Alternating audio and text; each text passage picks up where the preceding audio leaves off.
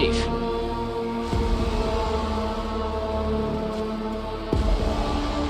Multi-Dark Samuses is first.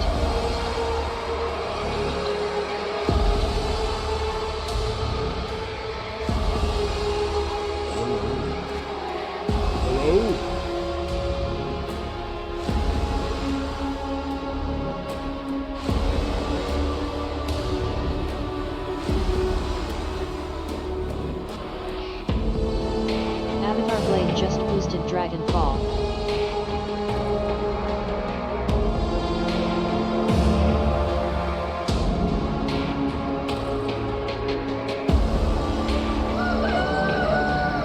Avatar Blade just boosted Banner Saga. Avatar Blade just boosted Witcher 3.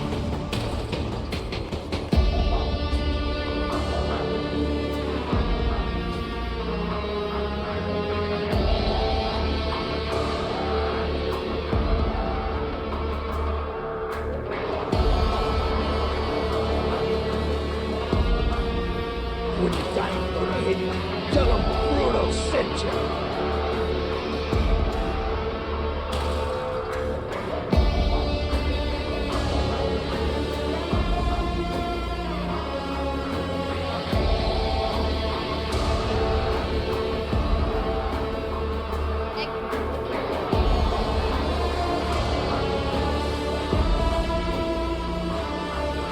You come to the right place, brother.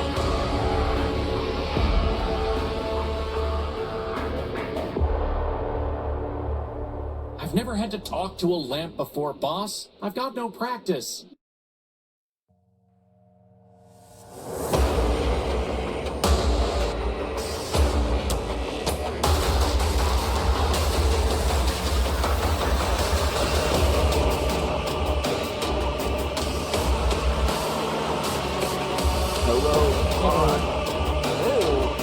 Iwar's just boosted Hook outside. I am nothing if Iwar's just reliable boosted point to Andromeda. know. Effect Nest.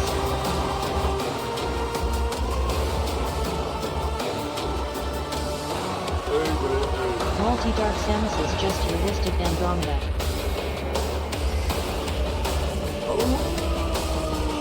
Josephson just boosted on the rain-filled precipice of darkness. Episode 1.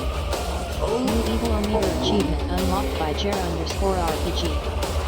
Multi-Dark Samuses just boosted Darken Age, Dark Inquisition. Multi-Dark Samuses just boosted Darkenfall. Josephson just boosted Cyber Knights, Flashpoint. Josephson just boosted Philby Saves Christmas. Jer_RPG just boosted Shining Force, Forge Emperor. Gerard praise the raid.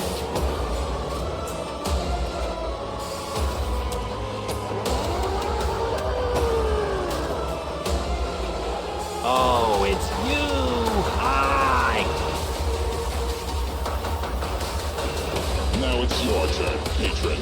Unless you decide to be more cooperative than your master.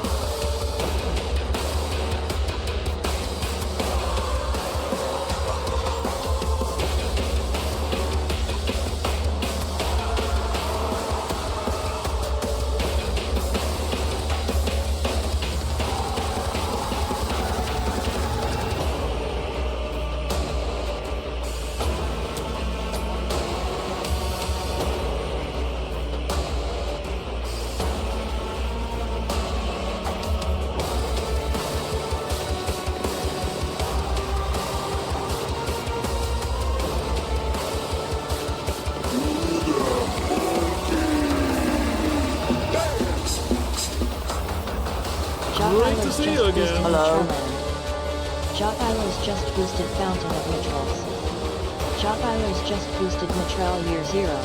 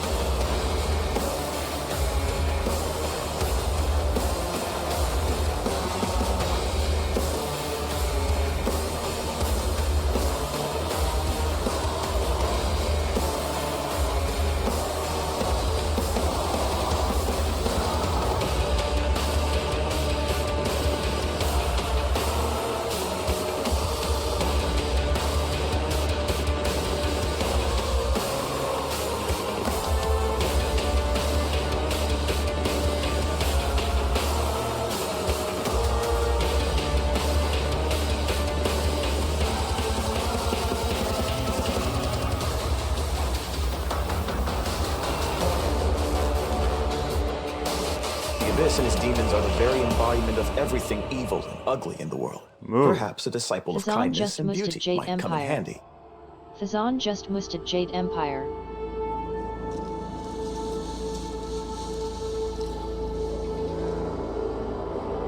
No. Fazan just musted look outside.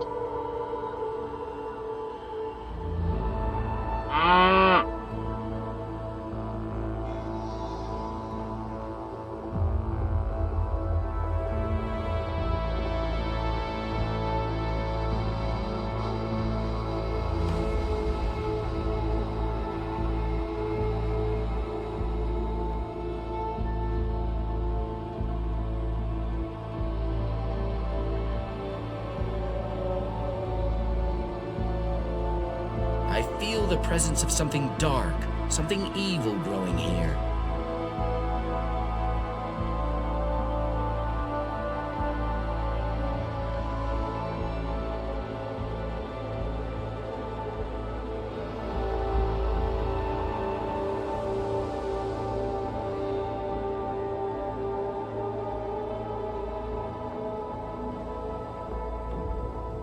I can't cast a shadow without some light.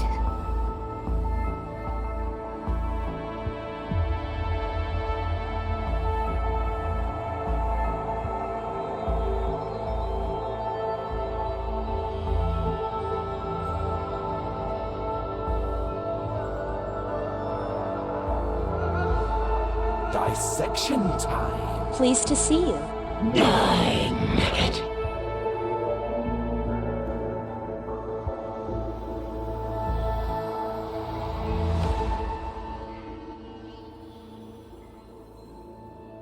Hello everybody, happy Saturday. Welcome Multi-Avatar, Josephson, Pi, Jer, Parrot, Thor, Mason, Thazen, Hazen, Phazen, Kazen, Lazen, Chazen, Jatlers, Ash, Veru, and all the lurkers.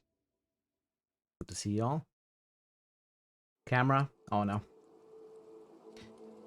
Okay, I gotta fix this every day then. This is basically what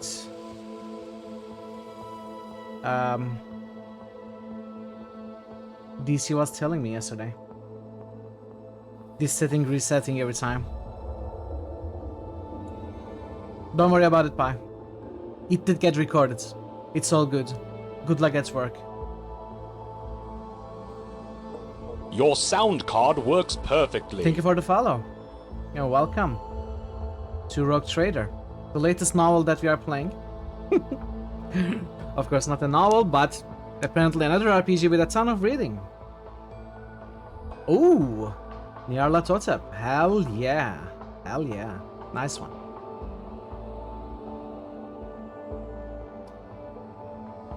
Yeah, we started Rogue Trader yesterday. Well, I regret the day that I did. What am I doing here? Reading stuff for 6 hours. With a headache, no less. Hey dude, welcome in. Happy Saturday. Who is ready to make some science? What am I doing, chat? Why am I playing games like Betrayed Krondor? Planescape Torment. Wrath of the Righteous, Rogue Trader. Where did I go wrong? Why am I not playing Stardew Valley like everyone else?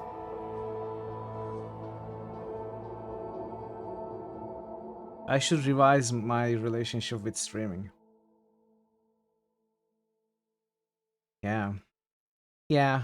No, though, but this is the first playthrough in a setting that I'm a stranger to.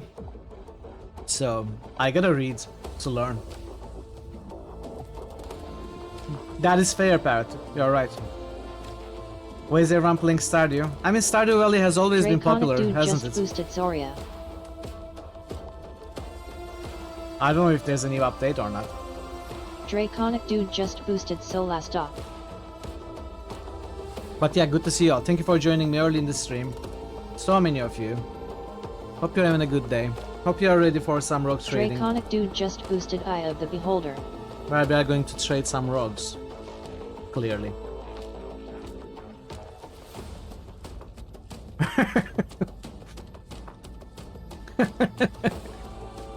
Thank you, Vera.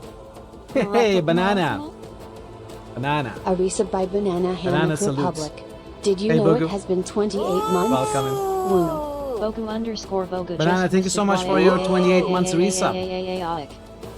It's great to see you. Hope you're having a good day today. I really appreciate you and the support them now. Okay, Bogu. Boga just musted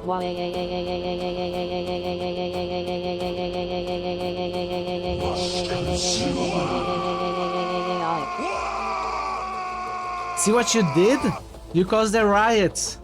Enjoy your food, Vera. Thank you for the lurk. Go eat your lunch. How are you doing, Bug? I think you did. I think your message is mostly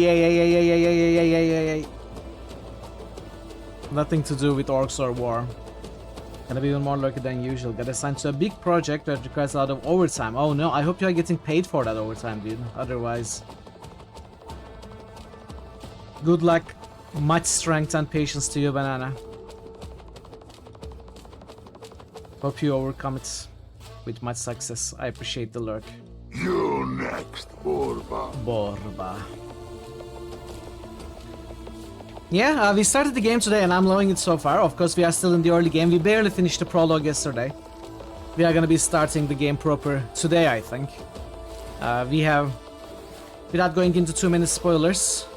Well, I'm not going to say anything until we actually jump into the game in case someone here wants to avoid spoilers. But yeah, we barely started, got through the prologue, learned the basics, got a few party members, got ourselves to level 5. With a good balanced party so far. We are playing on daring difficulty, which is one above normal, but it's more neutralized over numeric values than normal. Normal is easier, I think. I think daring should have been called normal, and normal should have been called easy or something like that. But Alcat always does that. Their normal difficulty is always below the neutralized stats. Like always has some kind of bonuses or penalties to enemies, stuff like that. So we are playing on the actual normal, which is daring, with one exception. The ship battles are set to lower than daring. They are set to normal, and I will probably set it to easy. I just want to see what it's like first. But I don't think I'm going to be too bothered with the ship battles. But the main game we are going to go... For now, daring seemed easy. But it may get harder. I think it will get harder. But if it continues being easy, if it becomes even easier... I may think about raising the difficulty. If it becomes higher, if it becomes much more difficult than I can handle with ease, then I may lower the difficulty. So I'm not committed to daring, but for now we are sticking to daring. Because yesterday went well. We had to replay one fight, the final boss fight of the prologue. Other fights... Oh, I should have a reload for that, by the way. I forgot yesterday. Other than that, we didn't have any difficulty at all.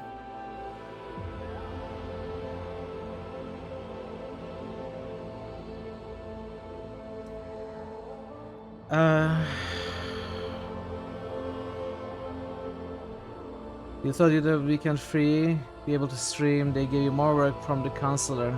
Oh no.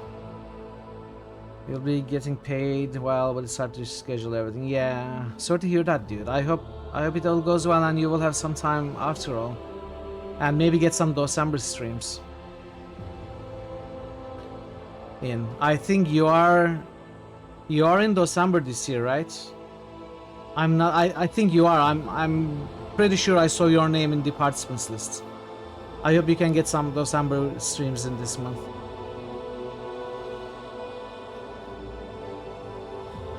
Yeah. Anyway, let's do the boost, jump into the game, and do some rogue trading, I suppose. Dragonfall. Banner Saga. Banner Saga at 666. You can stop boosting the game now. It's at the perfect place. Witcher 3. Oh. Outside. Andromeda. For eternity! Another Andromeda. Precipice. How do I spell precipice?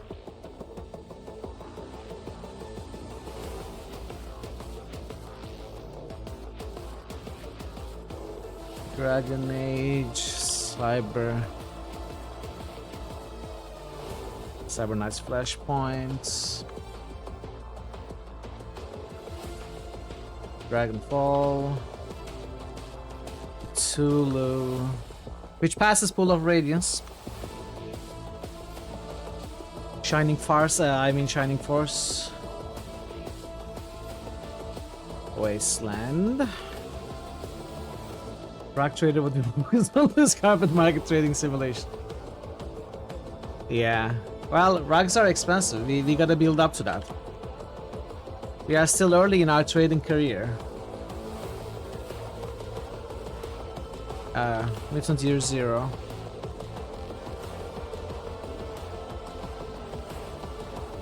Jade Empire. Look outside. That was 6. Oh! Zoria. Solasta. Eye of the Beholder. Witcher 3. Vampire. Mirtsana. There we go. That is all. Thank you for the boosts. Bogo, Dude, Faison, Chatters, JR, Josephson, Multi, Pi, and Avatar. Kinda low today, you may be lurking a lot. Make sure to occasionally annoy Josephson. I appreciate that, Ash. Get some rest, get some good rest. Always say Shining Farce, and what are you trying to get us to while in memory of the symptoms? Still says Christmas winning yet. No. No. Wait, did I boost Cthulhu Saves Christmas or Cthulhu Saves the World? I think I could save boosted Cthulhu Saves Christmas. It's not winning, I'm sorry. Not by a long shot. It's at the bottom. It's at 104th place.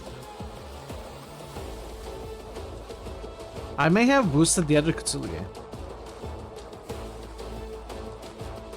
No, I don't think I did. Well, I'll fix it if I did so. Anyway.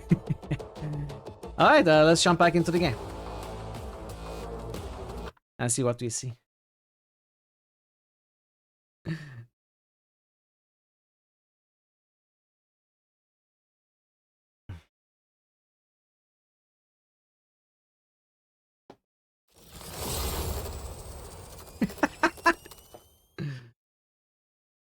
Cheers, Josephs.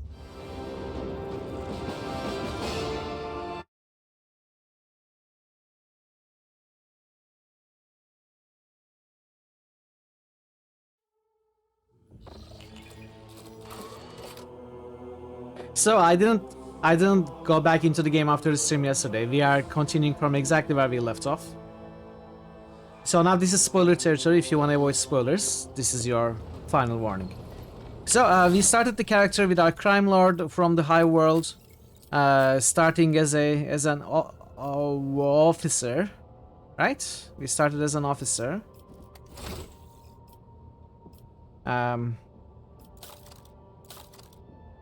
We started as an officer. And we have been making some iconoclast choices so far. Ooh, officer, yes.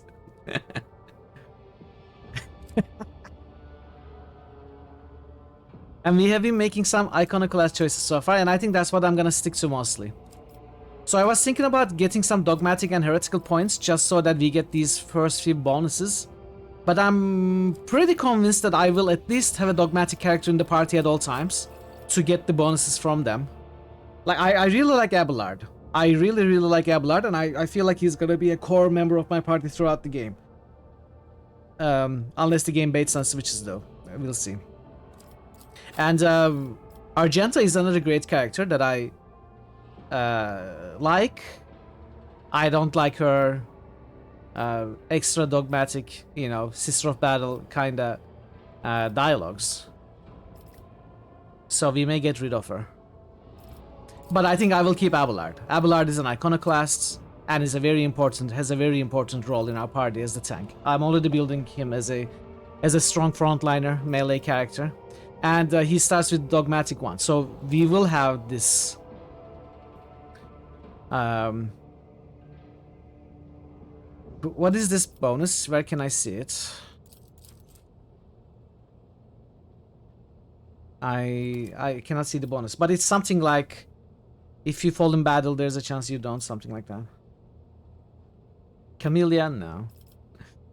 She is helpful, isn't she? And I'm almost sure we are gonna get rid of Idira at some point. And she's the only one with heretical points. So I don't know. I don't know. We'll see. We'll see. But if at any point we don't have bonuses, at least the first two bonuses from a character, we are going to try to get them on our main character, I think. I think it makes mechanical sense at the very least to get the first bonuses without really committing to the line. But I want to go all the way to Iconoclast, so I'm going to be making mostly Iconoclast choices here. I try to get the Zealot. And we got to level 5. Right now our party consists of 1 operative, 1 officer, 1 warrior, and 1... what was this? Soldier? Soldier. So it's pretty balanced. This is like a range DPS. This is a melee tank. This is a support. And also damage dealer. And this is like a debuffer, basically. And our character is mostly a support. I'm probably going to go towards grand strategist with this character. That's my idea for now. So our character will mostly be the face of the party, supporting the rest of the party, as I usually like to make my main characters in party-based RPGs. So yesterday we have quelled the mutiny in the ship, but the Lord Commander Theodora died, and we were the next of kin. So we were made the Lord Commander. Attached to the first companion square, the center. Yeah. Yeah, but there is a reason why they make those characters the first companion, right? Because they always fill some important roles. And then you come to rely on that character to fill that role. So it makes sense. Yeah, Sela is the same as well. Absolutely. Although, in Kingmaker, I do not prefer the shield, what was the name? Shield lady. I prefer the cleric, dwarf cleric as a tank. How are you doing, Adam? Welcome and good to see you. So it can be changed. It can be changed, but usually you come to rely on those characters. Yeah, another 100 plus hours, at least 80, I would say. We just started yesterday. It's gonna go a long time now. I'll get a good Grand Strategist to follow as well. That might have a master tactic. Maybe Avatar. We'll see. There was no defined first character. That's true. That's true. But you know who I mean, right? And you know what I mean. And I'm saying mostly from the order of the companions, the order I recruited the companions. How are you doing, Draven? Welcome and happy Saturday. It's well, apart from headache, it's pretty good. How are you doing? Anyway, yeah. So we had our first meeting with the ship's officers, and now we are free to explore the ship. We have a few missions that we have to absolutely do in the nearby systems to get the ship going. It involves repairs and recruiting some key officers to the ship. Void ship needs a new navigator. Void ship requires a new engine seer. Crew losses suffered during the cult trade can be remedied in some place. We are gonna do some trading. Then I gotta talk to Argenta for her personal request. And that's pretty much it. We gotta also meet the Savior someone XC that Theodora was supposed to meet in this system for a special mission from God Emperor's something Inquisitor, an important character. We gotta find him, and we gotta meet him, and we gotta learn what we need to do. And that's pretty much it. We have done the prologue. We are now in chapter 1. Right at the start of chapter 1. And yeah, I don't want to show completed missions. Okay, let's start the timer. I hope you all have a good time, chat. I hope you all enjoy the game. I'm sorry. So contracts is something. Rumors. Lord Inquisitor Xavier Calcazar is a powerful and mysterious figure who plays a pivotal role in the fate of the Corona's expanse. His power is so great it extends even over rogue traders. Okay. Alright, let's... We are here. Let's start exploring and talking to people. How may I serve you, Lord Captain? Connect me to the vessel's main channel. I wish to bolster the morale of my crew. The Voxmaster nods obediently and presses several switches on the device he is holding. It's done, Lord Captain. You address the crew with a rousing speech and hear your voice roll through the ship, reaching even the normally quiet corners of the vessel. When the broadcast ends, you hear distant shouts of your crew.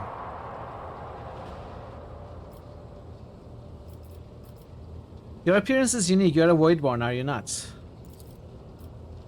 My appearance comes from my heritage, generation after generation, to people who spend their entire lives in the depths of this void ship. Neither we nor our ancestors have ever left our home, but the same can be said about many denizens of the Imperium's million worlds. We are used to the silence of the cosmos and the voices of the ship. There are thousands of us, but we dwell far from the Lord Captain's upper decks and remain unseen. We are the Voidborn. Where does the word Voidborn come from? Because we are the children born in the void between the stars, be it the womb of a traveling vessel, an orbital satellite, or a forgotten asteroid station. Low gravity, voyages through the warp, and the countless dangers of space travel, everything others hate and dread is second nature to us.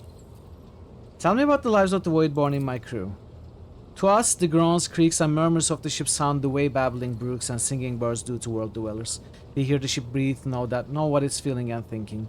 We are a part of the ship just like it's a part of us. We perform numerous functions and there are many officers among our number. Some maintain order and prevent mutiny, others serve as shepherds and support the crew, and some devote themselves to mending the body and spirit of the vessel. Most of the Voidborn are members of large void ship dynasties that bear responsibility for a certain aspect of the ship's life.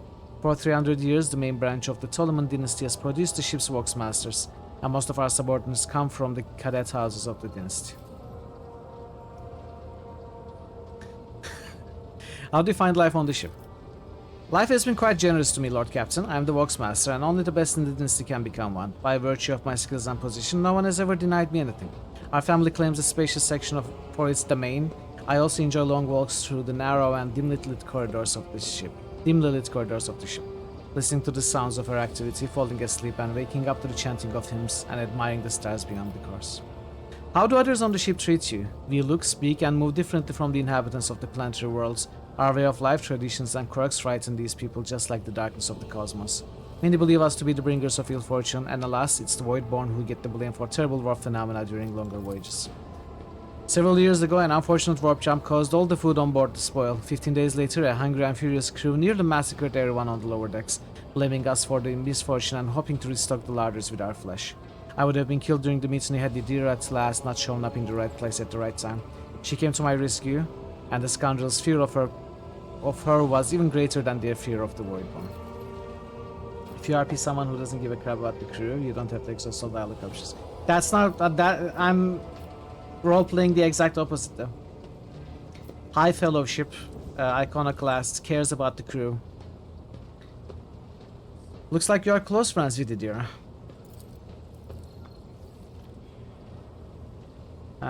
Falcon with people on the ship, you are usually prompted if you need to do more dog. Okay, that's nice. I think I missed a message. Talking to compensatory characters is a big fun, yeah. We will be doing all the dialogues. I may not read all of it loudly, but I will at least be selecting all the options here and reading to myself. Webs of tiny wrinkles appear at the corners of Vigris's eyes, the only hint that Voxmaster is smiling. The Voidborn seldom make friends, especially among the captain's entourage, but you see, many consider Idira to be different. I'm different too. We have spent plenty of time in each other's company, discussing regicide over a glass of Amisac. What is Amisac? A potent alcoholic drink of varying quality, widely available across the Imperium. Regicide is a human tabletop game played across the Imperium of Man, similar to ancient Terran game of chess. Read to yourself, we forgot this whole stream is about you. Dude, after a point I get tired, okay? Sometimes I may have to resort to reading silently. I'm sorry, but I have my limits. It's not about keeping it to myself, it's about my energy, which is very limited.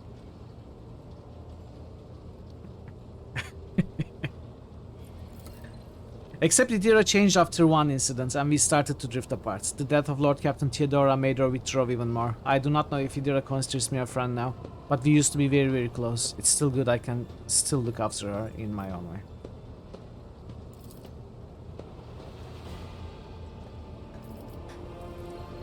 Perception succeeded. Interpreting the Voxmaster's emotions based on half a face and a Vox-modulated voice is no easy task, but you managed to catch the undercurrents in Vigdis's words. The Voxmaster is not merely saddened by your rift with Idira, she is devastated by it. Have you ever left the ship? Oh, I did once, and it was dreadful. It felt like the massive blue dome overhead could shatter at any moment and fall, and my bones would be crushed by the gravity. The ship is my home, Lord Captain, and I would not trade it even for the bounty of 100 worlds. What are the Voxmaster's duties? I am the ears and the voice of this void ship. I supervise several dozen officers and 3 times that number of support personnel. We receive, send, encrypt, and decode all incoming and outgoing messages through the ship's internal and external channels, and we also ensure clean communications and the optimal efficiency of the crew's Voxcasters. If you ever want to know what worries and concerns your crew are harboring, what your subjects are whispering about in local networks after their watches, and what their leaders are clamoring about over shortwave Vox transmissions, just come and see me. I will satisfy your curiosity. Hey Prince, how are you doing? Happy Saturday. Have the Vox spirits brought you anything interesting lately? Forgive me, Lord Captain, I have no information. Remind me who you are. Voxmaster Octavus Vigris Suriota of the Ptolemon dynasty, the current Voxmaster serving aboard your vessel. In accordance with the Seneschal's orders, I assumed this duty immediately upon the demise of esteemed Voxmaster Septimus, who was my grandfather. That will be all. Okay, we are here. Okay, I should go this way first.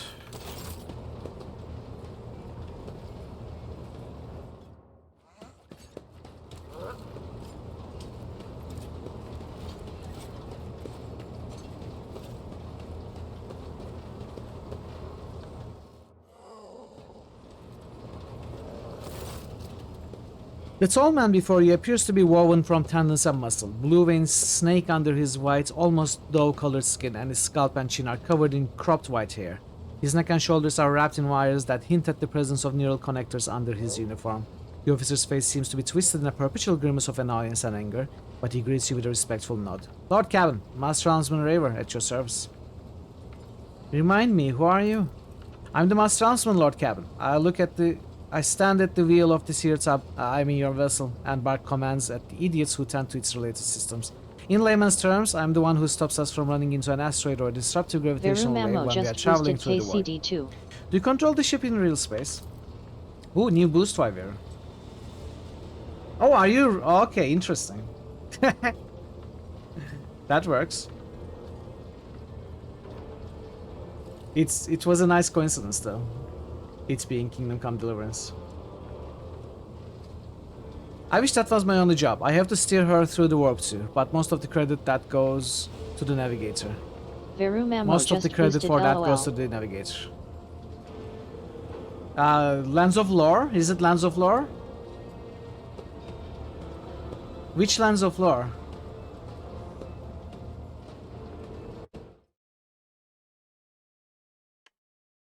Lands of Lore, Guardians of Destiny, no. Lands of Lore, Throne of Chaos, okay. Okay, Throne of Chaos.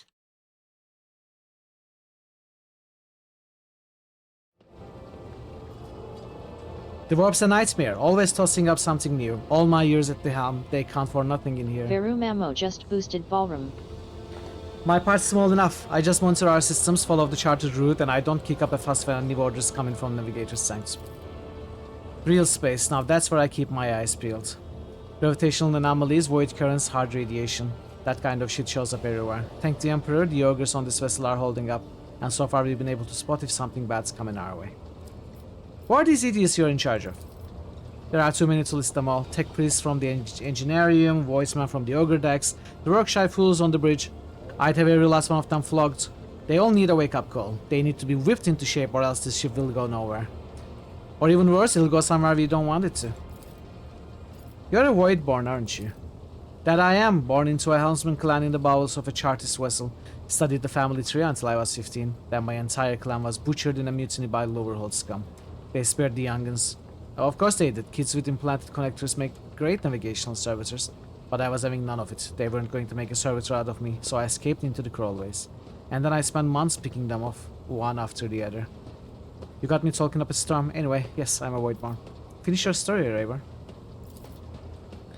Not much to tell. I got to the everyone I could get to, and then I fled upward, to the middle decks. That's where the ogre operators took me under their wing. They have apprentice helmsmen of their own up there, you see. Nobody asked me any questions, so I stayed. I grew up, trained, and got smarter. Dan ended up a junior helmsman. A dozen years later, Dan Rock spotted me and lured me away, the cheeky blighter. I can see you are not a gregarious sort. Have I done something to displease the Lord Captain? On the contrary, you are the first person on the bridge who is not tripping over themselves to lick my boots. Oh yeah? Well, I'm pleasantly surprised myself that you aren't having me flogged for insubordination. That's really funny. Will wonders never cease? Connecting wires. Once they go into the control panel, I become one with the ship. Except the bloody cogs messed up the wires, stimulus, injectors, and connectors when they implanted them. What does that... Except the bloody cogs messed up the wires, stimulus, injectors, and connectors when they implanted them. That was a really tough sentence to decode for me. They twisted the wires the wrong way or burned something in my noggin. Anyway, I can't sleep. It just doesn't happen anymore. It's been 30 years of non-stop stimulants and a splitting headache, so you'll forgive me if I'm not all smiles, Lord Captain. Tell me about the Voidborn. Lord Captain, I mean no disrespect, but you'd do better to find someone with a knack for conversation, like Tolman, the new Volks master. I ain't the talking type, I just get the ship where she needs to go. Best let folks stick to what they do best. What can you tell me about Voodoo? About the other officers? Good for nothing wasters, that's what they are. Each and every one. Take generous Danrock, the highborn weasel. He fawns over the officers, but some of the deals he makes would get him burned alive. He drags other people into his schemes so they can take the fall for him too. One of my junior helmsmen was faring goods from football for him. Got caught by the seneschal and ended up in the void hatch. Danrock couldn't care less. The Voxmaster, another Tolman like the last one who void rest him, is no better. She cut off half the Vox channels the day she took up her post. Said the Vox systems were damaged and the Engineerium had no contact with other modules. But how am I supposed to steer the ship? Collect the cogs reports from the power of my mind? First Officer Versarian, I can't stand him. Like every Navy officer I ever met, he doesn't know a thing about controlling a vessel in the void. But he puffs himself up all the same and throws his weight around. Me and him had to have words a few times before he left me alone. Thank the Emperor, Lady Theodora trusted me more than the Seneschal when it came to helming a void ship. Then there's that woman, what's her name? Tlas? Lady Theodora brought her along wherever she went. And look what happened to her. I wouldn't be surprised if it turns out that it was that witch that delivered to an early grave. Just like Countess Souls before. I don't see why anyone would want that Vulcan calamity on their ship, but some would disagree. They say she's friends with young Tolman, you know? Or at least she used to be. Tell me, do you like anyone at all? Hey Tim, how are you doing today? Good to see you.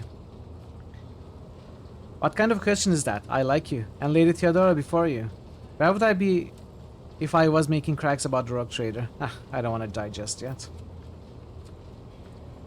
Chat, I know some of you want to see me play Ultima Underworld. I know some of you like the game. Well, if you want to see some Ultima Underworld right now, Tim is playing that for December.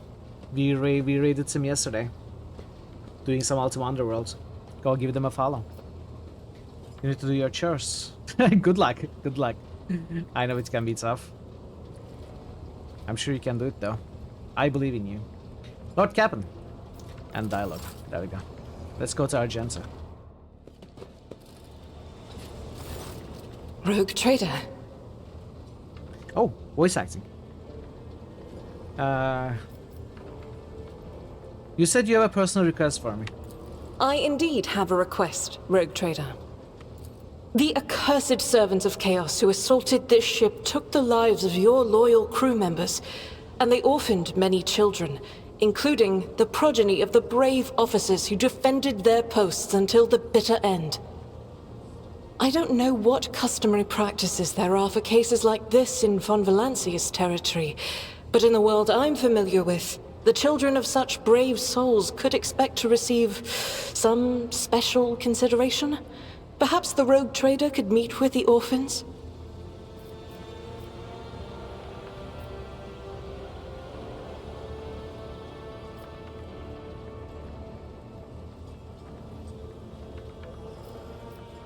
I will meet with them, no formalities needed. These are the children of people who gave their lives for the Von Valancia's dynasty. My consideration is the least that they deserve. I will pass on your instructions. Thank you for taking my request to heart.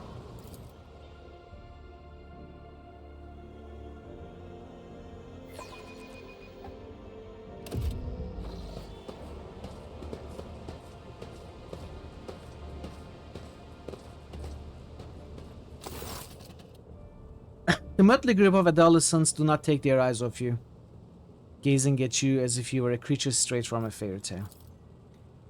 Are indefatigable. Indefatigable. What does it mean? Are indefatigable. What the heck? Indefatigable.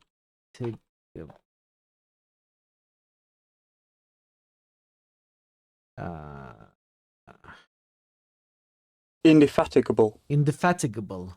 Of a person or their efforts, persisting tirelessly.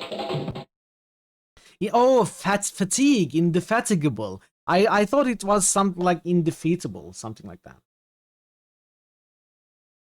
How are you doing, Drummer? Welcome. Yeah. Indefatigable. Indefatigable. Okay. Let's go back. Our indefatigable sister has been keeping an eye on these pups. It's hard to discuss a progenium in here, but we have provided the orphans on our ship with an adequate care and instruction. I'm doing alright, thanks. Brave ones, the master of the ship has appeared before you, the one who guides you through the darkness of the universe by the Emperor's will. Greet your Lord Captain, the rogue trader of House von Valancius. You notice Infernus Master Heinrich Montag standing a few paces away from the orphans. He watches you with approval and bows respectfully when you meet his gaze. Okay, let's see. Grant the address. Blah blah blah blah. No. Smile at the group. Your Lord Captain greets you, brave ones.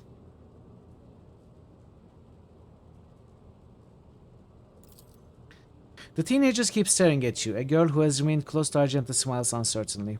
A skinny pale lad tries to throw his shoulders back and stand at attention like a soldier. Only a few teenagers at the far end of the row seem sullen and not particularly impressed. One of the scowling visitors with a thin scar across his face tosses his head back and says bitterly, "So what? Why should we care? Our friends and parents died in their dozens for you, noble lot, and you just give us speeches." Argenta quickly turns to the boy. A flurry of emotions flashes in her dark eyes, like she wants both to calm him and scold him for his impudence.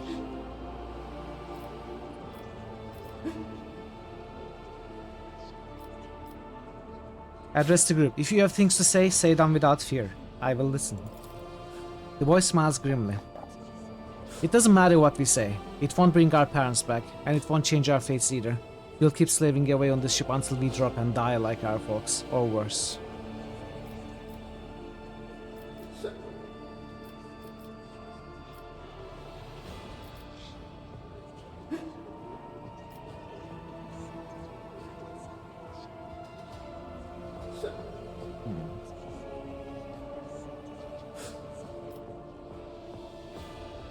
So both of them are okay.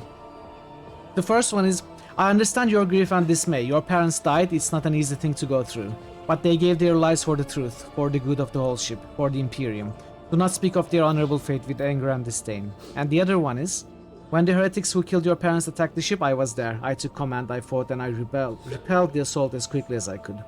But no war can be won without losses. You can only strive to do what is within your power. I think both of them are good choices here. I'm not sure which one is better.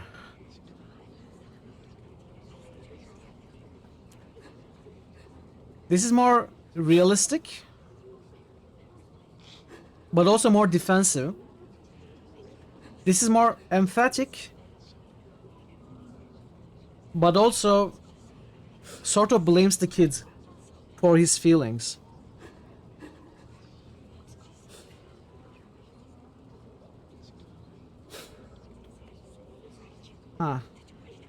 Tough choice.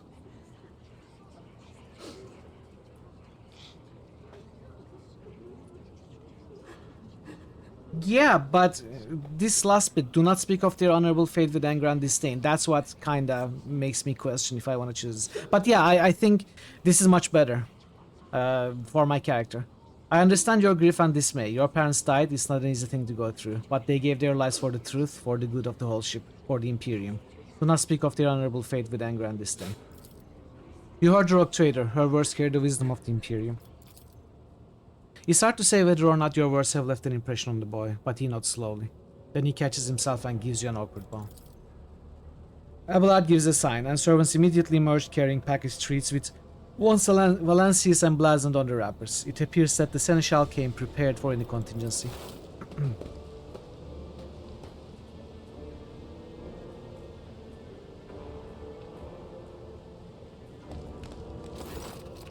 Argenta rubs her temple pensively. She smiles and offers a few more words of encouragement, then leaves the bay.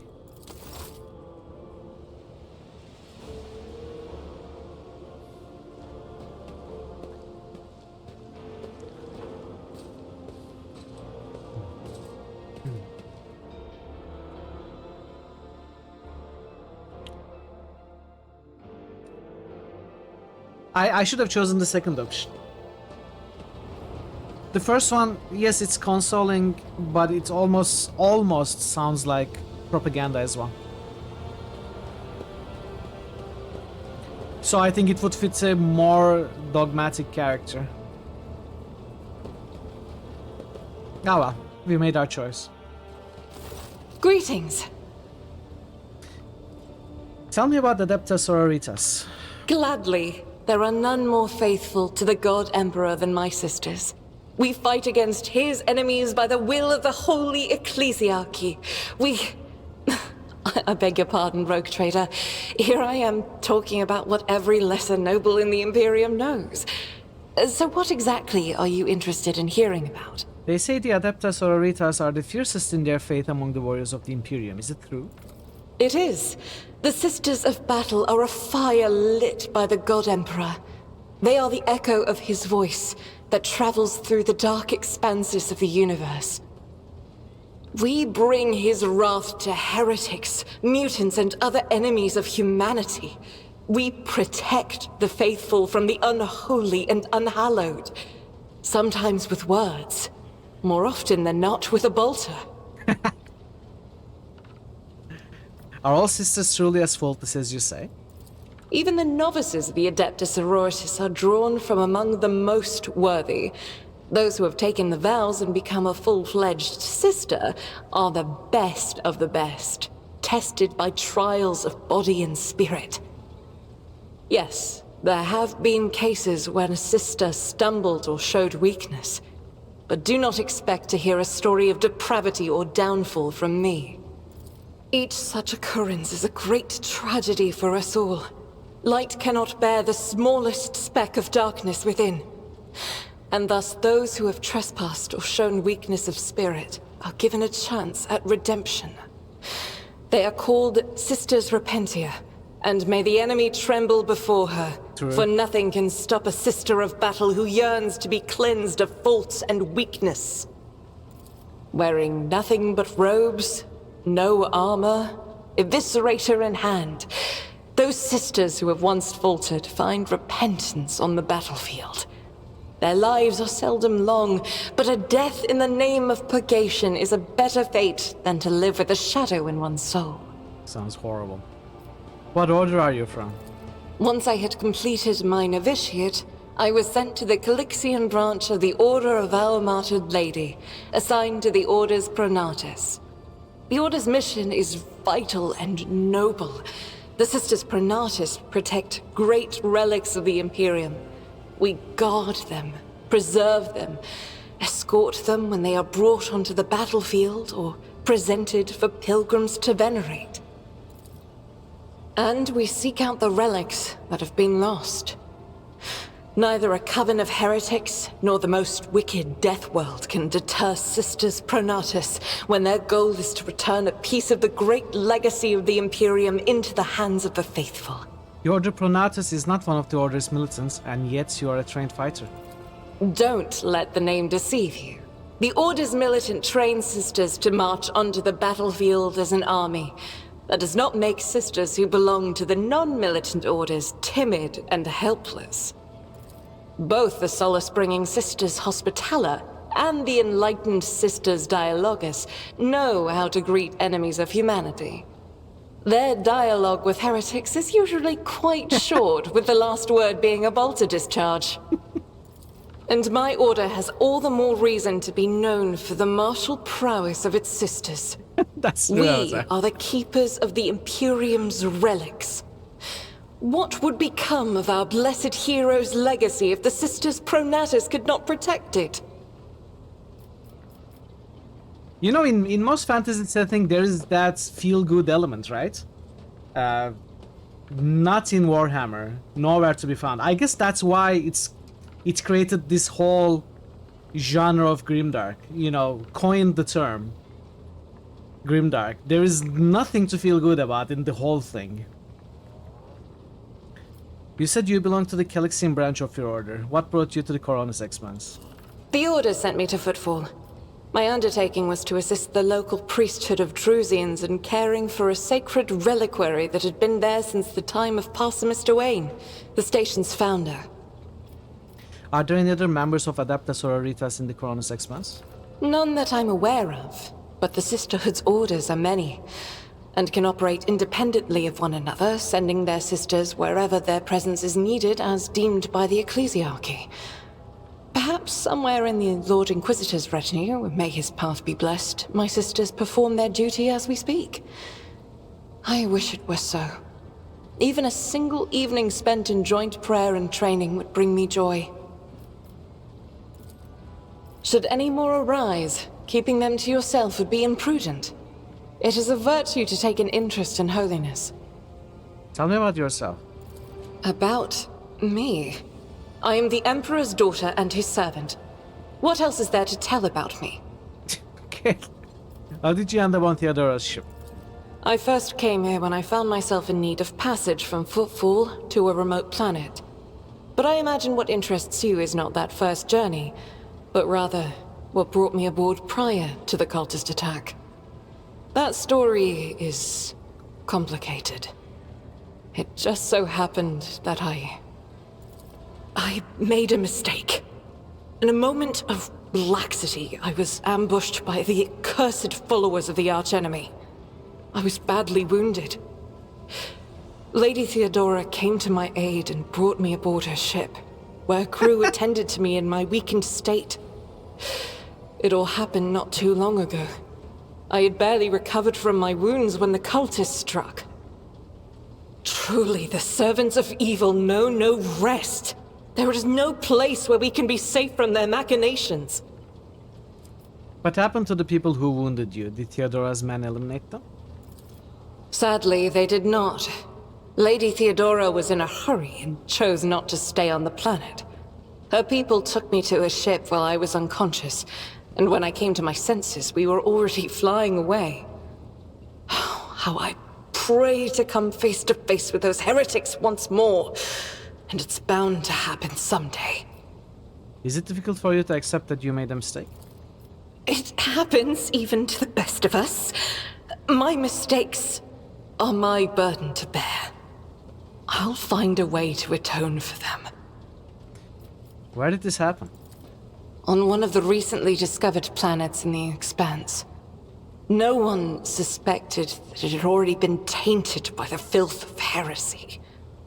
Had I known it beforehand, of course I would have been on my guard. Yeah, it does feel like we are gonna get Argenta to meet those heretics at some point. That was my exact thought as well, there. We could go to that planet and deal with the Chaos Worshippers. The path to that planet was lost. All the knowledge is gone, along with the previous navigator. It would take immense effort and resources to rediscover the route. The heir to the von Valanci's protectorate must have plenty of other issues to deal with right now. Perhaps later, when the skies above our heads have cleared. What was it like traveling on Theodora's ship? I hadn't been here that long. Just one journey from Footfall, and the other journey, the majority of which I spent in the confines of the medbay. I can't tell you much about the first voyage. I was more focused on prayers and ruminations than on the people around me, or the journey itself. During the last journey, Seneschal Viserion stood out for me. He came by several times to ask about my health. He's an honorable man and a loyal servant of the Imperium. I think he is as meticulous in his inspections of the logistics systems as he is in his inquiries about the health of the occasional sister of battle aboard the ship. But not all of Theodora's people have earned my trust. You know who I'm talking about. There is no place for Adira Tlas among the God Emperor's faithful. I'm surprised she wasn't in league with the cultists. And I'm equally surprised by how deep heresy and treason run in this place. I'm glad we all made it through that dark hour. May the day that follows be bright.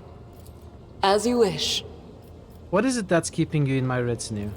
The ship was targeted by heretics, which means that my presence here and the assistance I provide to you are my sacred duty.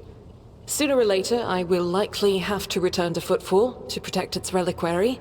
But for now, I wish to remain a part of the Rogue Trader's crew.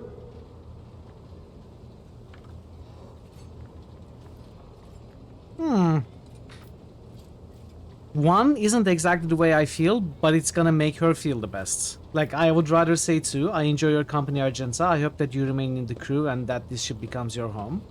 That's something I would normally say. But I think if I say this... It pleases me to have a servant of the Golden Throne in my crew. May the enemies of the Imperium tremble before our onslaught. She's gonna like that more.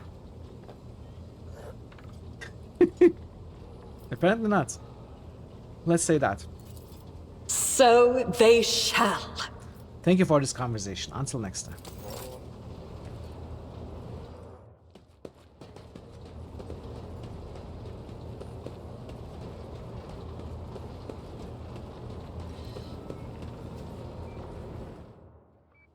Lord Captain? Let's talk about the things that may be useful to me as a rogue trader. A noble aspiration, Lord Captain. I am ready to acquaint you with all the particulars that interest you. Outline the situation in the Coronis Expanse for me. What do I need to know and keep in mind? This is a topic for an official briefing, not a casual conversation. But I will try to answer succinctly. And if you permit, in my own words... The Coronis Expanse is considerably removed from the heart of the Imperium. This means that local warp routes become useless within months. Established pathways are regularly subject to attacks from all kinds of rabble. And in the only major port, the Imperium's frigates find themselves moored alongside pirate vessels. Until recently, the Coronis Expanse could hardly have been called a region of the Imperium. The situation has changed with the arrival of the Lord Inquisitor, but not by much. This place operates under its own rules, you see. More radical, so to speak. But ones that allow for a non-standard approach where there is a promise of victory. The Coronis Expanse is considered rogue trader territory for a reason. Only rogue traders have sufficient military might, audacity, and the rights granted them by the warrant to survive the leap into the unexplored part of the Expanse, and in the event of a successful outcome, to hold on to whatever they manage to capture on the frontier. What are the main players I need to be aware of in the Coronis Expanse? In the first instance, you should treat official representatives of the Imperium with respect. The Expanse may be on the fringes, but it still numbers among the territories of the Golden Throne.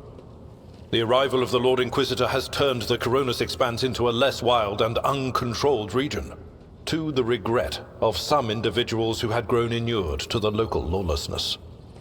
Rogue traders such as yourself are also servants of the Imperium. They have been accorded special rights and powers. They wield immense authority within their territory, and they enjoy absolute respect in other parts of the Expanse. The most powerful of them are Kalagos Winterscale and Incendia Bastal Chorda. Tread carefully when dealing with either of them. If we are to speak of unclaimed territory, which is what Footfall is, among the scum that dwells on that handful of asteroids, there are 3 factions that wield considerable influence in the sector. The first is the Kazbala Commission, organized crime in its most primitive form. It holds sway over the Liege of Footfall and has links to rogue trader Winterscale. The second faction is an offshoot of our shining ecclesiarchy, followers of St. Drusus. They are actively building their forces and hold influence over rogue trader Chorda.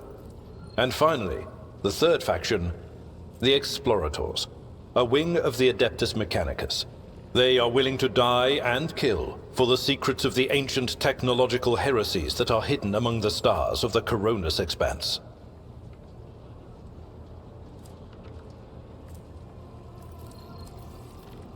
Oh, you know, Lord Captain, I am no admirer of fine art.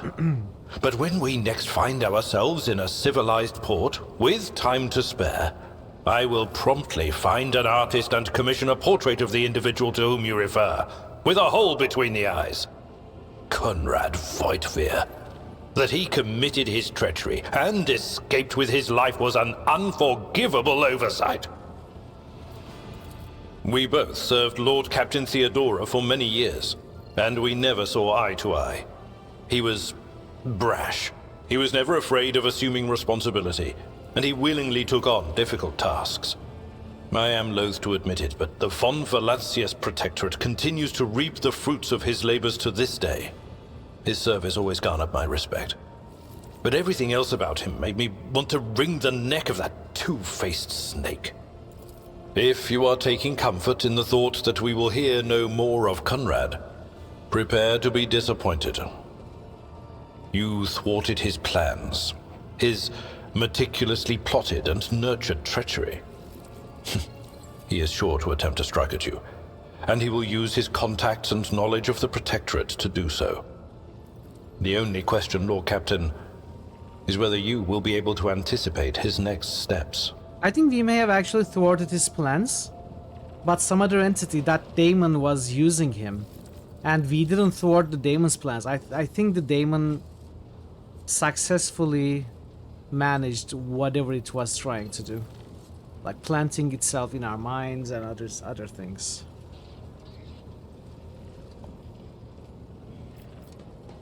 We'll see though. As you wish, Lord Captain. I'd like to know more about my seneschal. As you wish, Lord Captain. What would you like to know? Tell me about yourself. What were you before you became Theodora's seneschal?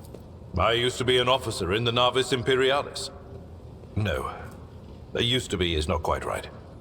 It was not simply a job. It was my calling, the essence of my life. I was proud to serve Lord Captain Theodora, but in my heart and mind, I'm still an officer of the Imperium. I met Lord Captain Theodora on a mission where the Imperial Navy was providing reinforcement to the rogue traders' army on one of the frontier worlds. Our acquaintance was not easy. Working with people outside the Navy hierarchy has never been my strong suit. It was to my great surprise then, that after the mission's completion, I received a referral to leave my service in the Navy and join the rogue traders' personal council. It was a difficult choice for me. But I saw in the offer a chance to serve the interests of humanity even more effectively than in the Navis Imperialis. You do not need me to tell you just how remarkable a person Lord Captain Theodora was. I recognized her at once as a true leader and formidable creative force. One who had built a protectorate amidst the dangers and wildness of the Expanse. Leaving the Imperial Navy is far from easy. Why were you permitted to quit your post? You could say there was no one among the naval command who was willing to impede the wishes of the rogue trader.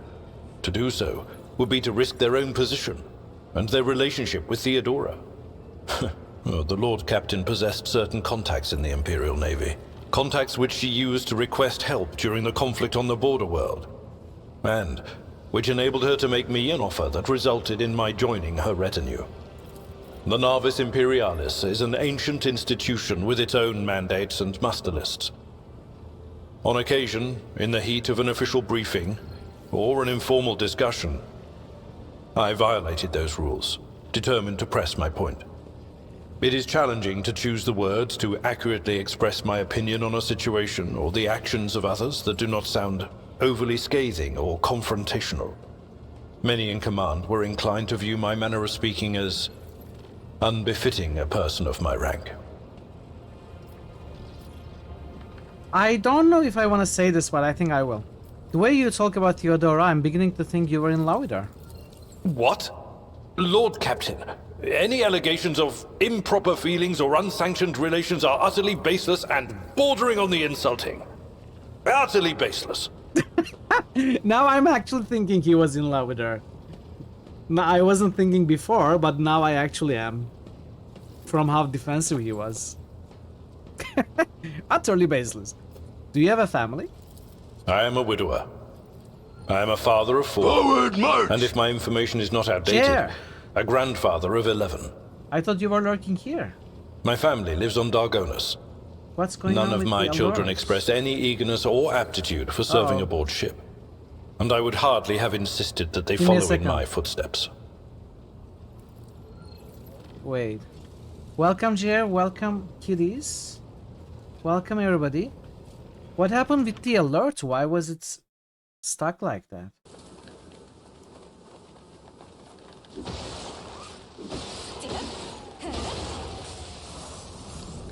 This is a gross waste of items, but doing it one more time. No! Ah, just before the buff fell off, they all disappeared. Everybody left me! Insert 0 rage right here. You are left alone. No tacos, no companions.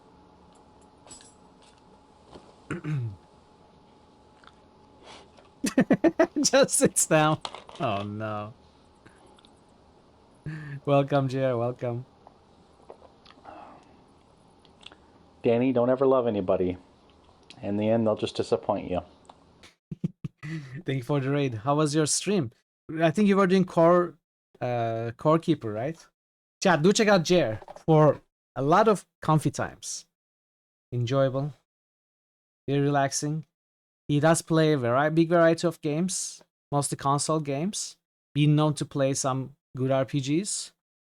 Also, lots of JRPGs, of course. And other games as well. He's been playing a lot of Core Keeper recently, which is very relaxing and fun to watch. So do give him a follow. How is life as a rogue trader? It's been good. It's been fun. It's been enjoyable. Today we are doing lots of dialogues.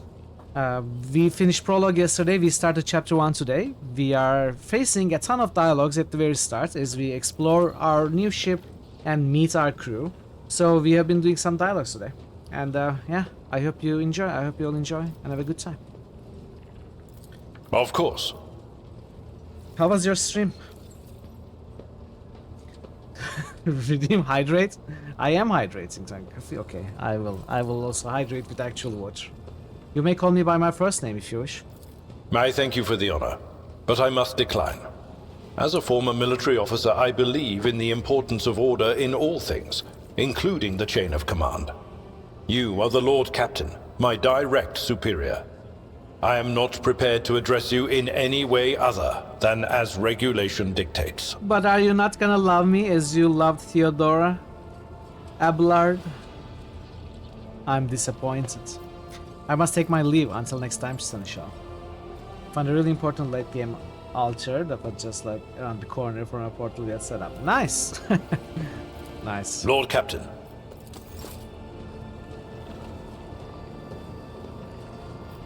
Expanse map. So do we travel now from here? Let's look at this menu. Unidentified void ship. Void ship management. Back to bridge. Let's check the management menu. Engine. Oh, okay. We can actually customize our ship. Upgrade hull. With scraps. We have 100 scraps. Upgrade RAM. Wow, okay. This is actual ship management.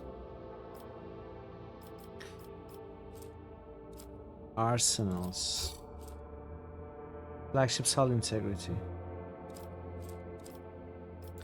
Development. What the heck? This is a full-fledged ship management menu. Whoa! Are you serious? Supreme Commander is us, of course.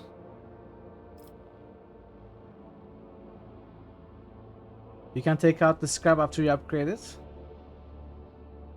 That, I don't know what I was expecting.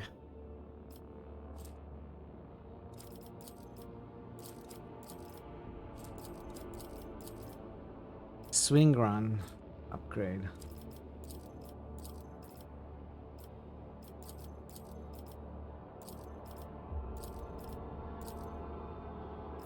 Whoa, I'm loving this. Shield Master. 50. Master of Maneuvers.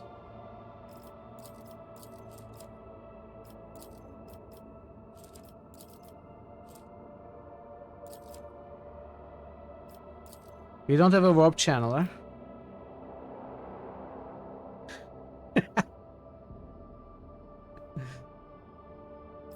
And we don't have a shield master. Otherwise, it's looking pretty good.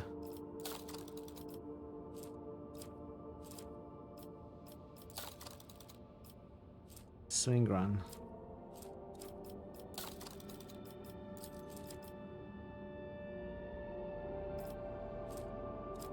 Use the current, so I have to use swing run once to be able to upgrade it.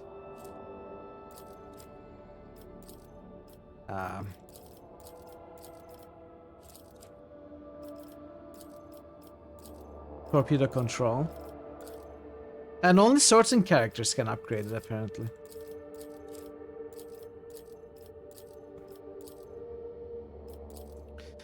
Like, my character cannot upgrade swing run, but Abelard can.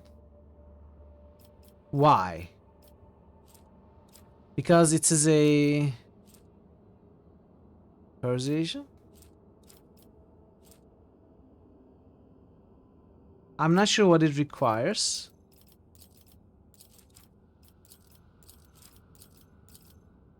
Hey Crumpet, welcome. This game looks great. It is great. It is great. Hope you are great as well. It says on the right, skill required.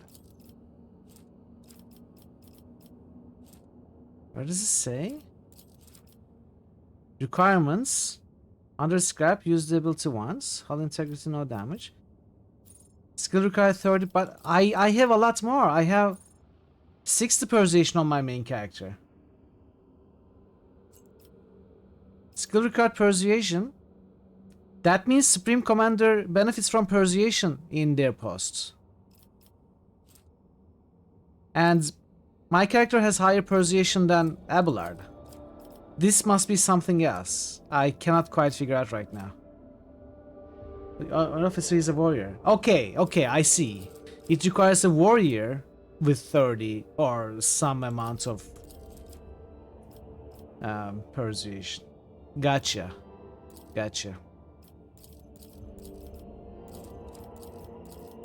Okay, we will figure out more of that. Components. So let's see. Now hull upgrade. We can do a hull upgrade, and we can downgrade as well. Let's see. Okay, we don't really lose it.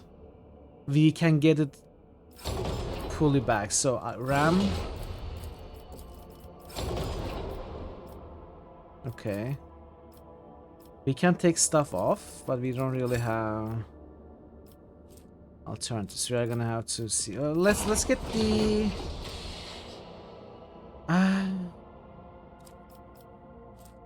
I don't know if it will be ramming. Hull is gonna be important for sure. Let's save for hull upgrade 2 as well. Let's not get the RAM right now. And we can also travel. The person never rams.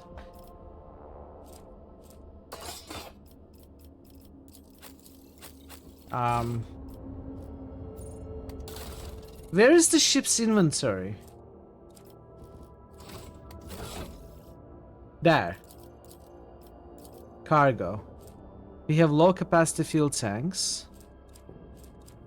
some food and drinks. Provisions. We have more than we need.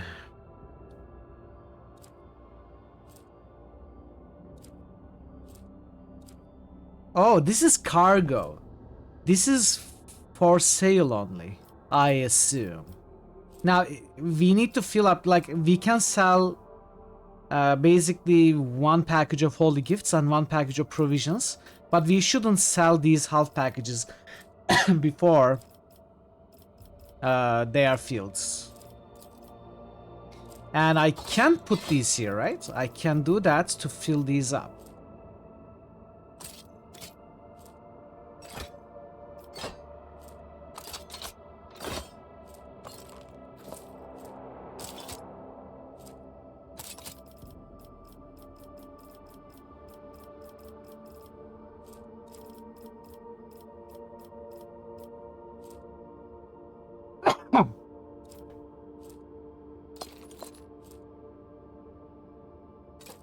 We keep these things.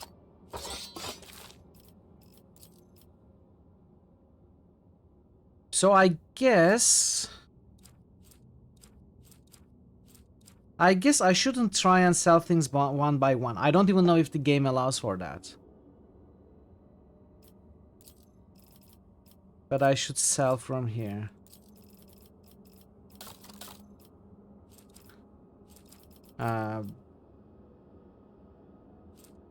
What are these? Melee weaponry. So these count, the psychic staffs count as melee weaponry. 15% of melee weaponry cargo. Axe is 5%.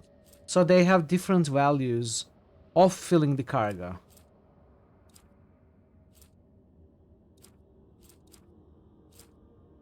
Gotcha. Gotcha. This is nice. If this is a whole system to replace selling things one by one, it is easier as well.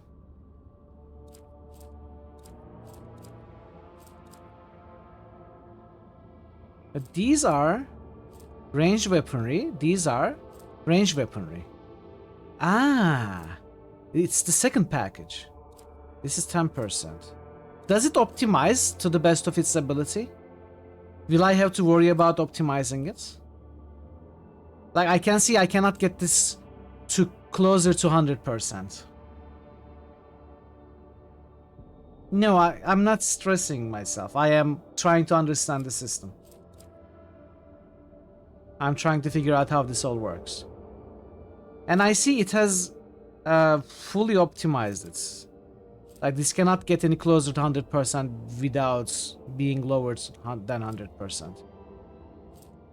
But I guess if we find, let's say, range cargo that is worth 3%, I would expect it to put it there and remove this 5%, put it here. I guess maybe it does that. We'll see. Santa cargo, yeah. Yeah, that's what I'm thinking. But I gotta come to that conclusion myself, you know? I gotta understand and rather than... Oh, no, stop. Wait, don't go anywhere. Rather than being told what to do, I gotta figure out what's going on. Anyway. So I guess we spent some... fuel. Where's our fuel?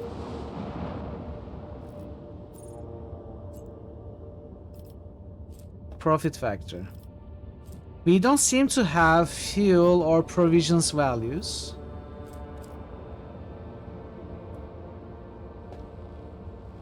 On Monday, really? Oh, was it really? Yeah, it was released on the... Wait, on 8th or 7th? We looked at it yesterday. Anyway, in a dialogue we were told we can travel within the sector as much as we want, as long as we have fuel and provisions. Now, I don't see fuel and provisions values anywhere, so I am assuming the ship will always have fuel and provisions. Or maybe I'm missing it, but I'm not seeing it.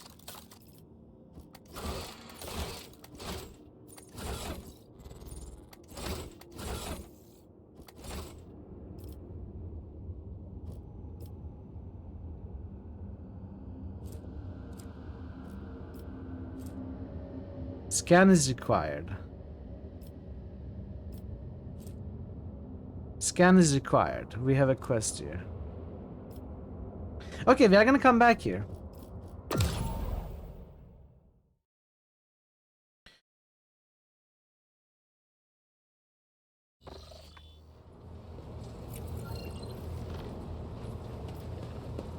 This goes to Lord Captain's quarters. High factotum.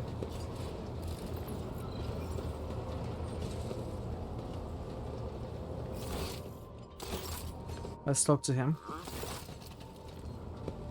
Greetings, your ladyship. Janus Danrock at your service. Remind me, what is it that you do on my ship? As the High Factotum, my duties encompass anything that might enrich you and your protectorate. I see to it that suppliers deliver all shipments on time, that our partners do not weasel out their promises, and that all servants remember that the Emperor's grace can only be earned through toil for the good of the Von Valencius dynasty.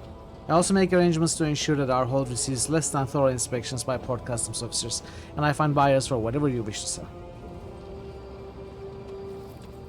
Hi Hugh, is this you?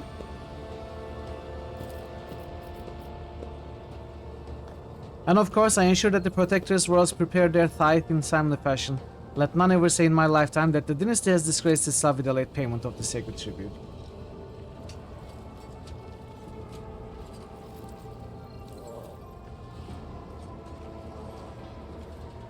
I assume you don't like the guy.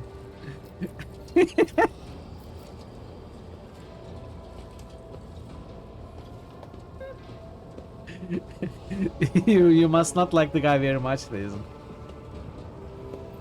How did you come to serve the Von Valencius dynasty? I come from Dargonus, your ladyship. I have been a subject of your dynasty since birth, and I have always strived to be of use to the great rogue trader. Alas, it was not my fate to be the primary heir of my own family due to my being 15th in line for the title, so I decided not to stand in the way of those behind me in case they attempted to shorten the waiting list at my expense. We're in competition for weights. It's in the ladies' class. While my brothers and sisters schemed against one another, I studied the exact sciences and mastered bookkeeping, at the greatest art of the adeptus administratum. I must admit that the accumulation of wealth, something one can control, is far more exciting than hunting, carousing, and the other traditional amusements of my noble peers. What was it like working with Theodora? Oh, now that's a tricky question, your ladyship. Do you ask it of everyone, knowing they risk losing their heads should they slip a careless remark about your predecessor? I shall put it thus, working with Lady Theodora was never boring and always profitable. The Imperium has billions of subjects, but very few do what they love and what they are best suited to. I would say Lady Theodora was one of the fortunate ones. She was a model rogue trader, and she surrounded herself with those who excelled at and loved their work. Hers was a rare talent indeed. I wish to know what you think of your fellow crew members.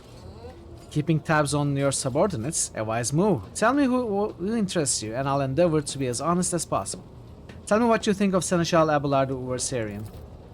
Lady Theodora managed to do what even the Imperial Navy could not, teach Master Versarian to carry out orders that he fundamentally disagrees with. I do not know what methods she used, but the result is impressive. Having said that, there is something else you need to know, Lord Captain. Your Seneschal is capable of being something far greater than a mere conduit for your will. He possessed the cunning and experience to run the Protectorate passably whenever Lady Theodora was away, and that really is saying something. Keep an eye on that old officer, I say, or alternatively, turn him into a faithful ally. I'd like to hear your opinion on Conrad Waitveer, the former Master of Whispers. I hope I never see him set foot aboard this vessel again, not even as a servitor, although he would be able to do at least some good that way. Someone has to clean the latrines after all. He gave us all quite a fright on that ill-fated day, Lord Captain, and still, to speak candidly, I never enjoyed Master Waitveer's company. But I believed him to be a man who knew how to do his job. Regretfully, I was mistaken. It turned out Conrad lacked the most important quality for a Master of Whispers, unwavering loyalty to the rogue trader. And his failing came to light in the most deplorable manner. What do you have to say about Vox Master Vigdis Tollivan? Ah, yes, the Voidborn. You know, in my family, we use such creatures as quarry whenever we went hunting.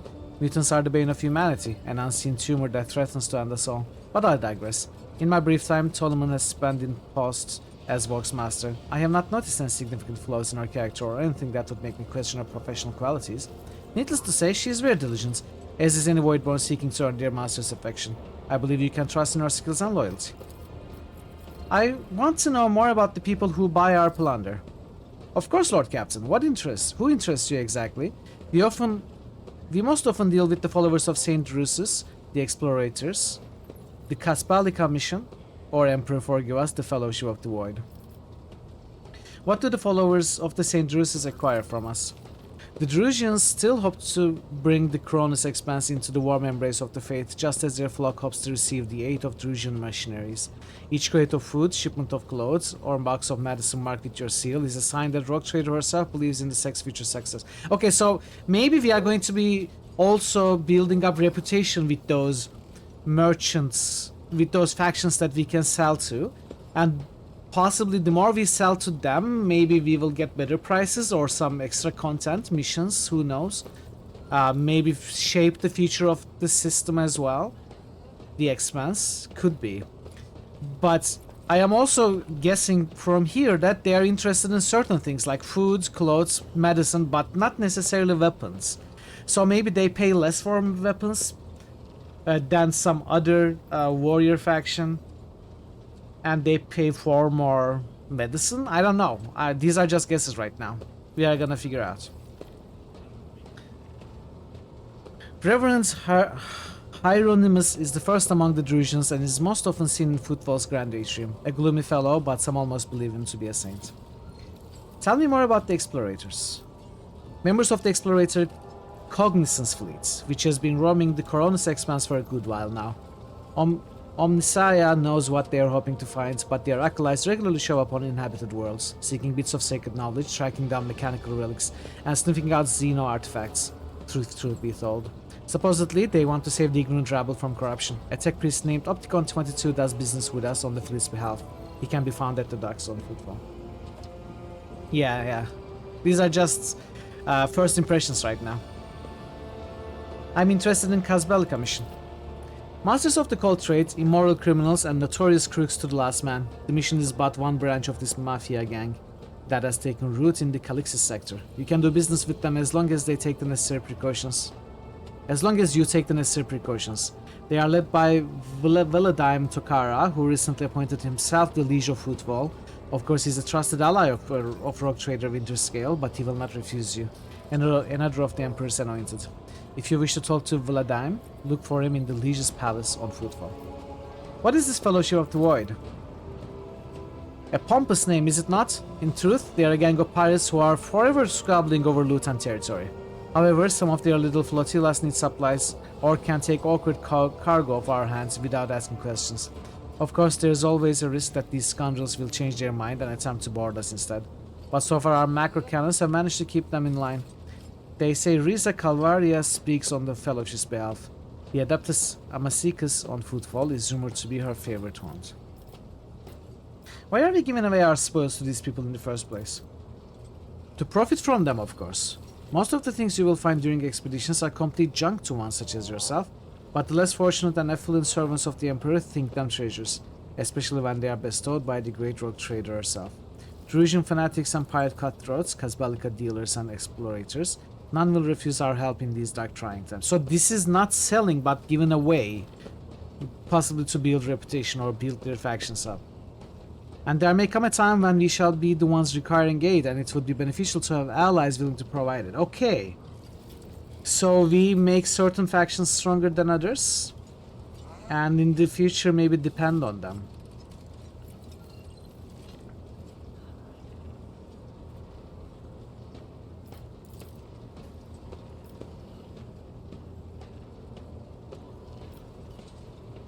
So Kazbalika mission are criminals, Fellowship of the Void are pirates, followers are clergy and flock, so religious people, and explorators are military and tech people.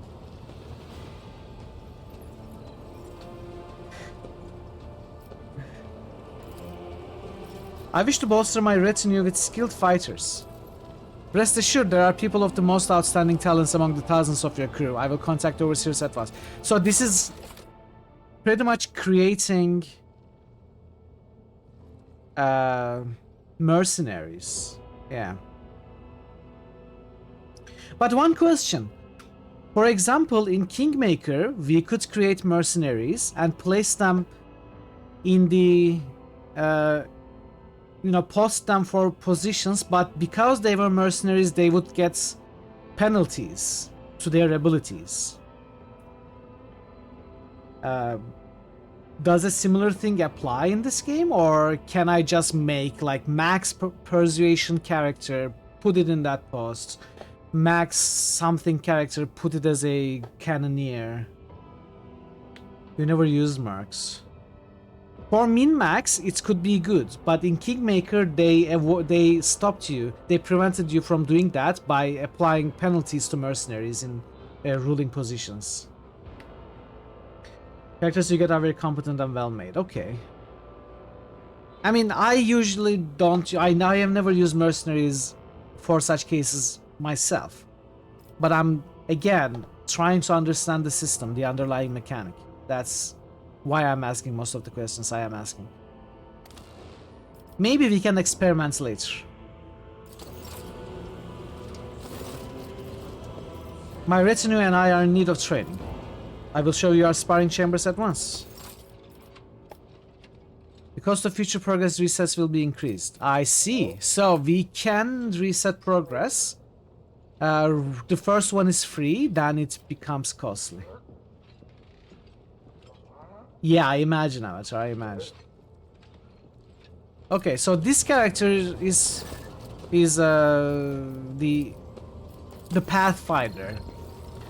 Pathfinder representative on our ship who retrains us and hires mercenaries for us. Let's check the captain's quarters.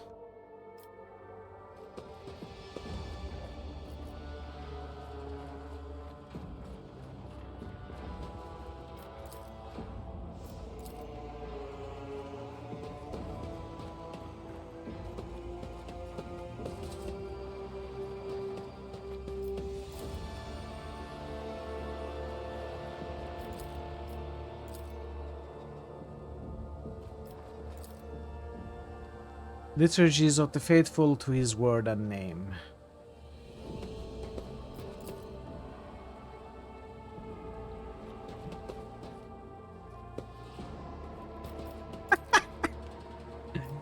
Parlor organ with ivory keys.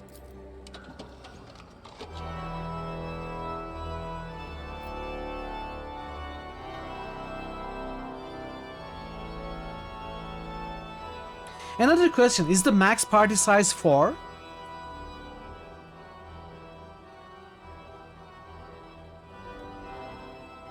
Coco Jumbo.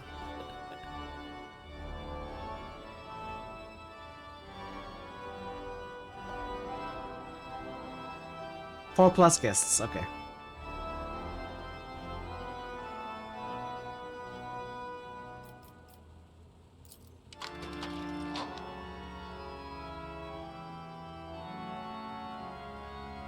You were in a party with at least 20 people. I would go crazy in that environment.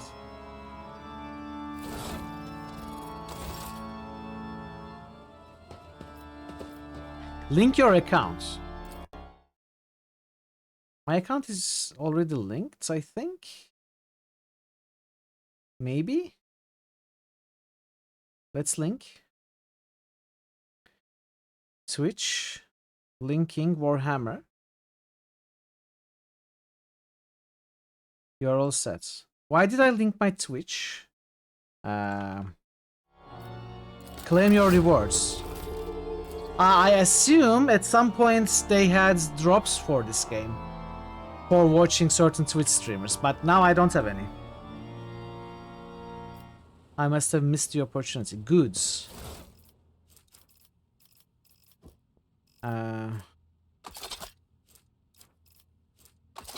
Wait, these are special weapons. Let's see. Blast Wave is a two-handed range weapon, light. Running shots is 1 AP. No bursts attacks. Wrath of Saint Drusus. This is like an upgraded chainsword with more damage and more armor penetration than the one Abelard has. It doesn't have a cleave attack.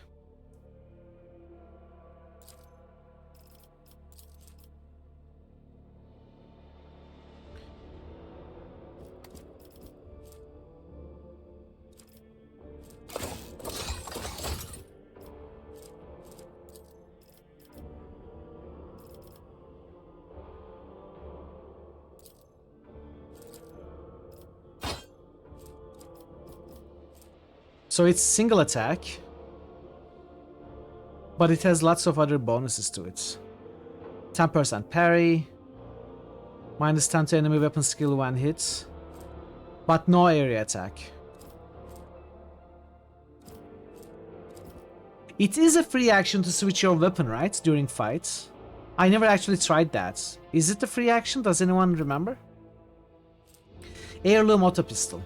Perception and ballistic skill. It is free. Okay, that's good. So if you are attacking multiple characters, I can just switch and attack with this. Otherwise, single target I attack with this. So, Heirloom auto pistol. This is better than my scrappy autogun for sure. And it adds perception and ballistic skill as well.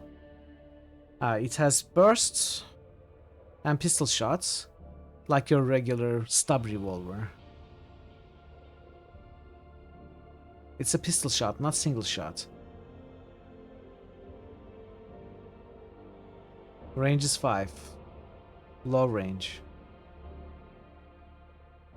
So it's an auto pistol, but it's like a revolver. With 12 ammo. It's not like an autogun. It has higher armor penetration, lower damage.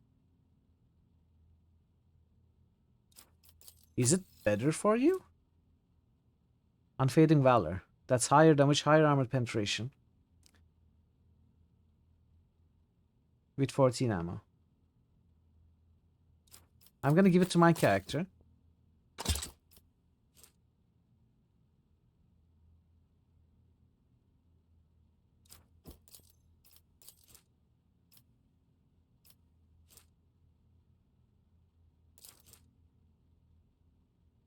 Where do I see how many bullets I shoot when I burst with a weapon? Where does it say? Because for example, revolver burst is like two shots only. Is it the rate of fire? Rate of fire is 2. Rate of fire is 6. Okay, you're right. Ah, I see.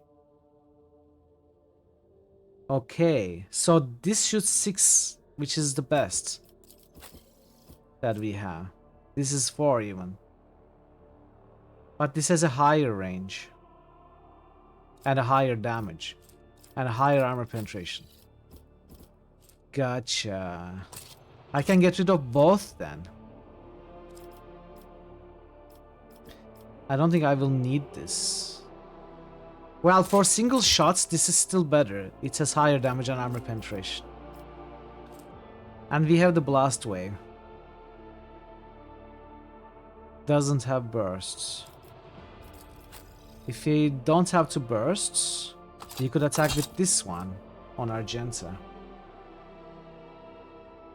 That determines the accuracy of the bursts. True. I haven't been paying too much attention to that.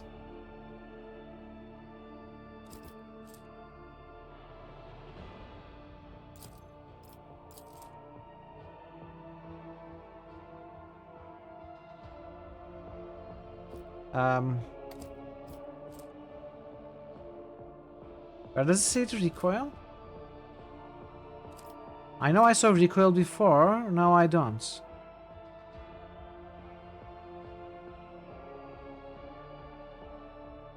Oh, it's in parentheses. I don't know why I'm not paying attention to that. I've been... Okay, they all have the same amount of recoil, so they are the same. I'm getting blind. Anyway. I also gave a pistol to you. So I'm giving this to Argenta for single target shots. It has a very low range though. If we need to be very close by.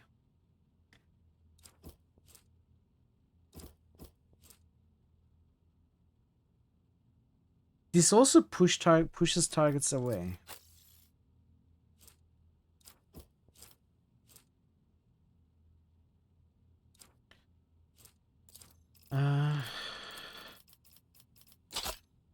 Okay.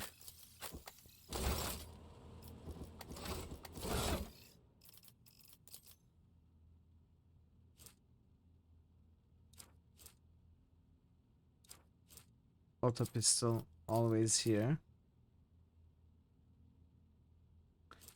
Sword always here.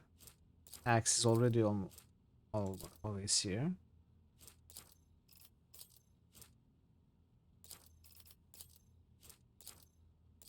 Okay.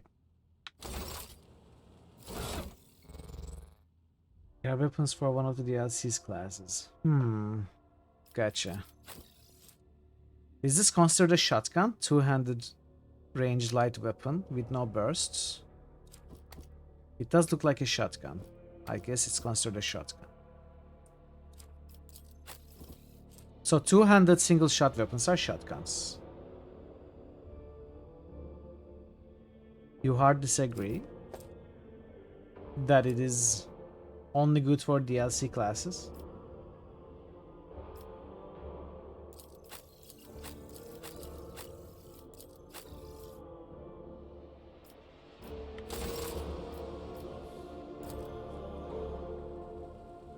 Sure, Thazen.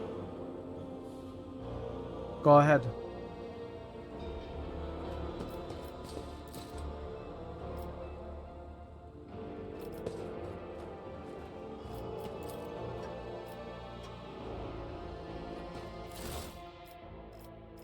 A vault. So this is like my loot manager?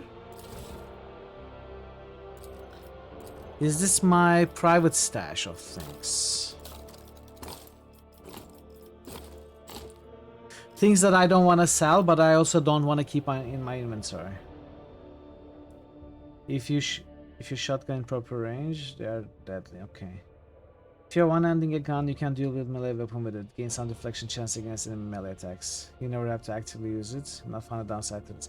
I was actually told that it's possible. You're right. But I think I encounter some problems if I'm equipping two melee or two range weapons. But not if I equip a ranged and a melee weapon. So basically you're telling me to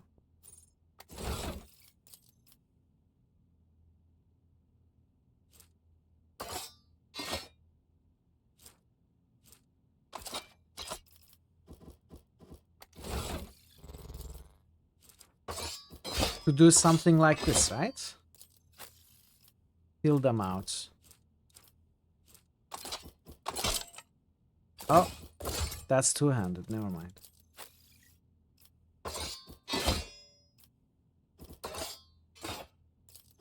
Am Two I? Armed Man 15 just Hey, boosted man, Jade welcome. Empire. Two Armed Man 15 just boosted Grim Dawn. How are you, Armor? Two But Armed I'm Man not 15 getting. just boosted Solasta.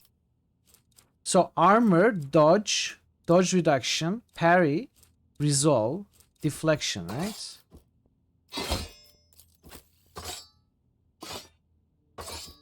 That's giving me 65% parry chance. Just for having a melee weapon. Okay.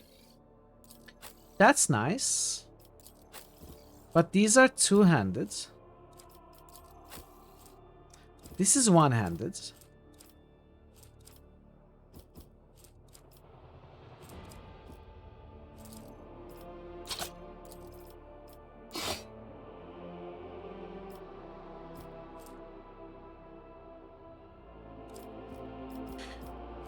Okay, so I get that if you are using a one-handed range weapon, it's advisable to also equip a melee weapon.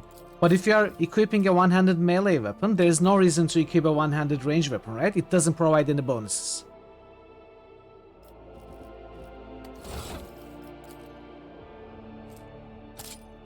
Let's test that as well. It doesn't seem to provide any bonuses. But I guess there is no reason to not equip it in case we have to attack from afar, you know. He's not necessarily good with it. Yeah, without the perks, of course. I'm talking about without the perks right now.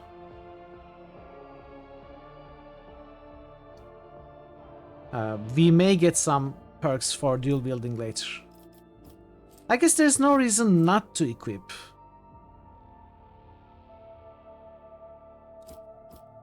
It would make the character more versatile. But I'm still not gonna equip.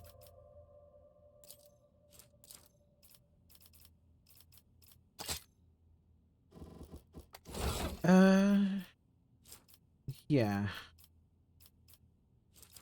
So why is this man? Okay, exploring our collections can be dangerous.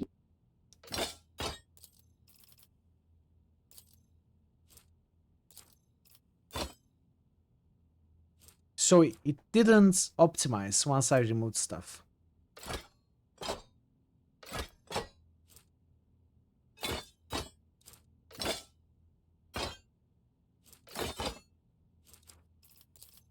Sorting. It's not optimizing right now.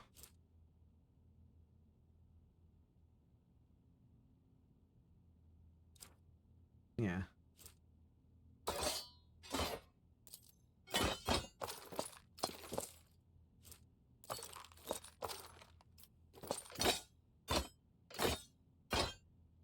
Okay, I'm not sure what's going on.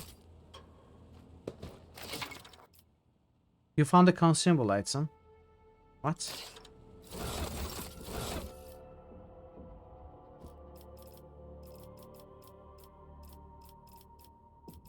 Okay, we broke this, chat.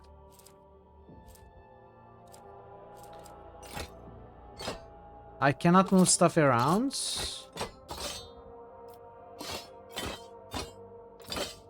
And it's not at 100% anymore.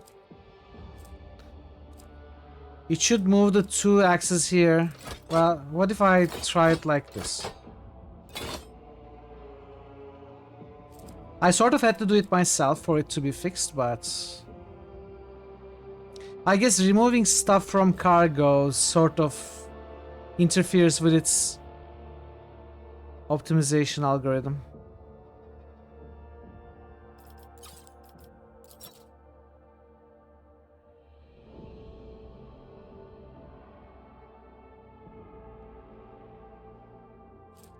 So provisions, like this is 112. I can easily remove. I cannot even remove this. This should go here, for example. This should go here for max optimization. Or better yet, one of this should go here. Can you have a shield in this? Pistol and shield possible. I think I read about shield proficiencies or talents. So I think there are shields. Am I mistaken? I know I saw shield perks. Maybe I misunderstood what I read or simply misread. Anyway, unfortunately, this optimization isn't 100% good. Ideally, we would want this moved over here. Make this 101%, make this 77%. And I cannot manually do it either. Oh, can I do it in my walls?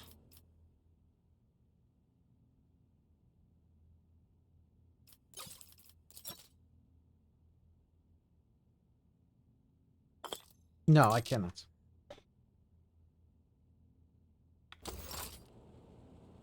Okay, let's move on. Shrine of Remembrance. Is this the Kickstarter, people.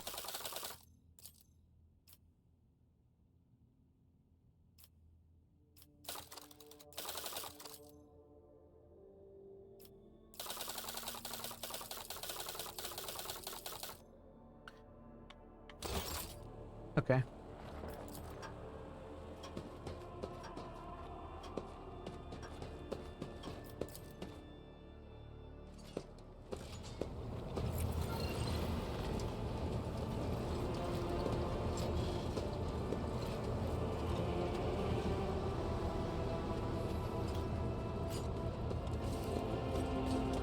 And that's it.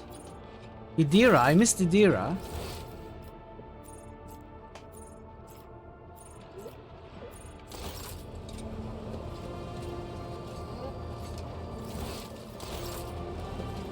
She's here.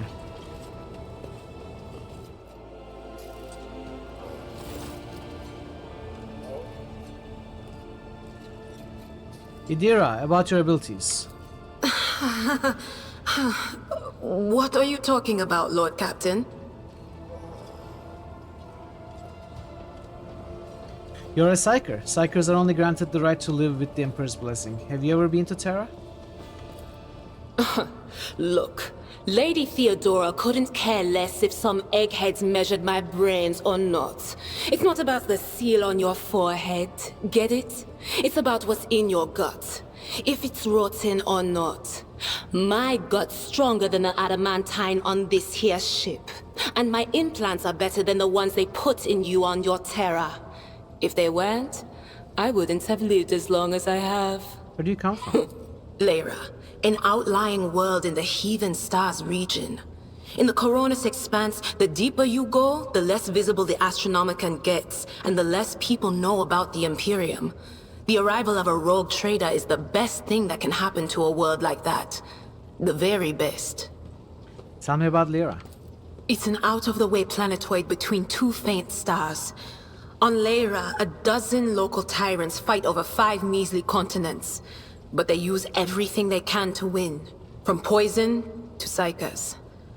I haven't been there in many years, but there's nothing for me to miss. Trust me. But here on the ship is a different story altogether. I saw more wonders in my first year serving Lady von Valancius than I'd seen in my whole life on Lyra. Like my first journey through the warp, I was in bed for 3 days. I felt like supernovas were exploding in my head. I only found out later that I'd gotten off easy. Just through the bulkhead in the bay next to mine, a whole team turned into... Look at me rambling on, Lord Captain. Pay no attention. We never finished your story about the first time crossing the warp. It wasn't like it was a very fun trip, Lord Captain. But look, if you want to be entertained, I'm the woman for the job. I'll entertain you with one of the stories from my collection, no problem.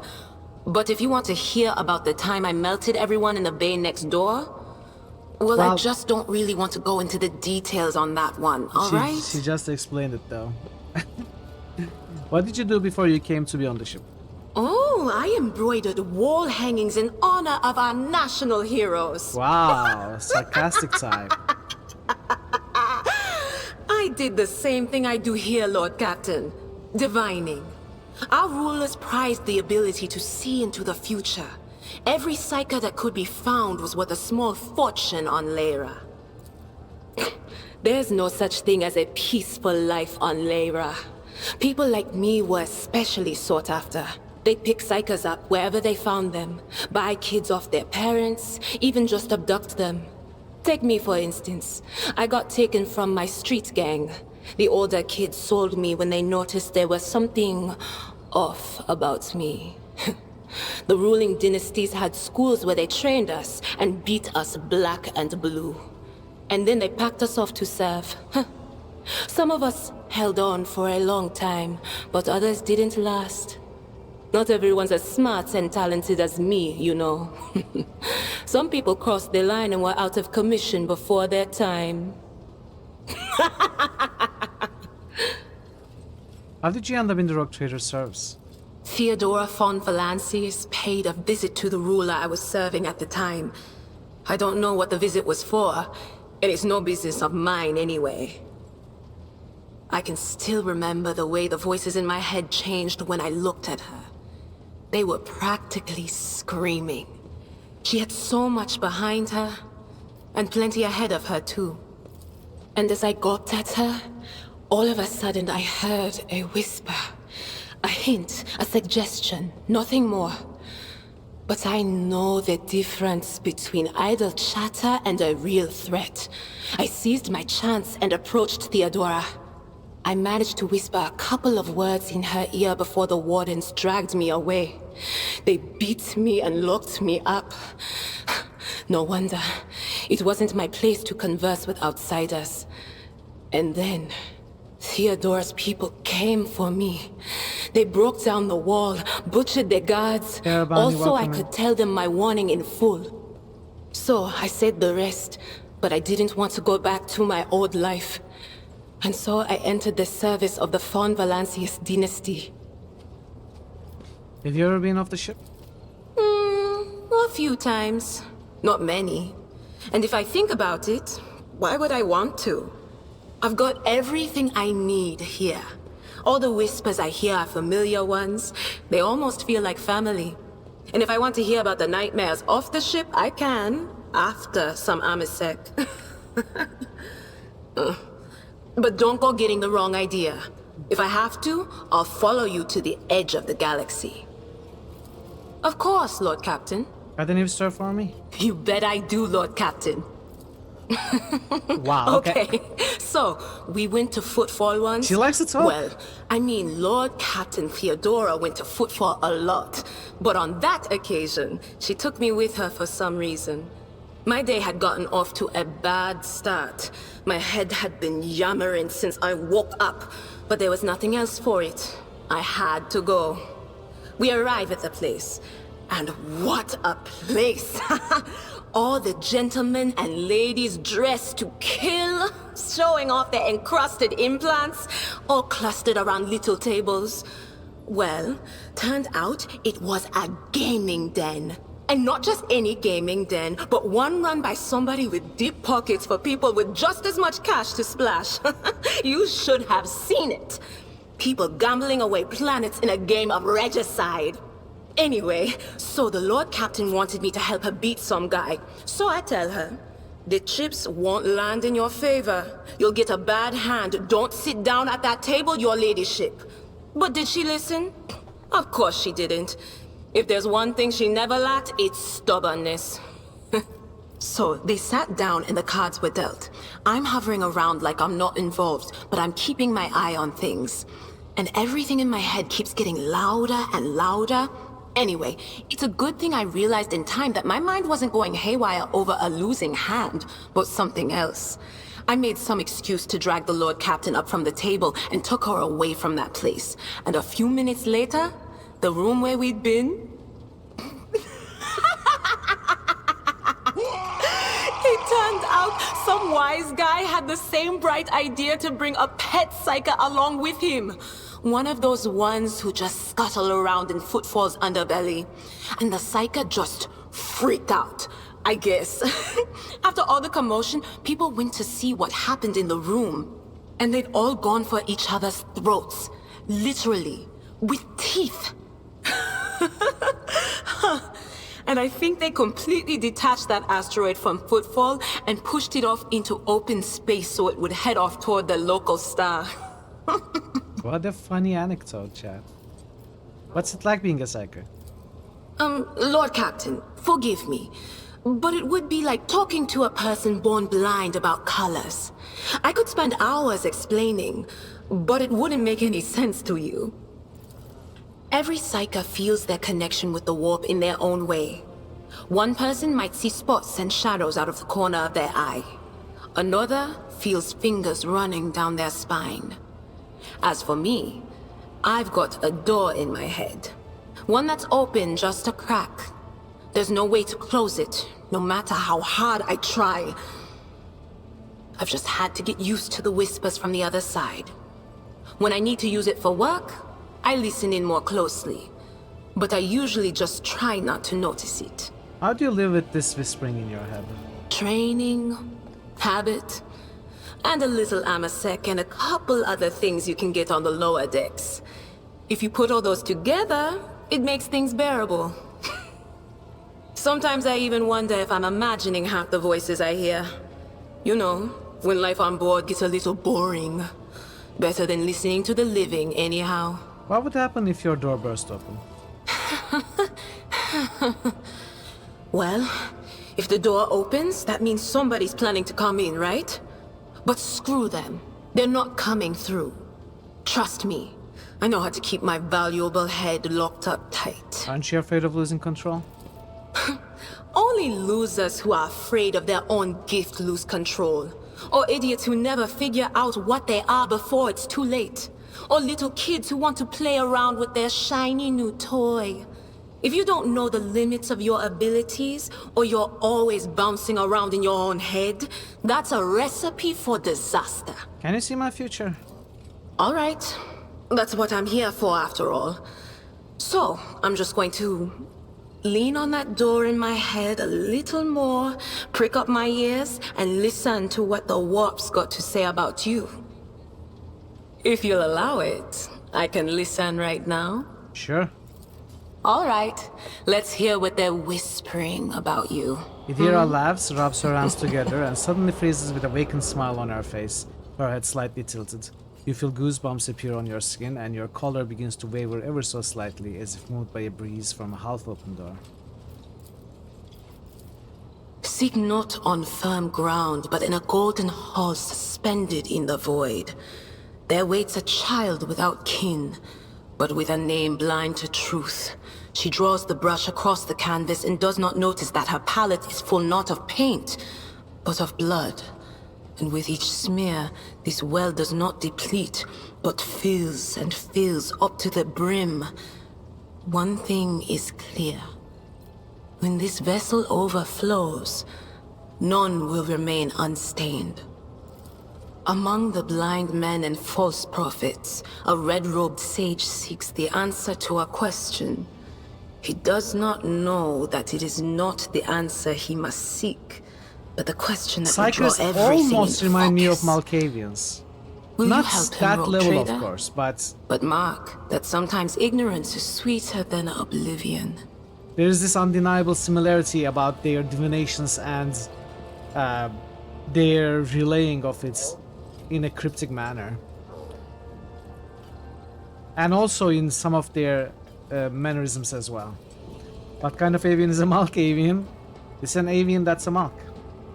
Not all psychers are on the edge of... Well, I suppose I should say Idira reminds me of a Malkavian then. A chained hound chases after glimmers of the aurora, but sparks and the scent of oil confound his nose. A chain trails after him. What will happen if you pick it up? Will you become his mistress, or merely another beast in the pack of his true lord? The glow of dawn bursts forth from its prison. Dungeon walls cannot contain the dark essence wallowing in the dust. A naive cub pushes his nose into a familiar hand, one that holds death in twisted glass. Cherish it or cast it off as a burden. The sword of change has already been raised. What is one more life to it? I'm sorry, Lord Captain. The voices are going wild. I can't make out a thing. I'll try to rein them in, somehow. But for now... I'd like to hear your augury, Dira. What awaits me in the future? All right. Let's hear what... Okay. I'm sorry, Lord Captain. The Did you not voices hear are going von Valancius wild. well? None of the officers knew the Lord Captain well. Not even Abelard, and she was always closer to him than anyone else. She told me from the off if I ever listened to anything in the warp about her without her permission, I'd be going out through the airlock. I'm not an idiot, so I never stuck my nose where it didn't belong. Only when I was asked. It's hard to wrap my head around the fact that she's gone. Lady von Valancius gave me everything I have. She opened the stars to me and the paths between them. I still might have to do that. I still think I can hear her voice. Things are strained between you and Argenta, isn't that right? The little sister is afflicted with her own set of voices, ones that whisper to her about corruption and heresy. The silly girl doesn't realize that if she wants to find the source, she needs to start by looking in her own head. Okay then. Of course. Always at your service, whenever you need me. Okay, I think we have talked to everybody on the ship. We are ready to go somewhere.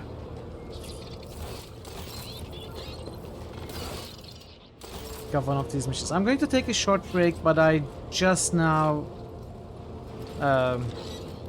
postponed the ad, so I'm going to actually try something. I want to see if I'm running this game full screen, first of all.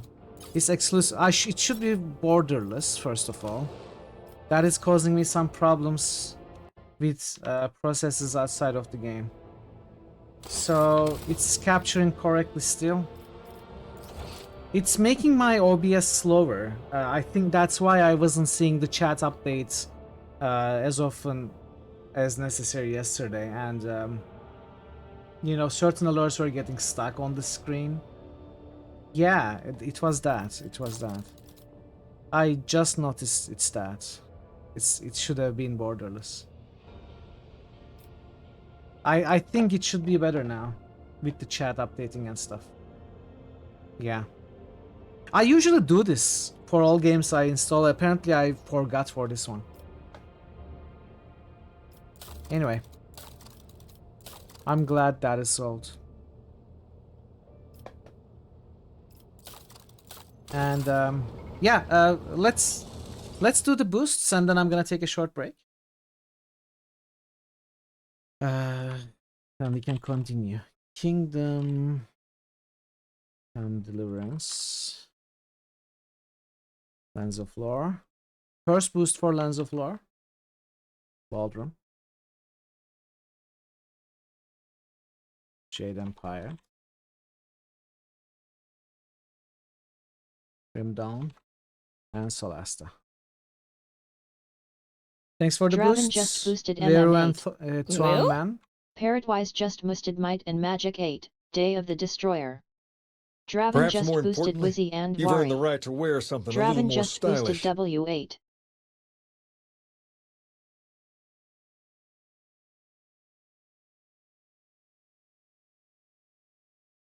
Thanks for the boosts, Raven, as well.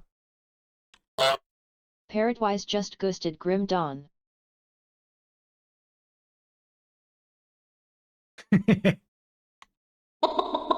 Parrotwise just roosted Look Outside. And thanks for the boosts, Parrots. I think I missed a message. OBS doesn't seem to like higher frame rates, but in Borderless we know the game has to run at the frame rate of your desktop, which is usually just 6. No, that's not the problem. What you're saying is right, but in this case that's not the problem. Because I'm already limiting the frame rate to 60. So, it's already running on 60, but I think when I'm giving it exclusive full screen, it starts neglecting the background processes, which Windows thinks everything is a background process when this is exclusive, including OBS, so it doesn't refresh itself as often. Even though I got a pretty capable CPU and a big RAM, it still happens with some of the higher-end graphics games, I guess. I'm not sure what actually influences it. Probably stuff like volumetric lighting, I don't know, high shadow quality, stuff like that. Frame rate limiter enabled says no. Oh, you may be actually right. I think maybe that's true. Maybe if I set VSync off, set this on. Oh, you're right. It wasn't actually on. So maybe that was the issue. Maybe Ash was on point as well. So now frame rate is limited to 60. But is this gonna be better? I think I should have VSync enabled if I'm not having any problems like this. Let me know if there's any kind of problems with the frame rate or I don't know, other stuff on stream, and we can set VSync off. FPS and screen frame rate synchronization. So it should be at 240 Hz now. And OBS needs to take 1 every 4 frames, I guess. Because OBS is 60 FPS. Yeah, my screen refresh rates is 240. But OBS is 60. Anyway, we are gonna try it like this for a while. If it continues to have problems, I will disable VSync and limit it to 60. Hey, Major, welcome in. Alright, I'm gonna take a quick break now, chat. I'll be back in 5 minutes. We are gonna continue. Wrath is your damnation. Actually, it is having problems still. So, let's set it. Off on 60. Okay, we are gonna test it like this. Alright, I'll be back soon, chat. Stick around. Find the entrance to the cellar on the ground floor of the rat house.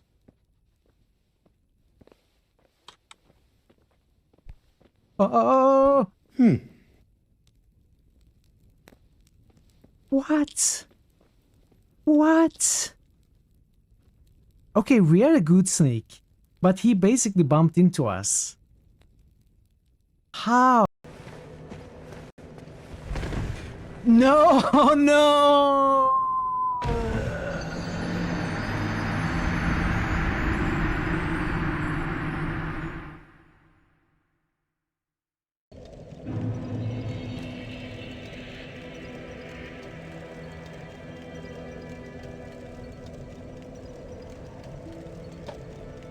I accidentally rolled into the elevator shaft. Every once in a while, I like to lie on the ground in an infested mine full of aliens for a month and a half. You know, for detox purposes.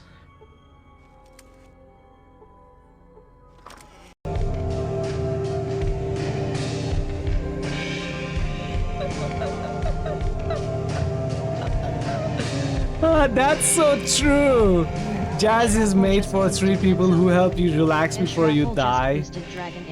That's the best explanation of jazz I've ever heard. Aid you if I don't want to show. I don't want to. I don't want to. Be too late. I don't see a reason to show him those. I'm sure he knows more about Deborah Sinclair than me. I don't want to show. I don't want to. I don't want to show. I don't want to show. I don't want to. I don't want to. I don't want to. I don't want to. I'm shutting up now. Fly, you fools, or I will kill you. Because I have this urge, you see. Oh, okay, I was joking. I was joking. I don't mean to kill anyone, of course. I'm friendly. Bye. Because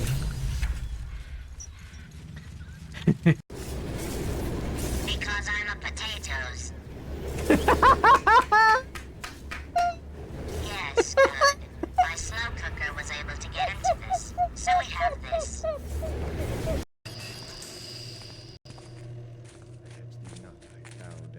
What dragonfly flits No. about? Come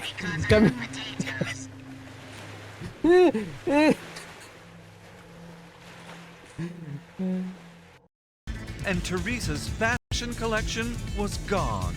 It's just terrible. I'm going to take a look around the crime scene. I'm gonna take a look around the crime scene. Sometimes important clues are overlooked. Likely to change. It's obvious that there'd be trouble ahead. People always sir? talk. Do you need a hand? Are you okay Find there? somebody and you're in trouble. That's how it goes. I thought that had been cleared up ages ago. People always. Well, that was. If you think. Nope. It's not doing anything for me. Boots, you look silly. Look at how cool everyone else is walking. You are doing that really weird move though.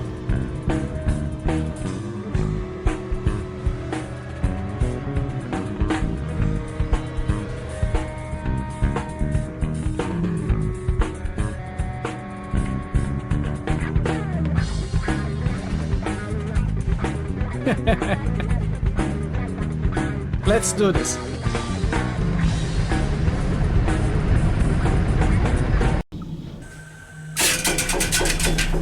like that.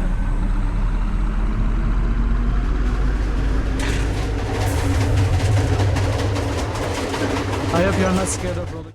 Okay, I'm back. Let's see if it gets better. Disabling VSync. Okay. Welcome back. Let's make a save. Thank you, Thazen.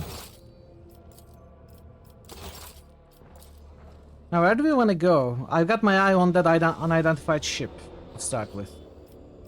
Unidentified void ship.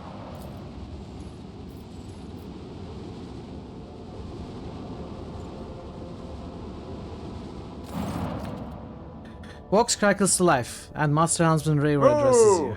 Thor Obliterator just musted Saga 2. Thor Obliterator just musted Waste 2. Thor Obliterator just musted Hongmu.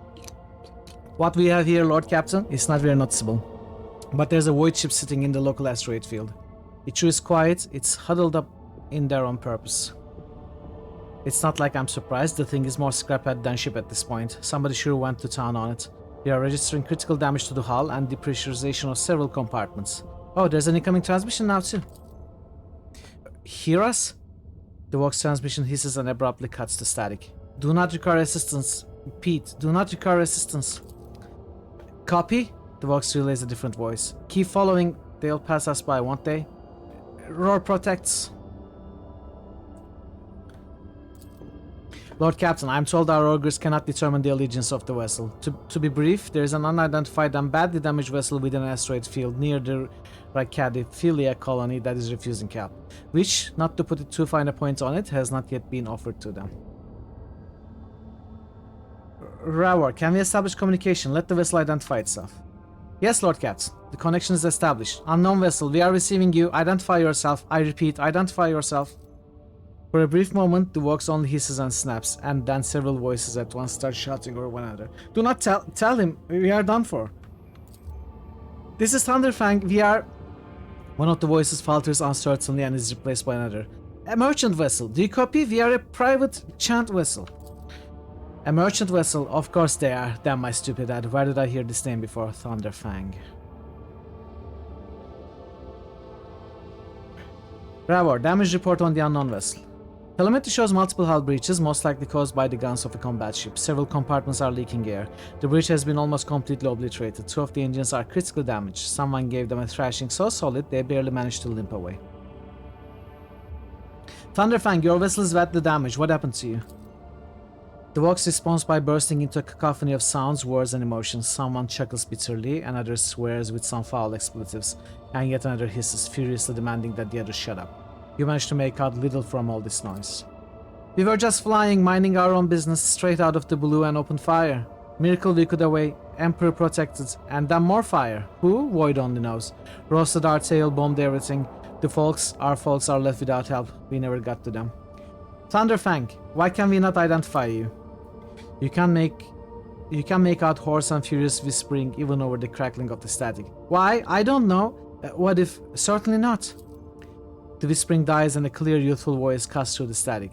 Our vessel is badly damaged. Damage is preventing the correct identification. We assure you, civil merchant vessel. Thunderfang does not require aid. Thunderfang, now stop playing games and explain again what your business is here. And this time I highly recommend the truth. It probably is. Happy now? What have you done, idiots? It's too late now. The Vox channel is again filled with angry whispering of several voices. The whispers and static are drowned out by a clear and slightly frightened voice. Do you copy? We are from the Fellow of the Void. We did not come here to loot, on a different business, to help our own out of jail. Do not hurt, Liz. We already had our chronos cleared. How about striking a deal? Our hold is full of goods. In case you're unaware, Lord Captain, the Fellowship of the Void is a disorderly assembly of several dozen pirate factions in the Cronus Expanse. They consider themselves above regular heretics solely because they sometimes have Vox conversations with those whom they are about to board. Were it up to me, I would make them eat a salvo from the macro cannons to shake the scum loose from the decks. They'd certainly deserve it. Okay, generous. I would wait on destroying the vessel if I were you. Although the moral aspects of their livelihood do cause some awkward questions, the Fellowship of the Void remains a major supplier of goods to the local market. Perhaps you will find dealing with them acceptable, especially in a situation where performing a warp jump is impossible. Thunderfang, prepare for commercial exchange. I don't want to destroy them right away. Let's prepare for commercial exchange. So we can trade with them.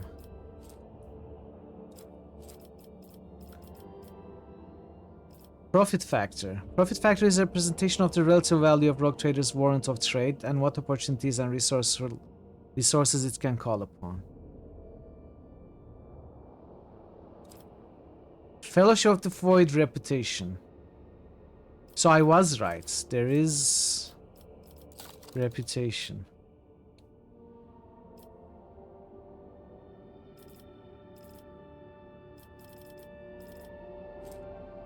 So they buy range weaponry, melee weaponry.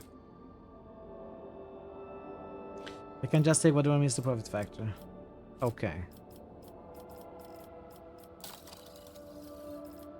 So I can get any of these basically without paying anything because we are within the profit factor.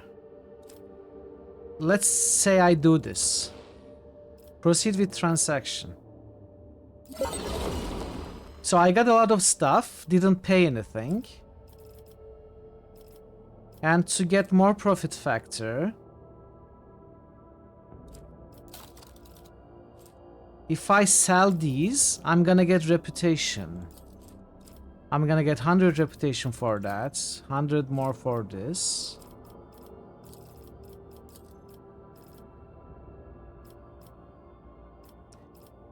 And reputation will give me what?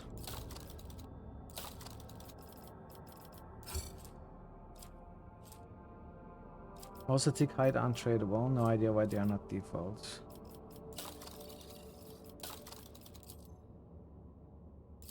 Yeah, makes sense. Reputation gives you access to more tiers. Profit factor limits what's free to grab in those tiers. Okay.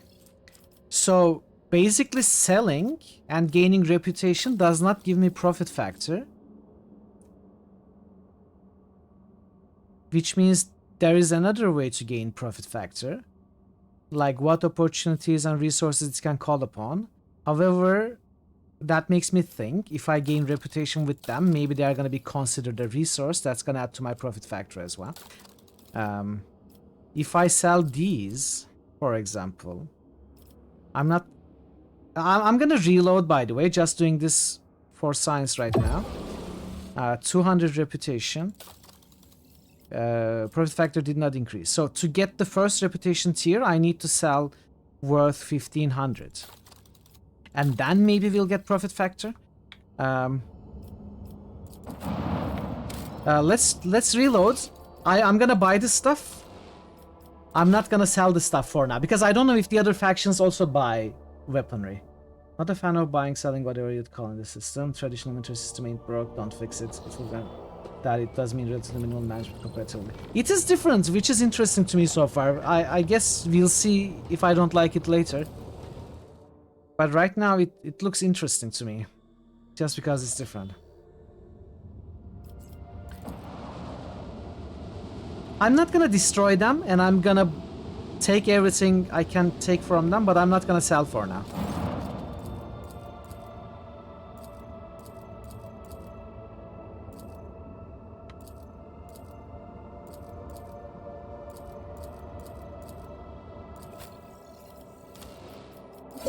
Okay, now we bought everything.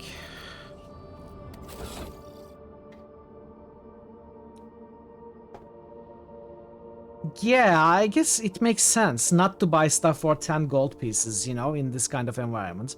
Where we have access to untold riches and we are just giving away plunder, basically. Camouflage robe. Various range attacks decrease their target's dodge by 5%. Does not stack.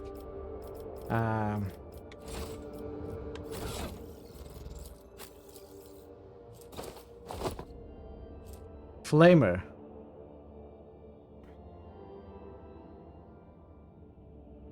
Flame weapons have two special area attacks with different areas of effects. Stream and spray. Ooh.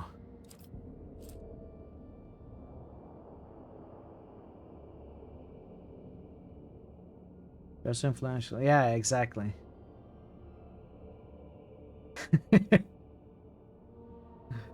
We should just be able to carry everything all the time, whatever, instead of being quite limited by the mechanics. But it's, you know, you are making a good point, Thor. You are making multiple good points. But there's gotta be some sort of limitation for the player not to be able to get everything to begin with, right?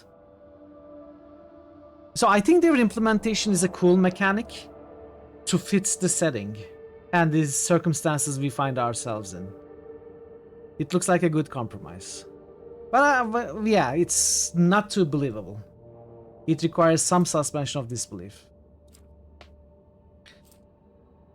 I kind of like this weapon. Instead of the shotgun, maybe you use this.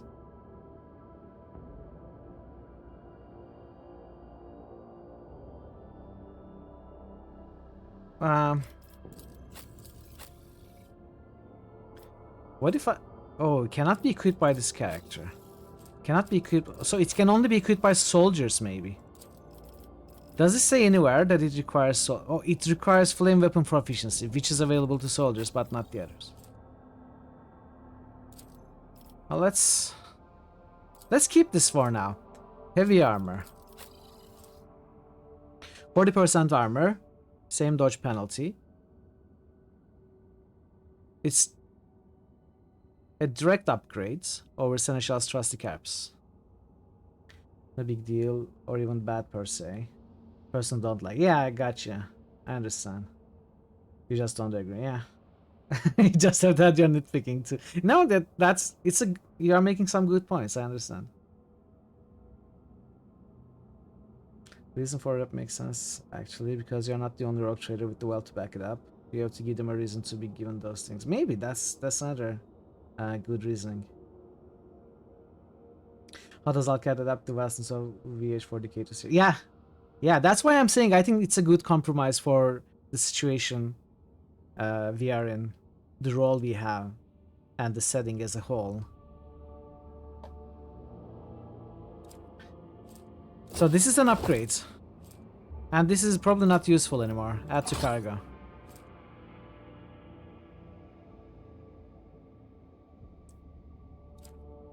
I think the only thing that theoretically doesn't make sense to me is I can, for example, get this flame weapon from them for free because of the profit margin.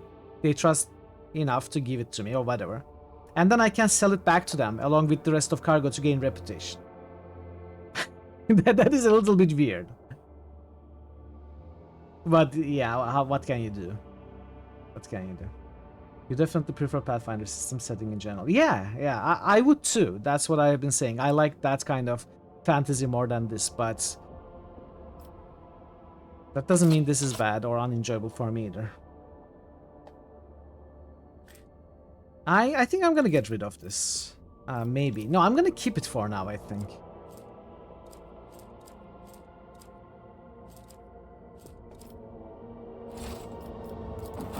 So now we need to come back later. I guess if I destroyed them, maybe I would get some scrap or other stuff. Maybe some of the loot I could get. By the way, why am I not able to get this? Even though it's 10 profit factor? Or this, even though it's 6 profit factor? I have 10 profit factor, so why doesn't it let... Oh, because they are locked. It's the next tier. I need 1500 reputation to unlock this next tier. Okay, I understand it a little bit better now. I see. I need to sell them enough so that they open this bunch of items to me. Okay. Got it. Okay, we are not selling just yet because I don't know if other factions also buy this stuff. Let's say. I have a mission here. I have lots of missions here. I don't seem to have anything here. Let's go here first. Donut juice? Nobody wants them, Ash. It's all yours. It's all yours. Combat was dull. Officer Agenda combination was terribly OP. Most fights ended in a couple of rounds. We'll see if I am able to do that. Right now I didn't feel OP. It did feel a little easy on daring difficulty, but we just did prologue. And I'm not great at tactical, so I guess as long as there are lots of difficulty options, and Allcat games always have very interesting difficulty options where you can customize to your liking. I don't think it can ever be too easy or too difficult for any player who is willing to take the time to set up the difficulty to make it perfect for themselves, you know. So, but dull is a different thing. Maybe it just doesn't interest you, this kind of turn-based.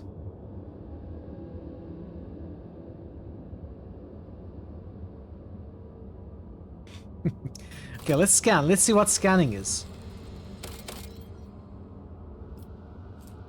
Extractium. So 0 extractium. A mobile mining outpost assembled in accordance with the blessed standard template construct. This small industrial complex can be deployed on practically any world, however inhospitable. The Surf Clan assigned to it will devote itself to maintenance of its sacred mechanisms and the extraction of resources needed by the rogue trader. So we scanned and found something. Maybe I need to get a clan to assign here. I don't know. I don't know what this did right now. Already explored. Did I get profit factor maybe? No, my profit factor is still 10. Extractium times 0. But it doesn't look like I can do anything else, so it's not like I can assign workers here to work the world for me. Maybe it's just dead, you know, maybe someone was working here but not anymore. We scanned it, found nothing useful, and that's it. The guides. Make contact with the Navilis nobility.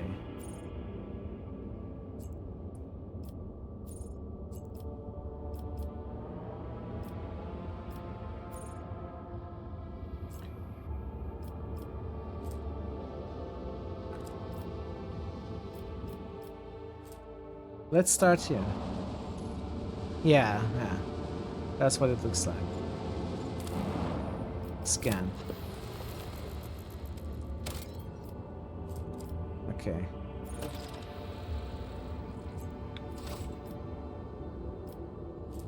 Scan is required. Points of interest detected.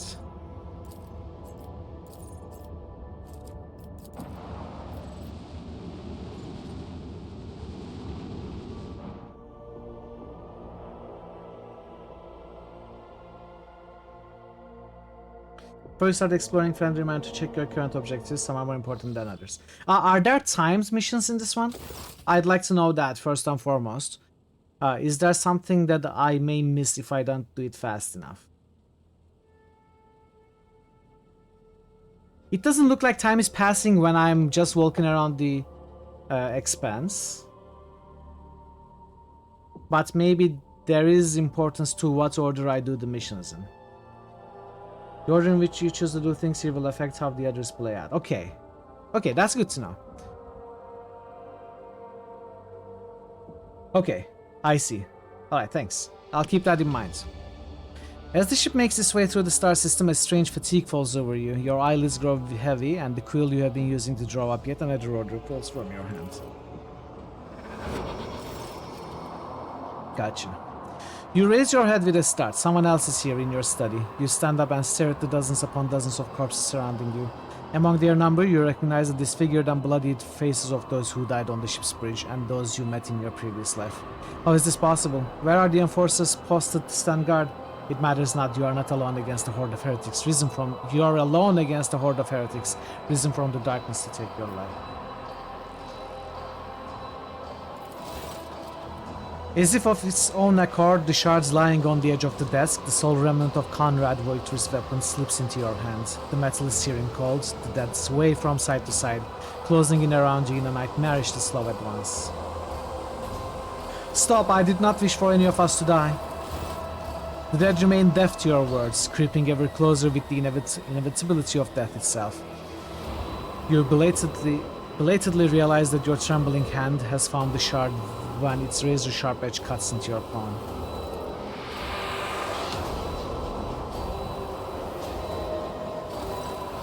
An unbearably bright light floods everything around, and you find yourself surrounded by groveling minions, their bodies shivering in your mere presence.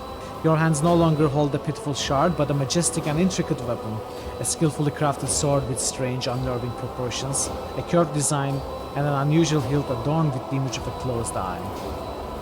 The eye opens wide, revealing a gaze so ancient and dark that it steals your breath away. You have felt this gaze before, there on the bridge, and the voice that appears in your mind only confirms your guess. The tapestry is woven, the path is chosen. Accept your fates, champion.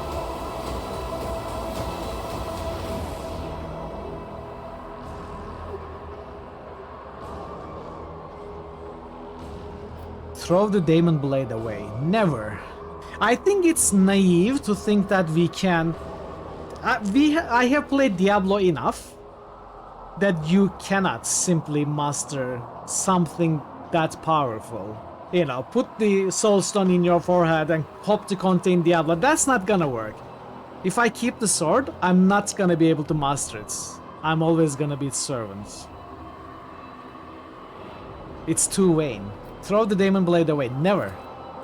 Your body refuses to obey your might. The handle feels as if it has become one with your hands, and the gaze of the demonic eye sets your very soul ablaze. Resisting your fate is futile. You scream as you feel your soul burn away to ash. Good, we died. You awaken from the vision kneeling next to your desk, clothes drenched in sweat and with a sour taste on your tongue. It is useless to resist! Your head is ringing and you struggle to recall those faces and the image of the sword in your hands. Only the deep cut on your palm and the bloody shard lying on the floor remind you of what just transpired. You would rather die than touch that thing again, so you reach a shaking hand for your walks and call for a servitor. Now you just have to wait for mindless automaton to arrive and pick up that cursed artifact.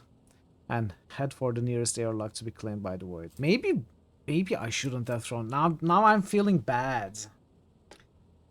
What if we could reforge the sword and control it? What if we could? Mama! What if we could?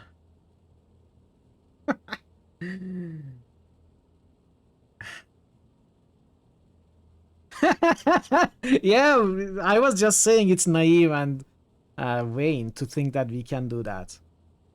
I think if we ever fixed it, we would be a slave to it.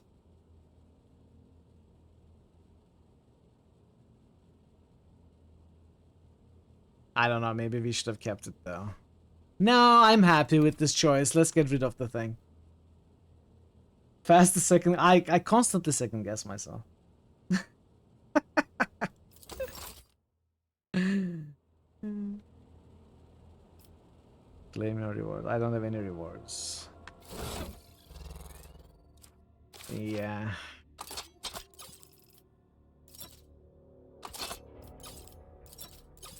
Why doesn't it automatically order?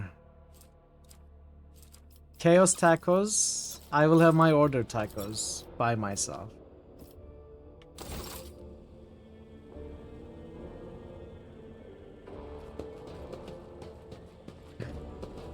Oh man. Wow, we lost the thing. Should I have kept it? I don't know. Goods. Cracked data slates. Did I miss this room before? Unfinished letter. I must have missed this room before.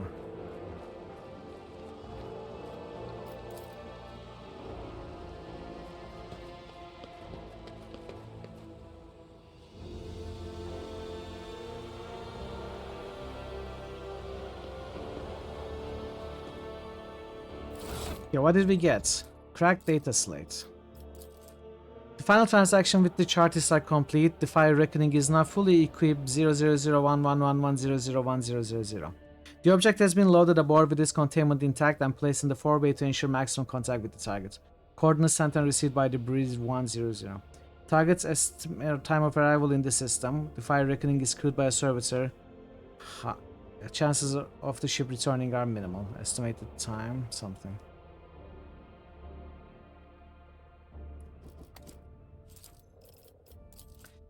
His chagrin is irrelevant. Voidfear's mistake cost me too much. Years of work, tremendous resources, all wasted. He has failed at what he was supposed to be irreproachable at, uncovering spies, and this one was a senior officer.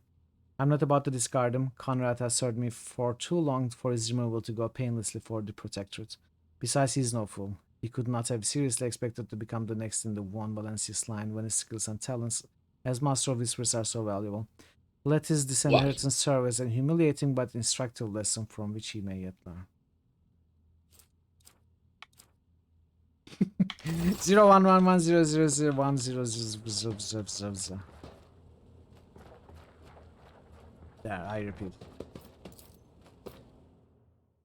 I think we made the right choice, but maybe an uninteresting choice by throwing it away.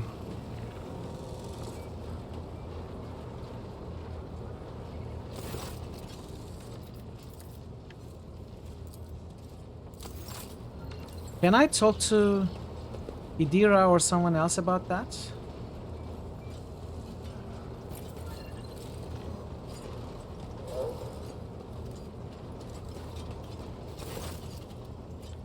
No.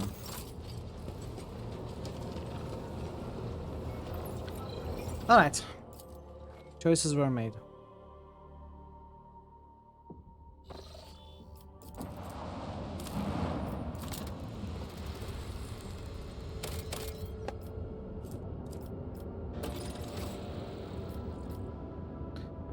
Alright, now that we've scanned everything, we gotta start with a certain mission.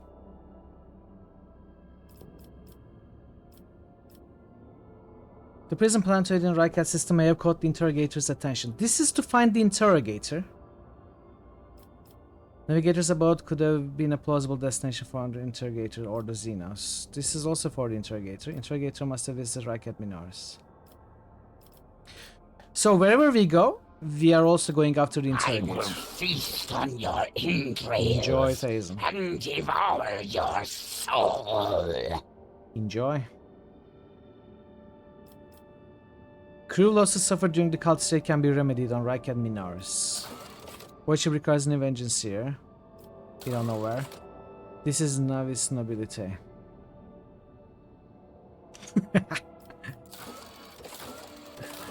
Let's go to Rykat Minoris. No. Starport. So we get the navigator here. We look for the interrogator here. And the rest of the stuff is here.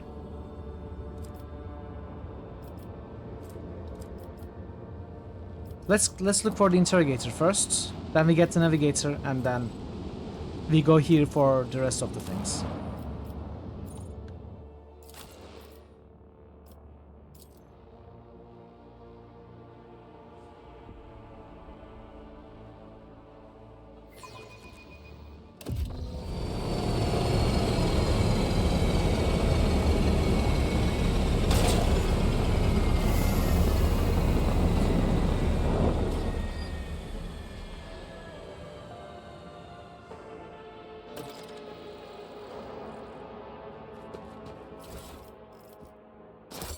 Places such as this make me think of snow.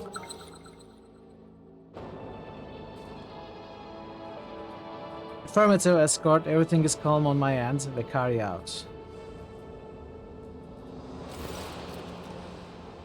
The young woman stares at you, adjusting her uniform nervously. Your ladyship, 1,000 pardons if I address you improperly. Have you come on behalf of Governor Medine, or are you here on other business? If it's the latter, you ought to know that there's been a riot at the local prison. It's quite dangerous here. Bow before the illustrious Mithral von Valencius.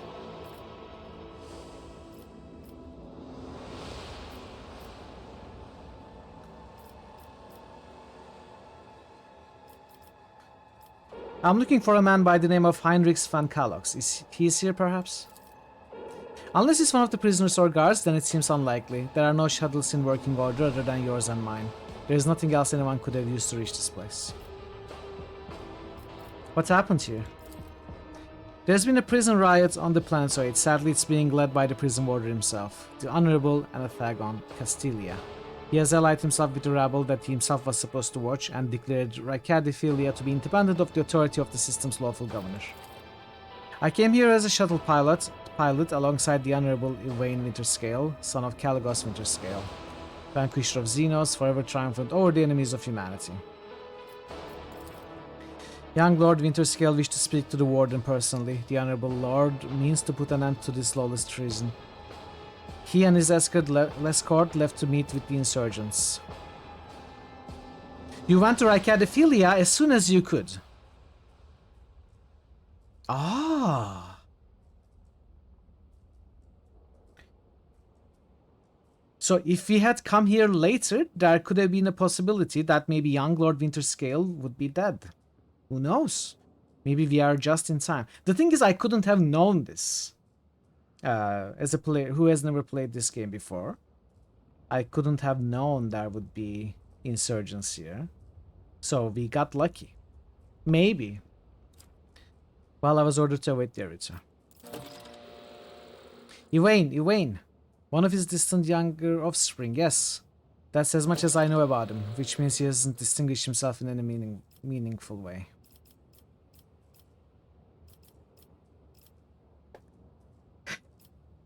I mean, I don't like these ways of introducing myself. I'm going to choose this, but I don't like these two for sure. I'm going to choose it as the last one. Why would young Winterscale have felt the need to parley with the distance? Okay, Jer. That surely comforts me a lot. She sighs quietly. It's a personal matter, Master Castilia. The seditious warden is Lord Yvain's childhood friend. When my lord heard of the riots, the news saddened him greatly, so he rushed here without delay, in hopes of bringing his old friend to his senses, no doubt. Your sound card works perfectly. Thank you for the follow. Welcome to the channel. These are the type of time things, okay. Well, we won't be able to find an optimal route in our first playthrough, but I'm okay with that. The first Winterscale in my memory who prefers to talk first rather than shoot and slash. You're quite right. Young Lord Winterscale is not his father's shadow. If he is determined to save his friend, he will try to do so no matter what obstacles get in his way. The warden himself is spearheading this riot? Yes, no one expected this. Master Castilia is a nobleman from a respected governor house and a vassal to House Winterscale. All of a sudden, he proclaimed that Ricadiphilia was not his personal domain, and that the prisoners were his subjects, and that he would never bow to anyone again. It's pure heresy. Optimal route is just to be in multiple places at once? Yeah, probably. You don't think there's an optimal route? I mean, there might be. If different routes have different rewards, if you know which rewards you get, which are better for you, then there's certainly an optimal route. But it doesn't matter in the slightest to me. From a role-playing standpoint, you know. You actually consider this a first decent choice, even if you personally choose a different one as first. Well, we will never know for this playthrough, so it doesn't really matter. And I take it they are looking forward to a diet of sand and gravel. What kind of madman would start a revolt on Barren Rock? Hey Tonil, welcome in. Hardcore. Hardcore to the Mega. How are you doing, Tonil? Welcome in. Tell me about this planetoid. The only settlement on Ricadiphilia is a penal colony. This is hardcore. The prisoners work in the mines and domes quarries. They mine sulfur, serum dust, and sand, which is then melted down. A rather nondescript place, or so it was prior to current events. I'm doing well. I'm enjoying the game a lot. Having a good day so far. I am rogue trader Mitchell von Valencius. Now introduce yourself. At once, Captain Raquel Vacari, servant of House Winterscale and the pilot of this shuttle. It's an honor to be greeting Her Ladyship von Valancius. Is there anything else I should be apprised of before I set out? Some of the rebels have holed up in the barracks. I don't know how many, but given this is the only way through to where the negotiations are taking place, I would expect heavy resistance. Please take caution, Your Ladyship. Lord Winterscale's guards mined the entrance so that the rebels couldn't get to the shuttle. I have no more questions. You may excuse yourself, pilot. The woman freezes for a moment before asking hesitantly, Your Ladyship, if I may have a minute of your time, I wouldn't ever have dared to trouble you with a personal matter about the situation. In any case, have you been to the capital of Raket Minoris yet? I just wanted to ask if you saw a man there, a communications officer by the name of Jasper. So I guess if we were there first, we would possibly be able to tell her about him, but maybe things have progressed here that maybe the young Lord Winterscale would be in trouble or even dead. So yeah, taking different routes make you witness and miss different things, which is good for replayability.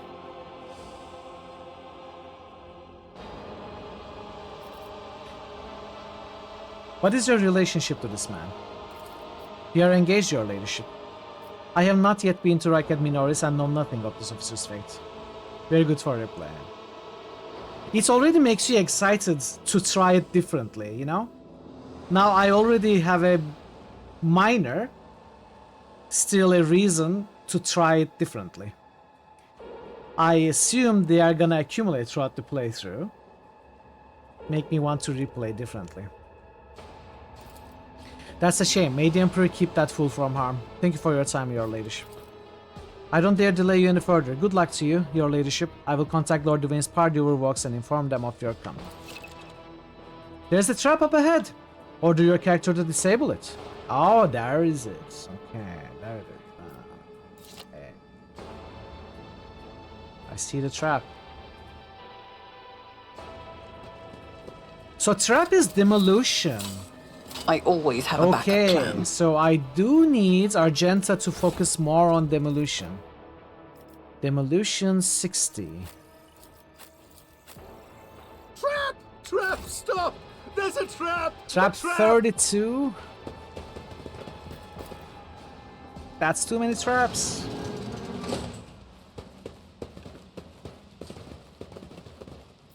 Trap 69. You could build a bridge.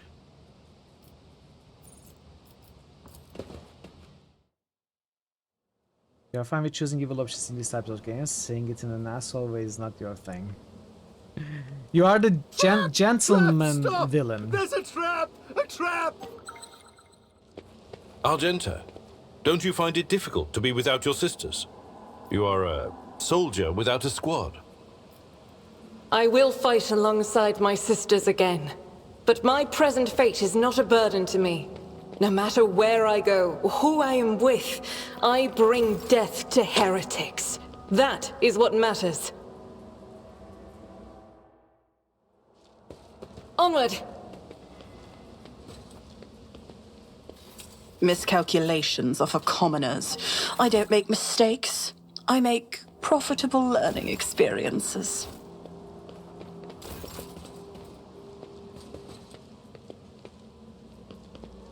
The Emperor favors me today.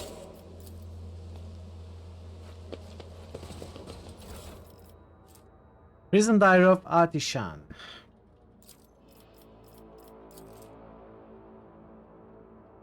I don't want to read all of it. Sorry, I'm sorry, chat. My apologies in advance. I probably won't be reading these kind of long documents. There's already enough to read. Let me take a quick look at this though, see if I can spot something that looks important. You would be surprised what commands I have as far as the length goes.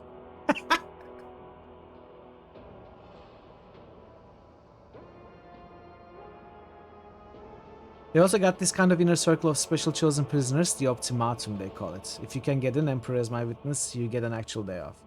They let you out of your cell and into the yard by the big barracks. They said the whole thing was the warden's idea. So the warden was already curating a group of prisoners that's gonna help him set his riots up.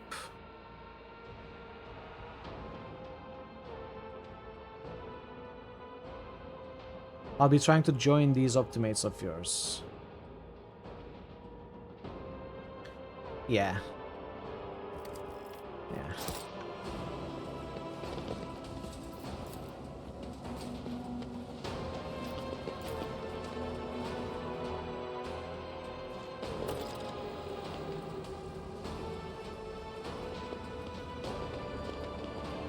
I'll make Sure, an Avatar, why not? example out of you! Surrender to the dark powers! In combat, you can significantly increase the animation speed of enemies and allies. To do so, hold the assigned key. It is already at max, right? Yeah, it's already at max. Grenadier is gonna start first. You would be We are surprised what ambushed. commands I have as far as the length goes. It looks like it's running well, Chair. I'm not seeing any latencies, holdups, or hang-ups. Perfect, this command length. Crush the feeble! Wow, we got a bad ambush, didn't we? Chaos guides me! I serve the ruinous powers! Out of my way! Whoa! That one guy dealt 10 damage to our Argenta with one attack. How are we gonna... What the... Oh man, this is a problem, chat.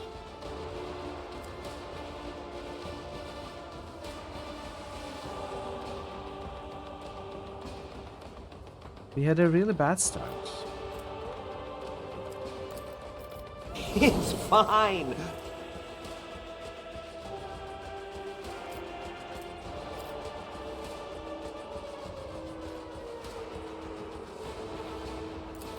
So I can one-shot one of them. Charge to someone else.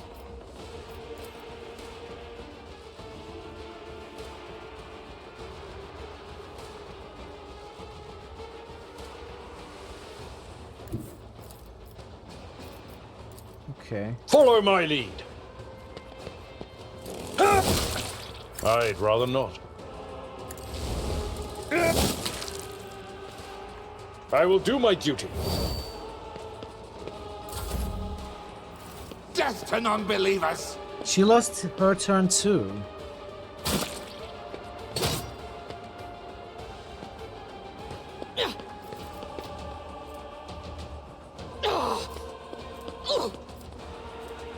My prescience has failed me.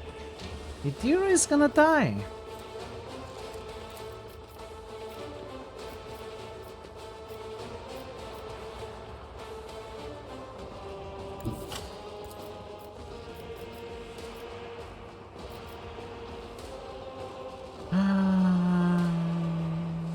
Interesting.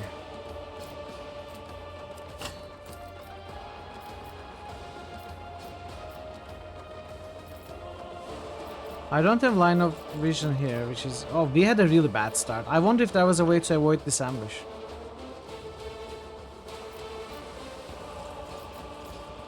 This one doesn't even kill them.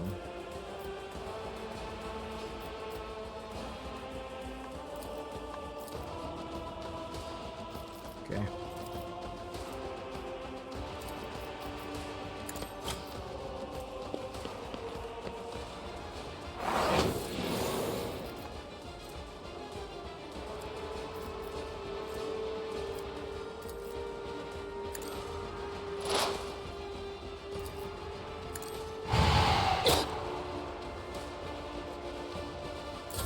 Death to the weak! Warden wanted to actually make a program where he treats the prisoners well. He also rewards them for performing, and these were like a special group, always well, until they dig up something, and both he and his special group start to become more and more cruel. Okay. With torture and sacrifice until got to the stage where you find this prison complex. Takes a lot more scripts. Okay, thanks, Avatar.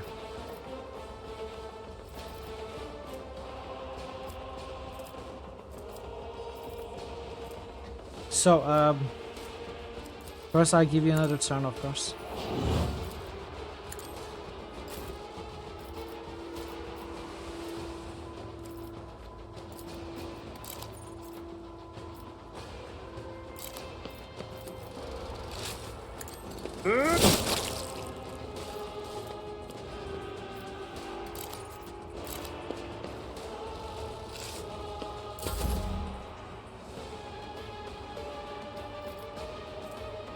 I cannot burst anymore.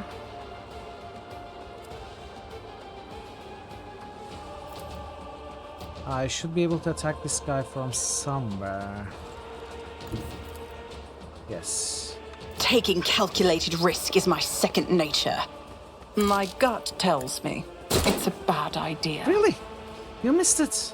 Oh man. Chaos guides me. Ah! Show me what you've got. A temporary setback. Let's get to it.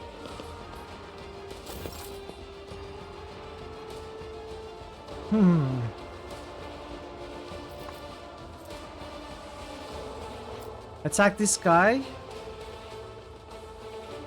Ignore that guy. No, I cannot charge. Then I have to attack this guy.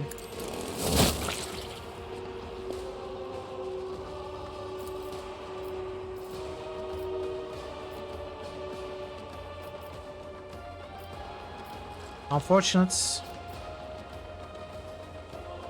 Where is the nimble guard? All the way here.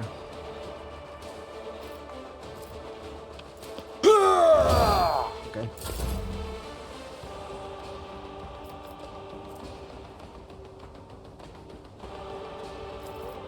I think I should heal Idira.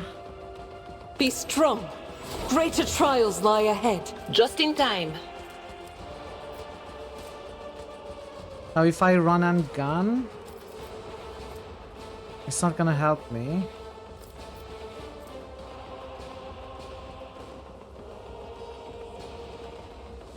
If I run and gun, I can make 2 single attacks.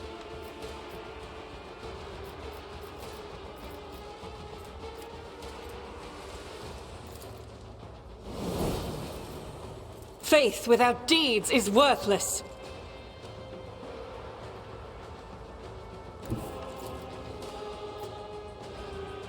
This is unacceptable.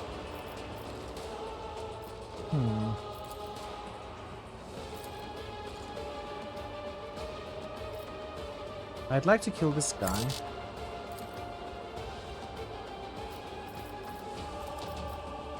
Well, let's try it like this. Dodged.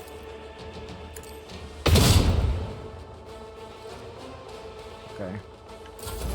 I serve the ruinous powers.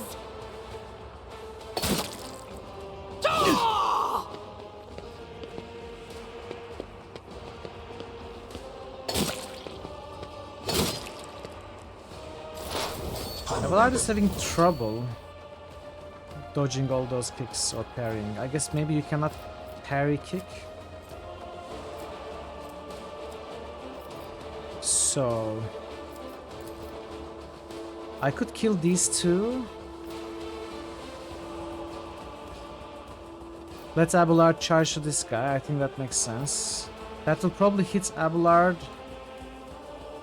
I don't mind it too much. Anything else?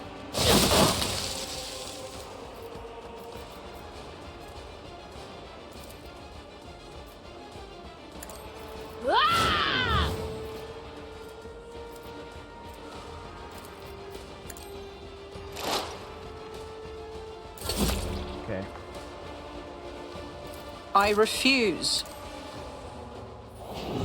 I'll make it happen.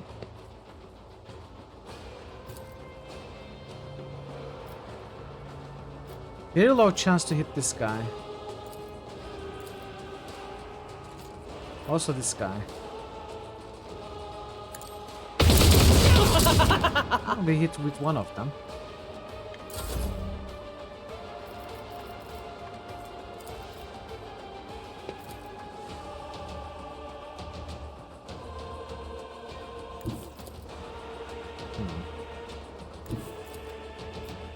I'm out of range, probably. On it. Yeah, I do have one heroic action I can use right now. I might use it with Abelard. Time to slaughter someone. Or Argenta. Oh, come on! I just healed her. You know what? I should. _drummer just boosted Daggerfall. I should try this fight again. _drummer just Go boosted into it Look better. Outside. I had a pretty bad start. _drummer just boosted West of Loathing. Let's start that fight better. As a servant of the Imperium, you will bow at my feet.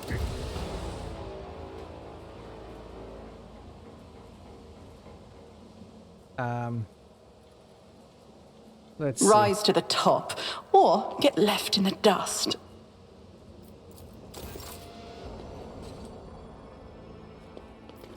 The Emperor sets my path. Did you want something? I will lead us to fortune. Look no further. A nice little stroll. You will beg for mercy, And but now- I will grant none. I'll bleed you Now dry. Argenta starts even, and Idira is gonna be next. Hey Millennium, how are you doing? Welcome. Okay, we can start.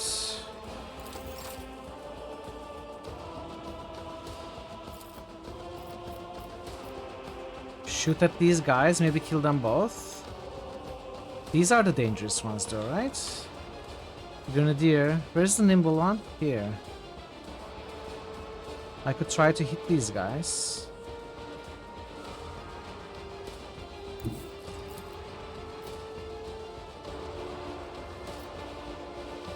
Try to shoot a lot of them. It's maybe better if I shoot from here. Pretty low chance from here. This is decent. I'll do it. Just finished your first December stream. You were doing Echo Quest, right? not. Were you doing Echo Quest, I think? How did it go?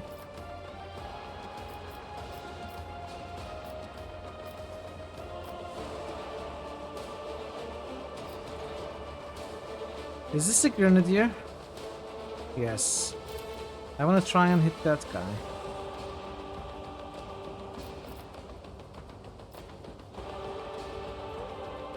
Pretty low chance.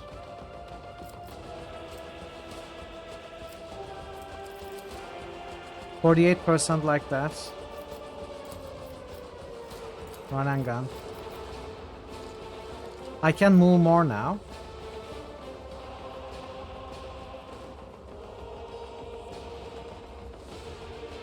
I don't want to go too far though. Let's just make 2 attacks. Doubt is for the weak.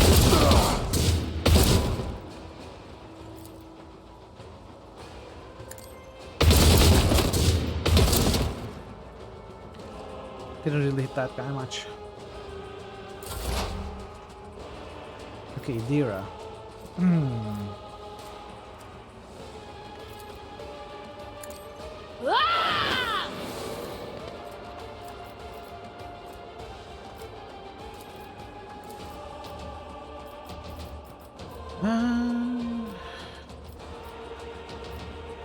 I'd like to hit this guy.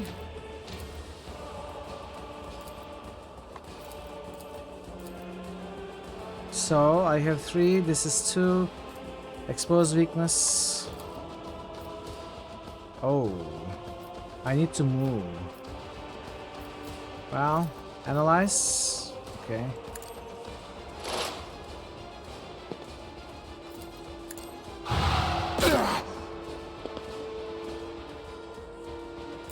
Chaos guides me. Scared yet? Duh. I'm here, maggot. What the?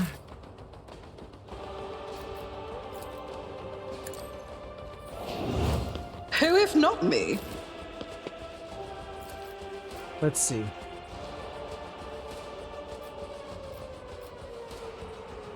%25% chance. Really low chance. Okay, we killed the other one. Hit this one, the last one.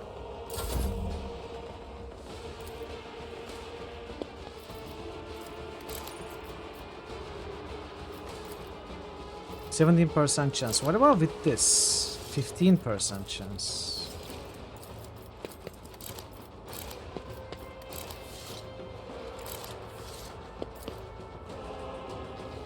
It's as good as done. I serve the ruinous powers! Ah! Yo, come on, Out of really? my way! Abelard's gonna lose his turn now. Oh man. Death to non-believers! My soul shall She's probably going to become die. like fire.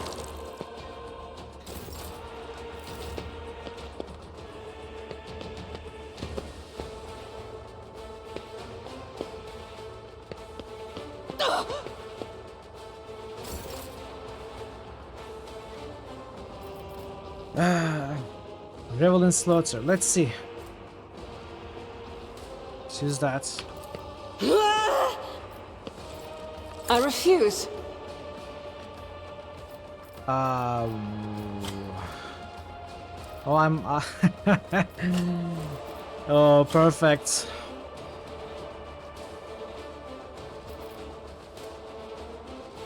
I need to reload. Or switch to the shotgun. I'll do it. Ooh, look at the shotgun.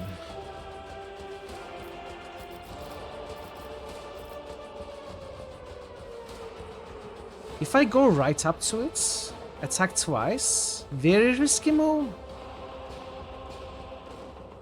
I will get attack of opportunities. There's a good chance I die. But this is only 58%. I'm gonna risk it, chat. It's probably not gonna pay off. It's gonna suck. Or maybe I don't.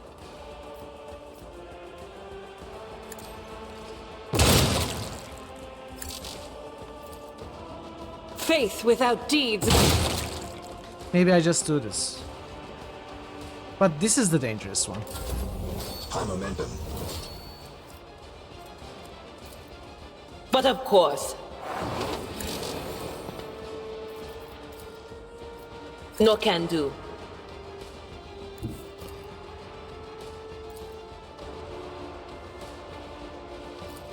On it. Yeah. Anything else? Argenta is gonna die now. Death to the weak! Let's get to it. Oh! Didn't attack her. High momentum.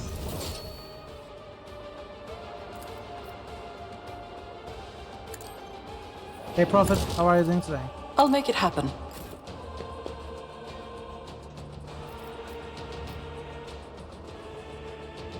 Ah, man. I cannot charge to any of these enemies. Can I charge here?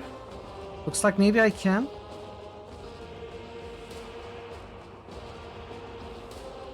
Indeed. No, it didn't work. Victory is imminent. Oh well. It's not quite the waste, though. I won't stand for it.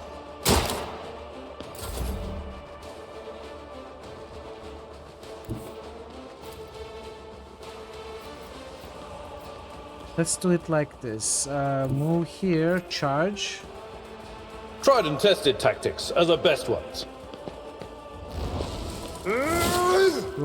Why? How did you waste your day? Okay, this guy is dead.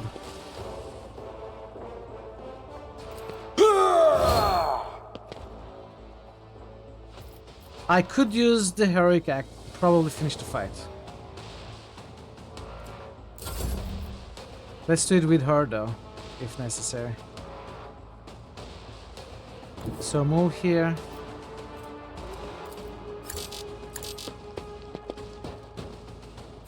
This is unacceptable. Run As and the gun. Emperor commands, I act. I still have the shotgun. Move right up to him. Use this. Ah. Well, sometimes you need to relax, you know. Sometimes, in the long run, it's better to not work for a day. But you know the best, of course. So Idira and Argenta are both have injuries now.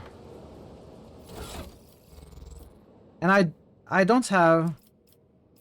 certainly don't have enough medkits to fix injuries as I get them.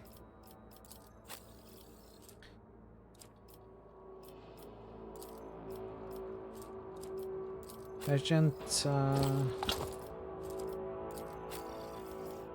I have only 2. We are gonna have to keep those injuries for now. Chainmail.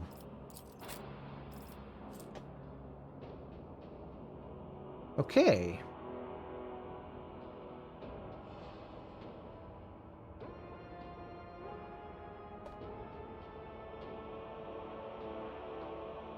So chainmail has less dodge, but more damage reduction and more armor.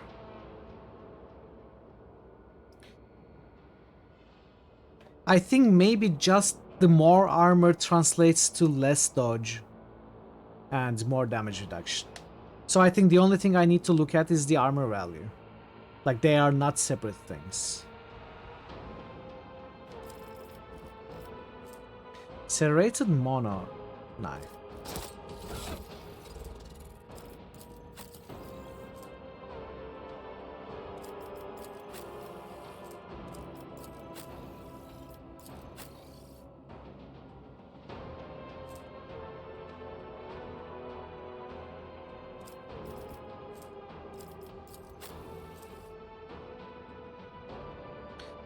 This is probably not good for me. The chainsaws are better, I think. Let's keep looting.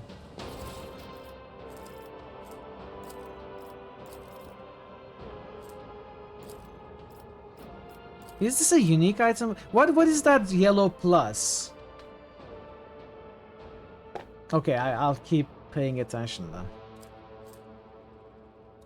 What is this yellow plus, chat? Does it mean it is a special weapon?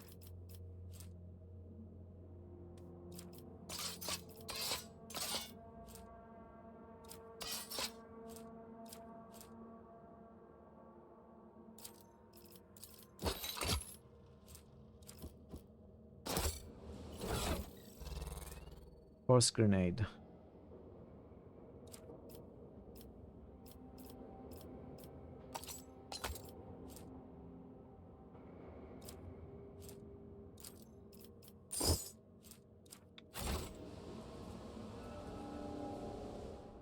Plus 1 weapon of its class. So not a unique weapon or anything. 95% perception. Degree stained edges of the poster detach ever so slightly. It appears it was frequently removed and rehung. Tear off the poster, examine the wall behind it. Unique suspect. Well, I wasn't sure if serrated mono knife is a special name or not. Doesn't sound like it, but who knows. Improved auto pistol. Prisoner's shank. Now this sounds like a more special name, for example. 118 damage. Who knows how much damage it will deal.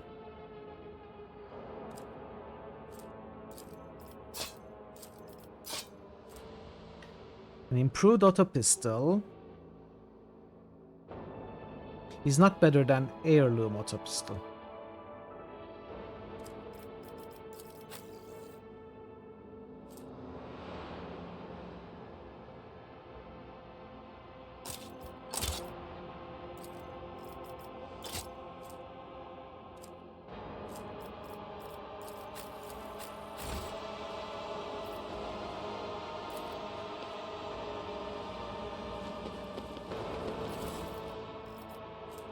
Prisoner Diary of Atishan.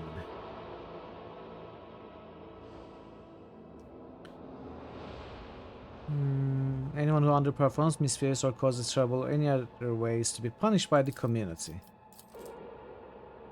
Specifically by the local best and brightest, yours truly, the Optimate. So this guy made it to Optimate. Okay, so they are...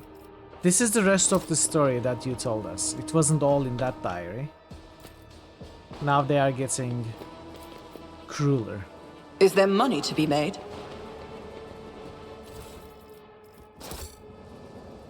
Okay, this is the exit that I need to take.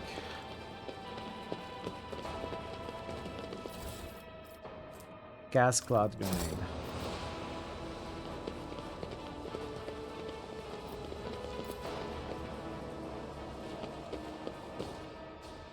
You left the Novus Imperialis to serve the rogue trader. Do you ever regret it, Seneschal? Wow. No, I do not regret it in the least. Serving in the Imperial Navy is a fine thing to do. But it was only under Lady Theodora that I truly felt the significance of what I was doing. Lore warp. Failure is just a temporary setback. Failed! I failed! Let's retry. I failed 85% chance. I hope those rolls are not seeded.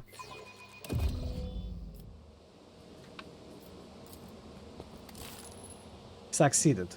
The symbol before you bears a familiar scent, that of the dark forces of chaos.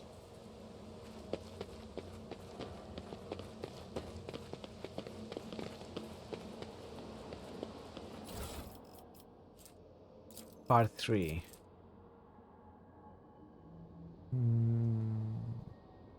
Warden would come by the tongue. I listened and nodded. Yes, Master Warden, of course. Was wrong. They started yapping on about purgation and blindness too. So they are getting affected by this chaos entity. I went to look how my friend Clanson was doing. He hadn't spoken for 3 months ever since I had all his top teeth ripped out. I went to look how my good friend Clanson was doing. Good friend Clanson, he hadn't spoken for 3 months ever since I had all his top teeth ripped out. Wow. He spoke today. He looked straight at me and said, "Dead man." I kept hitting him until it hurt. Me. Okay, this guy has gone full crazy.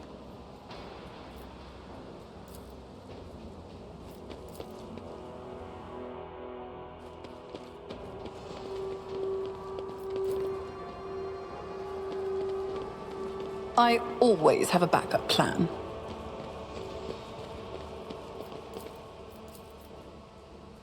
Okay, we can exit now. Maybe.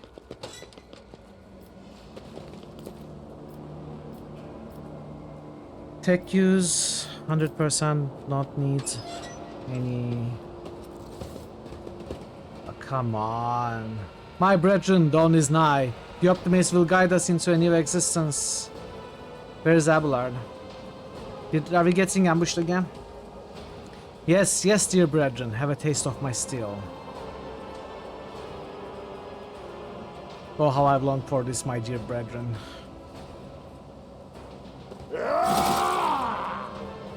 Really?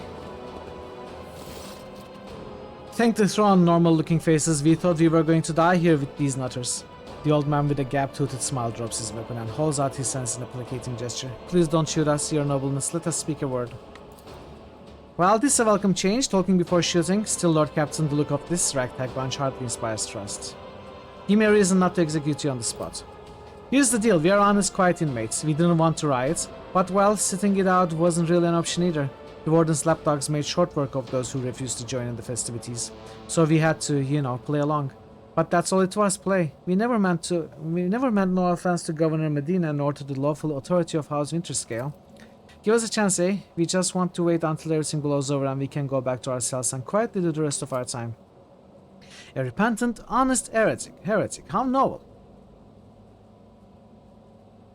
Tell me more about the warden and the riots. Why soil your tongue about talking about that heretic? But if you insist, here's how it is. The warden of this here prison, the Honorable Master Castelia, was a crackpot from the start. The previous warden ran things the proper way. Prayer, 1 meal a day, work, a punch in the chompers from the guards, work again. But the new one, do you know what his first decree was? He introduced lunches and dinners. By the 9 devils, that's 3 meals a day. The man was obviously stark raving mad. Things only went downhill from there. The guards quitted with the teeth punching. The warden forbade them. Instead, the overseers started counting which prisoners were digging up more things in the quarry or swinging their pickaxes harder or whatnot. And then, would you believe it, they put together a list of best workers.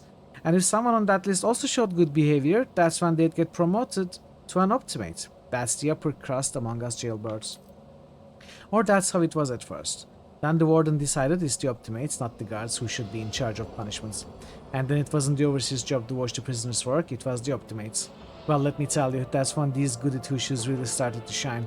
The guards aren't even in the same league as our dear fellows, the optimates. In the old days, we had maybe 5 or 10 stiffs kicking it a week. And now, well, now we were lucky if it was only 50. Yeah. And that wasn't even the end of it. Warden Castilia moved out of his chambers to live right in the quarry, under the dome, and I think something in his new home really scrambled his brain. He began spouting the wildest things like the optimates are saints, who will behold the truth. And he started talking to them, taking them to the quarry. Not all of them returned. The ones who did, you wouldn't recognize them. More beasts than men. They were butchering people left and right, even guards and overseers. The warden himself had armed them. And that's the whole sub-story, but I knew it from the moment he let us have dinners. Oh, this won't end well. Damn the dinners, it's the dinner's fault. Yeah, looked like they dug up something dangerous in the quarry. Something chaotic. The old Koji is right. Whenever nobles start giving handouts to commoners, something always goes wrong. I mean that with all due respect, your ladyship, no offense intended. Very well, I shall spare you.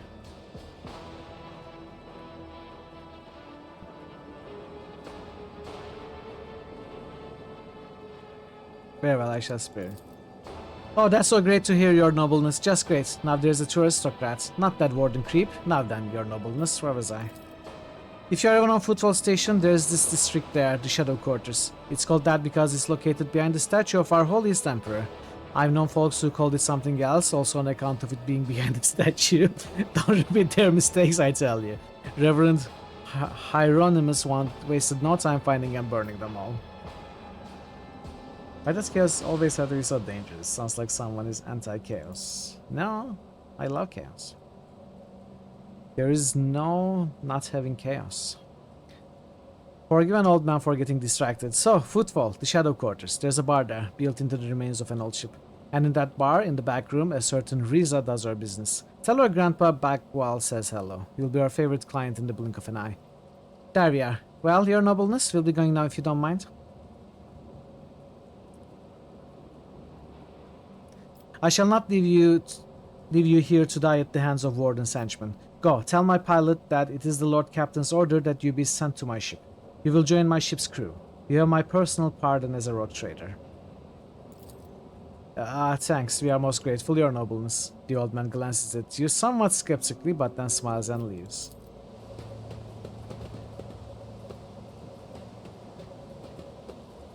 Okay. So picking locks is tech use.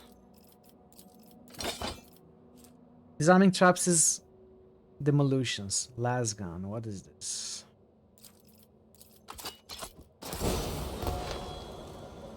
Ooh, leveled up.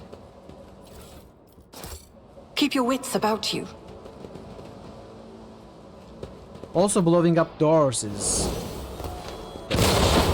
apparently, which makes sense. This ocular implant was a worthwhile investment. Warhammer. And a saturated cape. Let's see what they are. Warhammer looks like a revolver. Higher damage than wealth maintains, lower armor penetration, no bursts, lower range. One-hand shotgun is an interesting way of looking at it. It does have a shotgun attack, that's true. Hey Alpi, how are you doing today? Interesting.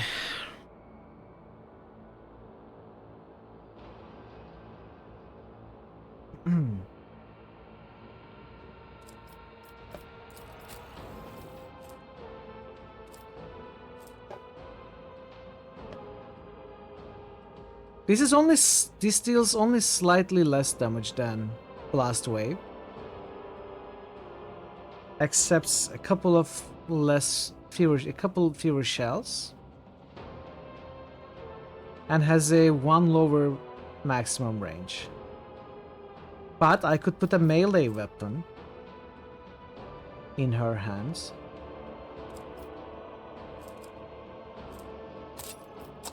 For more dodge.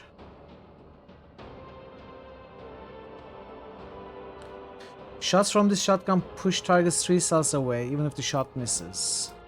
This does not do that.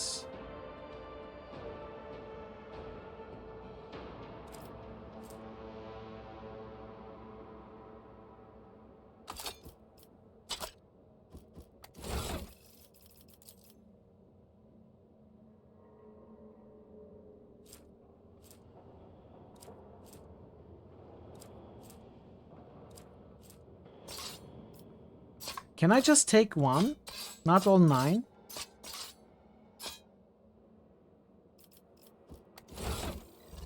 So it's possible to do this to give her lots of parry. 50% parry, 50% dodge reduction.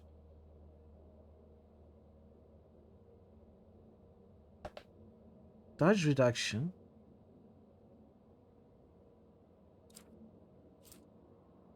Base dodge reduction is equal to attacker's perception for range attacks and attacker's perception and attacker's agility for melee attacks. This parameter determines how much a character reduces enemies' chances to successfully dodge their attacks. Why do I have higher dodge reduction if I have a one-handed melee weapon in hand when I'm shooting with my other hand that has a one-handed shotgun? Interesting. But I think this is better overall.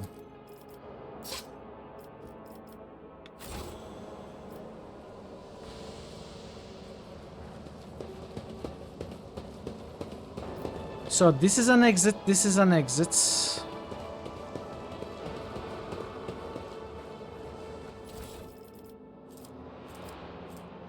Diviner Staff. Okay, let's see what that is. Consign Heroic Act, Consign Desperate Measure.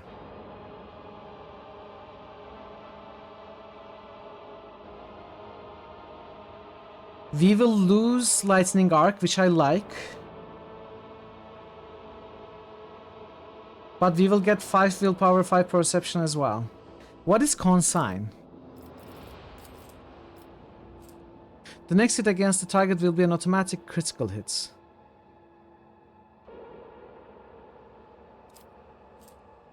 The next attack against every enemy in combat will be an automatic critical hit. Next against every creature in combat, both allies and enemies will be an automatic critical hit. This psychic power always triggers Perils of the Warp. What is Perils of the Warp? This dangerous phenomenon may occur whenever veil degradation reaches 15 and a major psychic power is activated. Perils of the Warp are dangerous to anyone in the vicinity of the Psyker. Their manifestation can push away characters, damage them, summon demons, fill the area with multi-force changes, and much more. Okay. Interesting. I think I may not care about Lightning Arc. Use this full time.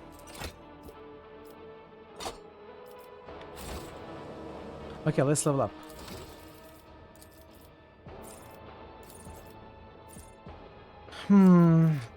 Talents. Now, what did I want? I think I wanted Inspired Courage, right?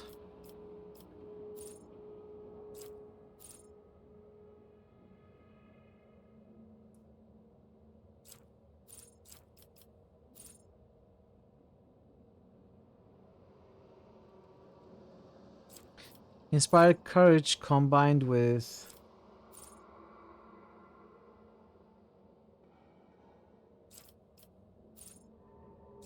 something. I don't remember which it was. Commanding voice is also not bad, but I haven't really needed it so far.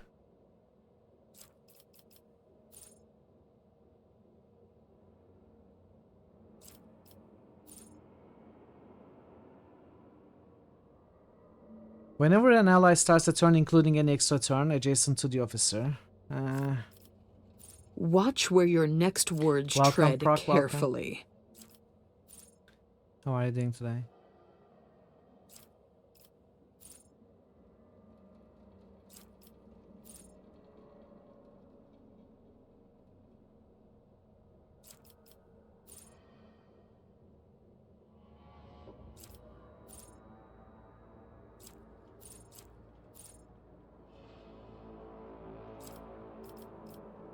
I cannot find that one. There was a feat which, if the officer gave temporary hit points to a character, they gave something else.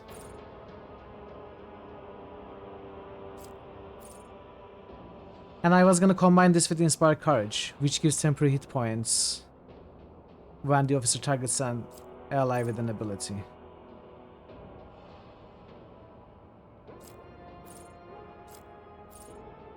Oh, it's this one. Whenever an ally is affected by an officer's ability or talent that grants temporary wounds, that ally's armor is increased by 10% for 1 round.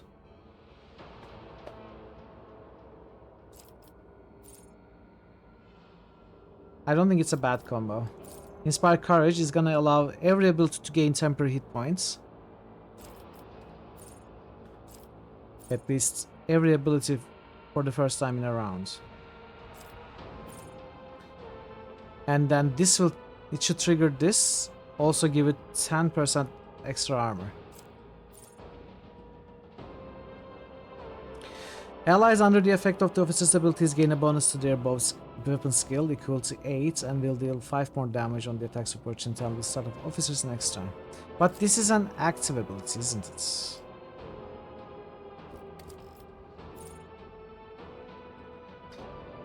I need to activate this.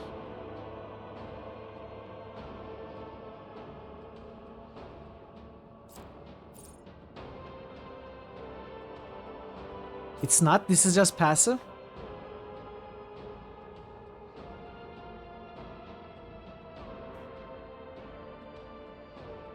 But it's just attacks of opportunity.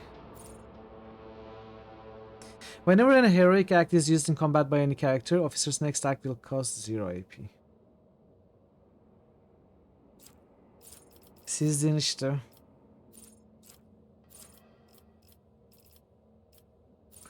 Officer and allies with the voice of command effect deal an additional 15% damage to enemies that have not yet acted this combat. It can be good if we start the fights.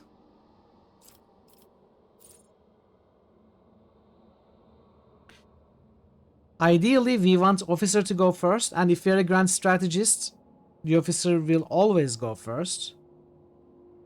Then cast voice of command on somebody and give them a turn which they are gonna play immediately, using the damage bonus, making use of that. It's good.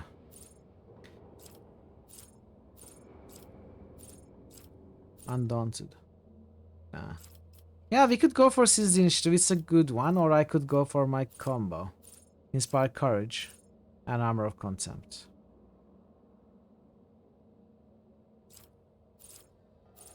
I think I'm gonna go for my combo first. Personal Oversight, then Armor of Contempt. Now, Fellowship, I think, is the most important still. Is there a cap on stats?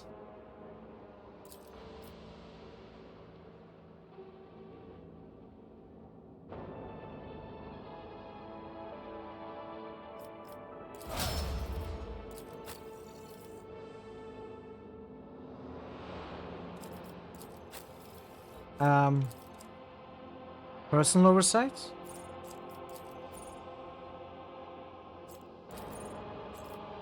Did I miss something?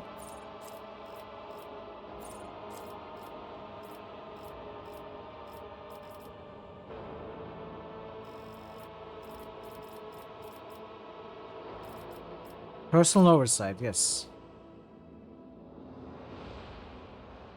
No, what? No, I chose the wrong thing. That's not what I wanted. Inspire courage, yeah, I chose the wrong thing. I'm sorry, I got confused right at the end there. Yeah. Oh, I saved.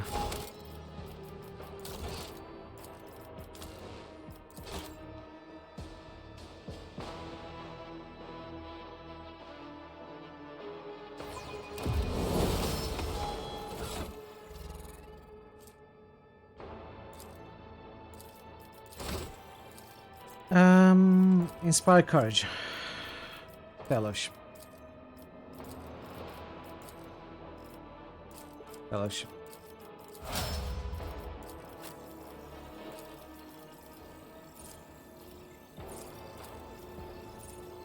Okay, I can only choose from these 6.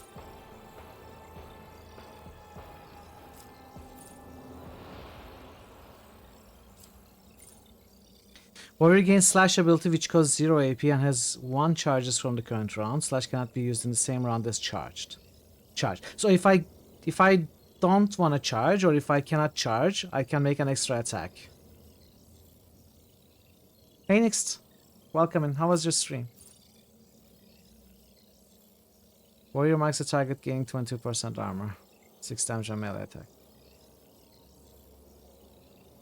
Its target attacks warrior during this round. Warrior gains 1 AP once per round. This could be good. Warrior's next melee attack gains 20% armor penetration plus 8 damage, ignores 12% of target's parry. Every enemy who survives an attack enhanced by this ability will attack the warrior in its turn, including creatures with ranged weapons. Every enemy who survives an attack will attack the warrior in return. Right there and then, not in their turn. Struggle against beholders continues. I'm sure you'll prevail. I'm sure you will. I'm gonna go Sworn Enemy. Should especially be good against boss type enemies. Though Reckless Strike would also be really nice.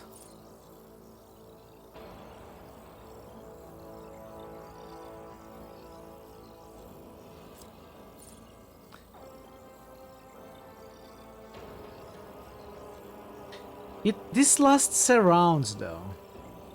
No, it says a cooldown of 1 round.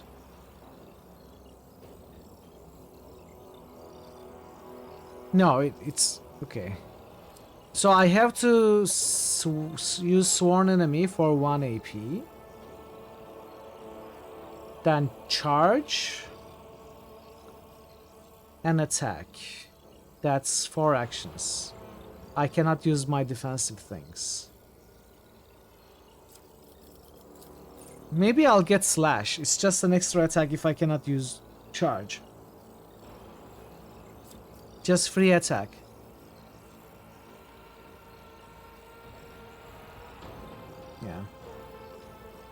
Yeah. Now I notice active ones have cost indication there.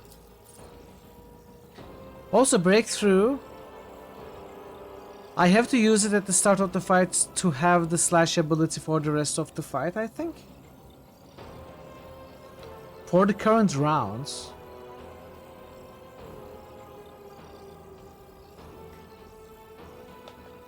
I'm not 100% sure. I have to spend 2 AP to be able to gain that ability for 1 round? That doesn't make sense.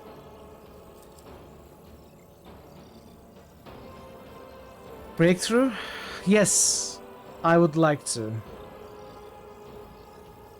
What would make sense is I use it and then I gain the slash ability for the rest of the fight, but it's not clearly indicated here, so I'm a bit confused.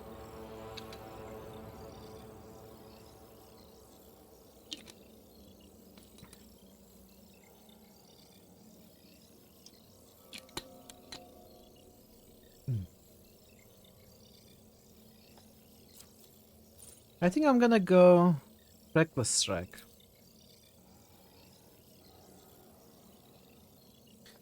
You go through the enemy.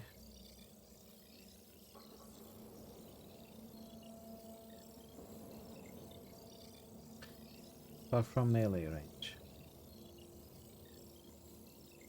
You end up behind it.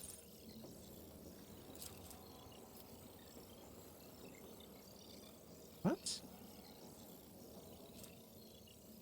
No, you're telling me the slash ability. Warrior dashes through an enemy to the cell on the enemy's opposite side, makes a melee attack with 50% reduced damage. Can be applied only once for one target per round, does not provoke attack of opportunity. Spends all movement points. That's the slash. I'm not sure what the cost for breakthrough is. Anyway, maybe we'll pick it up later. I'm gonna pick up Reckless Strike now.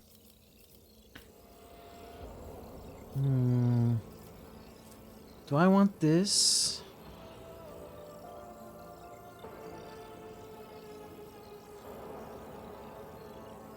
Using breakthrough lets you use slash for the whole combat, right? It's not for one round, because that wouldn't make sense.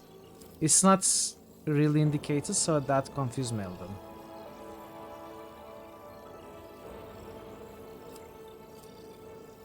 I'm gonna get athletics with him. More intruders. Hey Nebu, welcome. The complex. Welcome Nebu, welcome Raiders. That round. So you spent 2 AP to be able to use slash for 0 AP. I start that point where I start repeating myself, but it was a great tournament, great games. I had a lot of fun. I like everybody had great fun, I think, and would you still have fun if you lose? Of course not. Welcome Floriana. Of course not, QP. I would be super salty. I would be like banning you. I would be banning everybody on the chat. Alright, I would be unfollowing all the other streamers. Alright, I would be moving from Twitch to Kick. I would become a Kick streamer. I would watch this shit for 1 second, alright? You think I would be having fun if I lost? You think I would be having fun here? Come on, man. Alright. Alright. Wow, what a sore loser. What a sore loser. Except he is not a loser. He did win our latest Worms Armageddon tournament. How are you, Nebo? Thank you for the raid. How was your stream? How was Deus Ex? Are you having fun? Are you having a good time? You are the winner. You are. International champion between us losers. Between us noobs. You were the winner, that's true. Well done. Well done. Do check out Nebu. Nebu is amazing at worms. Best worms player that you can find in the multiverse. So go give him a follow. This is going well enough. Might finish it next week. Nice. You have made short work of the game. Thank you for the raid. We are doing Rogue Trader. Hope you enjoy it. We started yesterday. We are in chapter 1. We finished prologue. We went on our first mission in chapter 1. I'm taking very long time trying to... I'm very new to Warhammer, so I'm trying to absorb everything, you know. And also learn the feats and stuff. It's pretty slow going, but it's enjoyable for me. Hope you also enjoy the stream. We just leveled up to level 6. We are trying to choose, you know, feats and stuff for our characters. It's been enjoyable though. Okay. While the operative is in partial cover, their cover efficiency increased by 15%. This bonus is doubled if the operative has not moved during their turn. This might be pretty good actually. Idira is very weak. Very vulnerable to attacks. Whenever the operative attacks an enemy that is full wounds, attack deals 15% more damage. This also would not be bad. She does have good attacks. Exposed weakness costs 0. If I get one of these, if I get exposed weakness to cost 0 AP, I can use both of them in one turn. Both exposed weakness and analyze enemies. And make an attack. Fresh wounds is good damage. This is good for more debuffing in one turn. Tide of Excellence. Whenever the operative triggers an exploit on an enemy, operative gains +1 damage, 2% armor penetration until the end of combat. Only applies to first strike or projectile in a burst attack.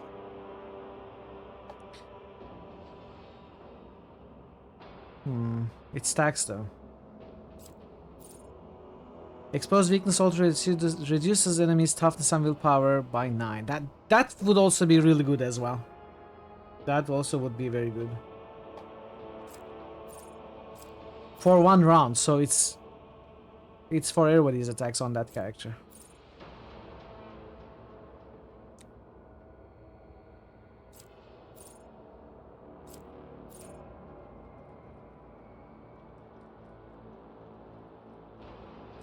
If the target of analyzed enemies has 2 or more exploits, the target suffers +1 additional exploit.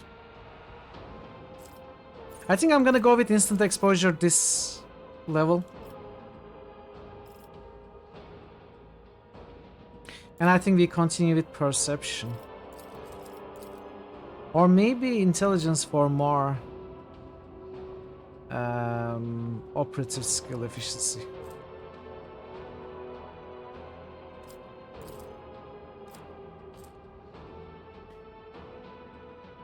I'm not sure. Perception is high enough, honestly. Let's go intelligence. It's a bit low.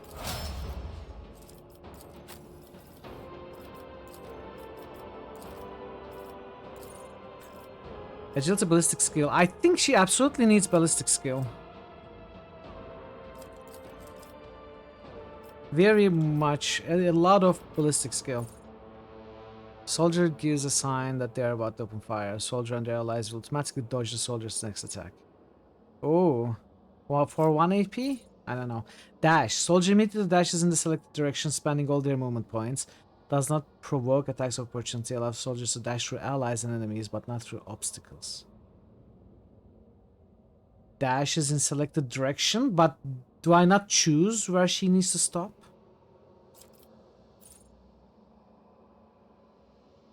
Yeah, that's what it looks like. She misses a lot right now. Next ranged area attack made by the soldier deals 100% damage and has an additional 20% dodge reduction. Concentrated fire. This could be very good. I mean, it costs an AP, but could be very good. If I use run and gun, use concentrated fire, use a burst attack, and use a single attack, I can do all 4. I usually do run and gun and 2 burst attacks. But if this will have 100% damage, then it will count as 2 burst attacks, basically, in the same direction, granted. With the added benefit of dodge reduction. And then on top of it, a single attack. I think it makes sense. I think concentrated fire is a good option. Soldier immediately spends all their AP, MP, and gains 30% bonus to cover efficiency. The next time soldier uses run and gun, they gain back all spent AP and MP, plus 1 additional AP. Whoa, this is interesting. So if I entrench, and then run and gun, I get everything back.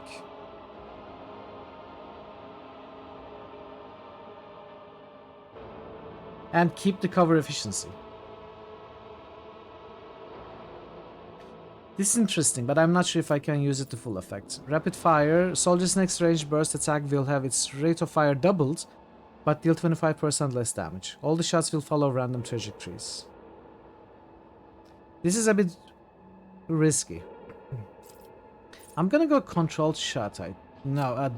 Concentrated fire. I'm gonna go concentrated first. Okay. So now there are 2 exits. Let's try this one. I always keep my The options other one open. would go out over there.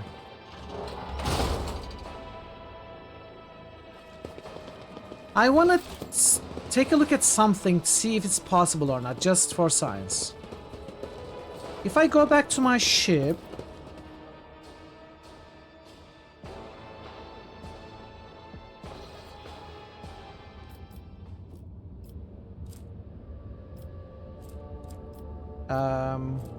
and go back down. Technically, I should have healed my injuries, right?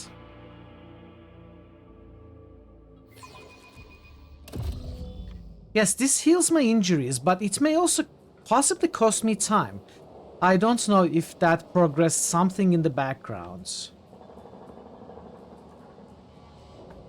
So I'm not gonna do it now, but for situations that may not look like it has any time pressure,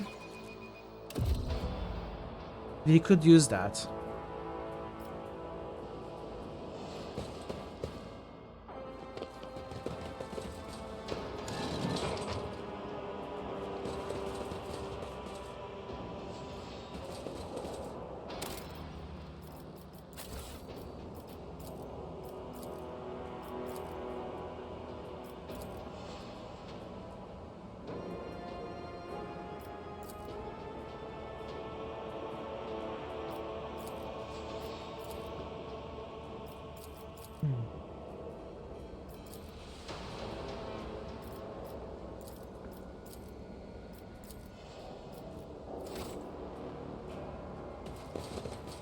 Probably, but not yet. If I can get 1500 reputation with pirates, I'm gonna get 9 medkits immediately from them. So, Interscale Enforcer.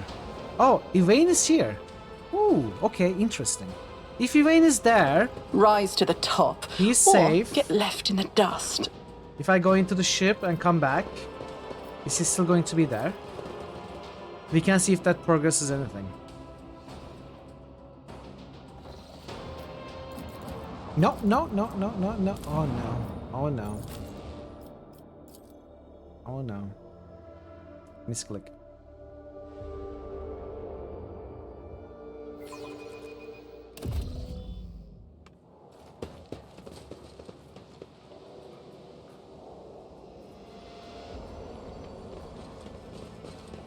Yeah, I think that's it's like that as well. If you go to a new location, it progresses. That's what it looks like. Oh no! Oh no! No, no! Lady von Valancius, my greetings. May the light of eternal terror shine forevermore. Yvain Winterscale, younger son of Caligos Winterscale, at your service. Greet him with decorum. Lady Mitchell von Valancius, I am pleased to make your acquaintance. As am I. Yvain's voice is soft and immaculately polite. Please accept my apologies for the slight breach of etiquette. Here and now is neither the best place nor time for protracted ceremony.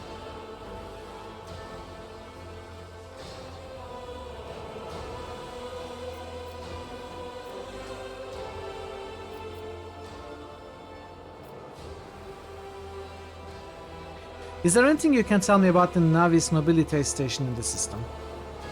I know more than most, but less than one might expect. Our navigators are true recluses. You can see he's aching to continue further into the prison, but he suppresses the urge to rush off. Urak 5 station is the sovereign domain of Navigator House Orcelio. As I said, they are remarkably reclusive, unwilling to interact with anyone, even the system's governor. However, House Orcelio has a direct agreement with House Winterscale. Several navigators of the house serve on my father's ships. That is why I was granted personal access to the station for emergency situations and important negotiations. I have been to the station twice, alone. It is the master's demand that even guards and servants be left on the shuttle. By the throne, it is a bizarre place. Inexplicably, my emotions would shift from sudden trembling to carefree jubilation. For what reason, I cannot say. That station was far from uplifting. Every servant who tended to me there had their tongue amputated. Well, I doubt such details are of interest to you. Once we are done here, I can try to contact the situation and request access for you as well. But I am almost certain it will be for naught. Allow me to use your access code. My navigator is dead. If I fail to find a new one, the very first warp jump could spell disaster for my ship. As a nobleman and a scion of Rogue Trader House, you are obliged to aid me. I don't want to force the guy.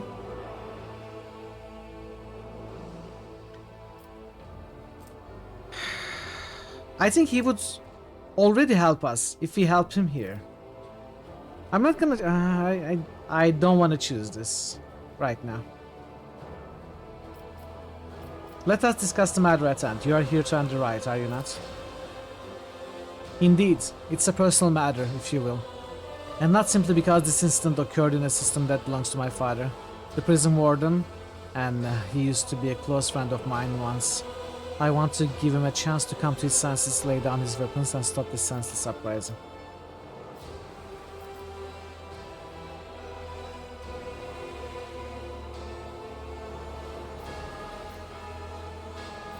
If your diplomacy truly can stop the riot, it's worth a try. The fewer deaths, the better. This is very naive. This is more... well, let's go with that. My father would disagree. Thankfully, he is not here.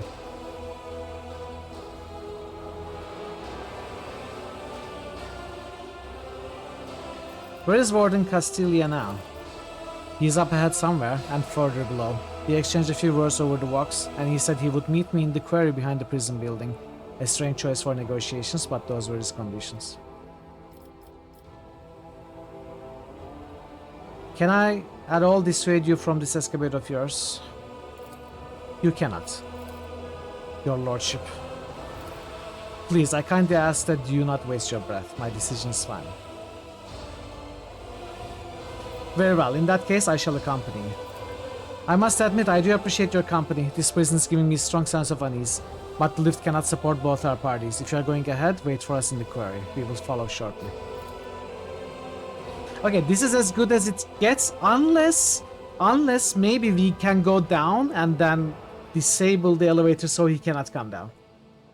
If there's gonna be an option like that, I think we can get away with it. Say that's... oh, it broke. I'm sorry. I don't know what happened. I guess we don't have a choice like that, though.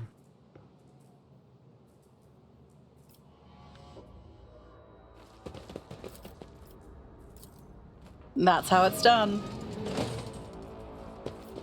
Medicaid. Evidence suggests that victim was killed. Is there money to be made?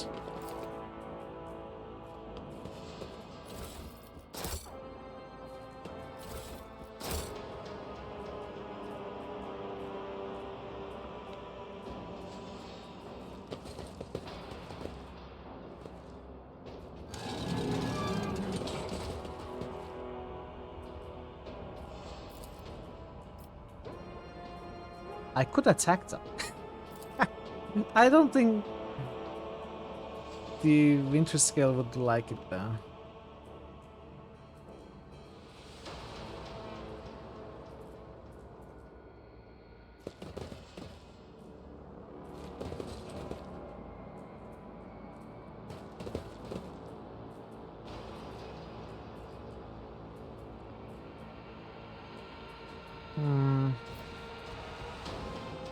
Okay, I guess we approach. Let us not dawdle.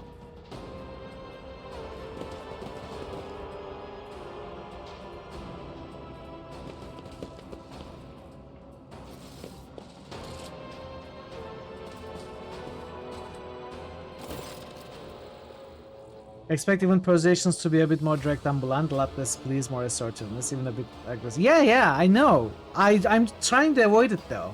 It's not that I misunderstand the setting, but I am trying to avoid it. As much as I can. I know it's not gonna be 100% avoidable. Everything in the appearance of the man walking towards you, his every gesture and his very demeanor speaks of his noble birth. This creates a stark contrast with his hair, a matted knot that clearly has not seen a brush in weeks, and his crumpled and filthy clothing. His face is pale, and his eyes burn feverishly. Who are you? I was expecting my friend Wayne, not an intrusion. Then your wait is over, and... Wayne takes a step forward. However, I do not come alone. I am accompanied by the Honorable Lady von Valencius.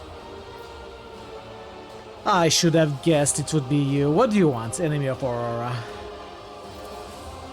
Warden's words are suddenly drowned out by a chorus of voices in your head. The entity that still dwells in the recesses of your mind rejoices in a cacophony of cries. This place, it holds great significance for the entity. In the frantic chanting of the voices, you can almost make out words that speak of an ancient grave, one that was opened, for it contained a priceless treasure, a most coveted prize that was retrieved by the faithful after a centuries-long search.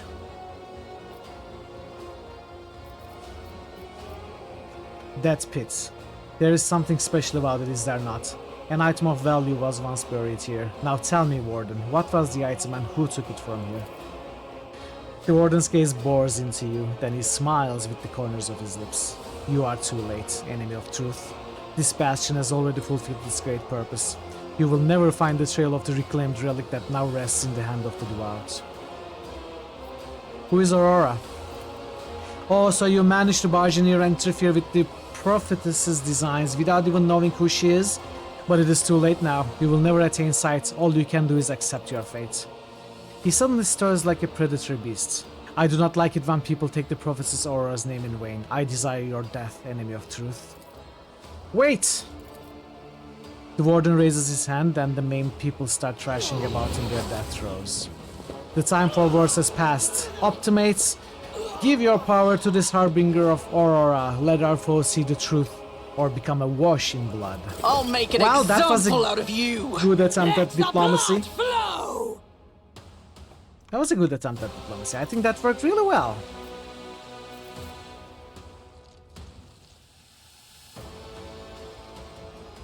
One might say it worked perfectly.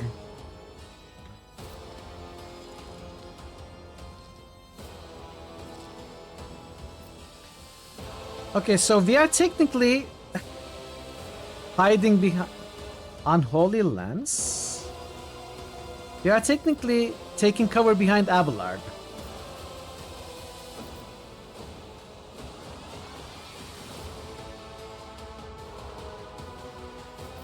I wonder if they can move like this.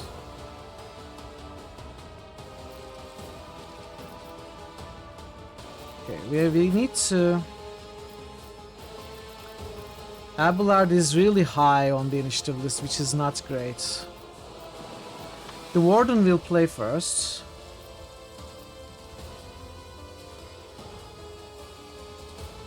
I may have to leave... Okay, let's do it like this. Idira...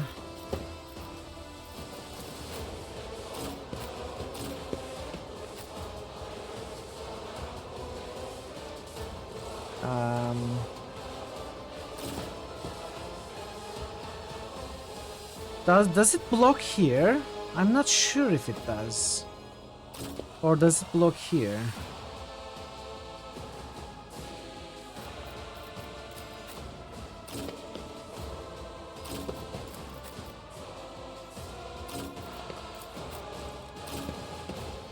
I'm gonna try starting like this, I guess. Hang on. Here we go. It's nothing.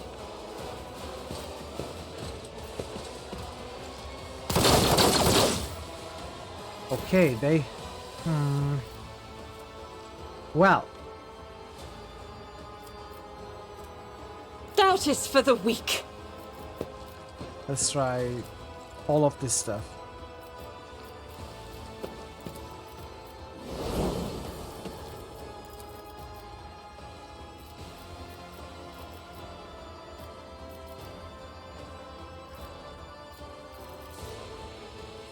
Gonna hit Abelard as well.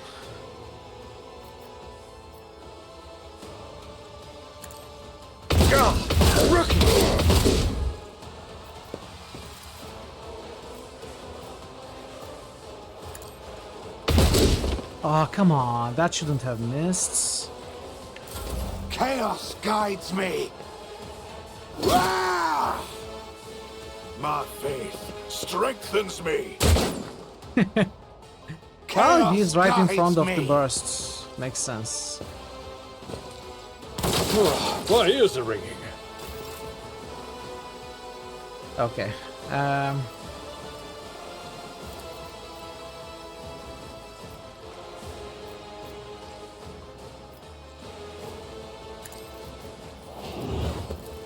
Oh, ads are here. Let me snooze the ads.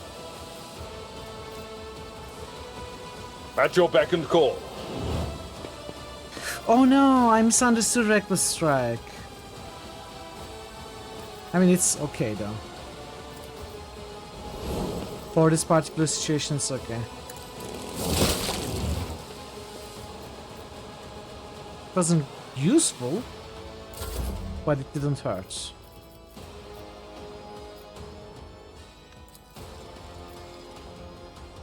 I'll see to it personally.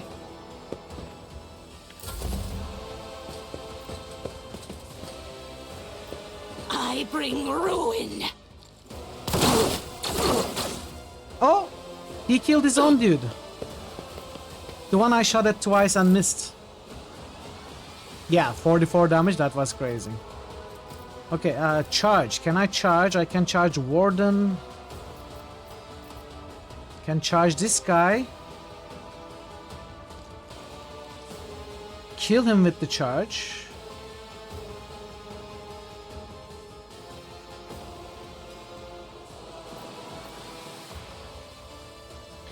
I think what I do, I move here. I move here, attack, then charge.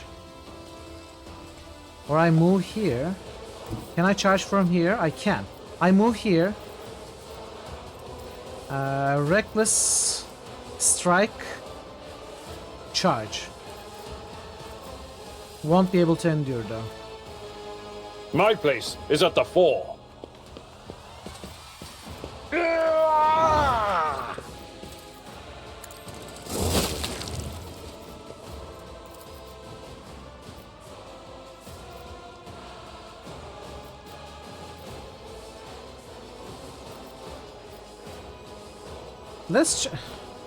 Let's charge the Warden.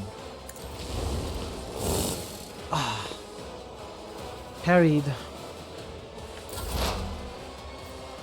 Okay.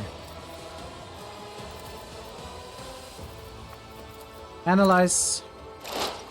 Not the Scryer's job. Expose. Enjoy your food. Wait, didn't you already go flirt today? Enjoy your food. I have 3. I can forewarn Abelard, or maybe even better is Argenta. Consign.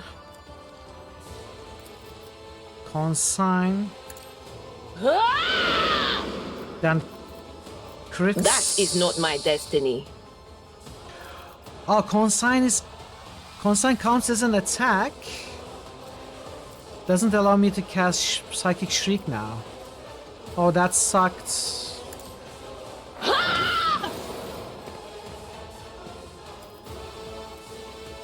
Or maybe it's because they are both whale things. Well, I certainly couldn't make good use of that. Cover me. Oh well. Enjoy your Out food. of my way. Hold on. Such is the will of chaos. I've suffered worse. Let's get to it. Grey hair. Oh, short nice. She did Not always nice. want to be a martyr. Got a trauma. Oh, that guy shot the Warden for 16. I serve the ruinous powers. Pain and duty go hand in hand. Okay.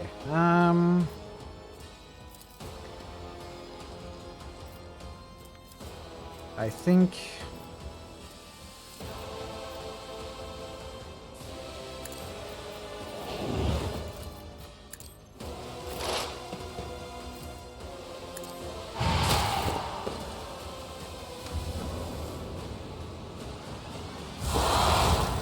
Yeah. No! I have to destroy this thing first?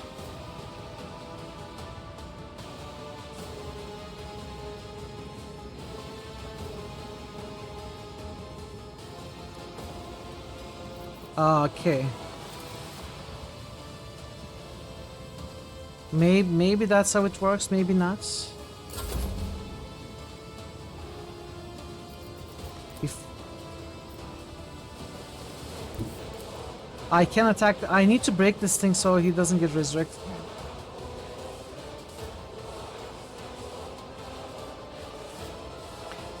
Okay, I'm gonna have to take a break, chat. This fight will last longer than I imagined. And after the break, we are gonna maybe restart the fight. But maybe not. But for now, I have to take the break. I'll be back in 5 minutes or so. And we'll be back. So stick around. I'll see you very soon.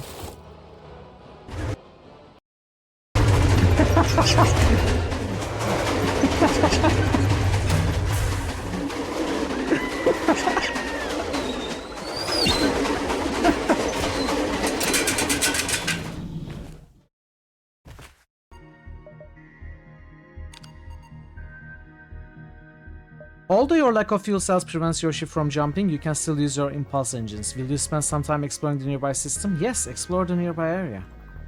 No ships respond to your hails and you find nothing of interest. Give me food, give me fries, give me salad on the side. Ooh, yeah. I like that. That's my new favorite lyrics. We continue waiting. Yes, walk into the fire, amazing.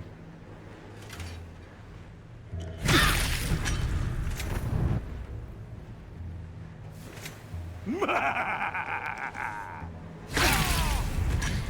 going to last much longer. I must heal.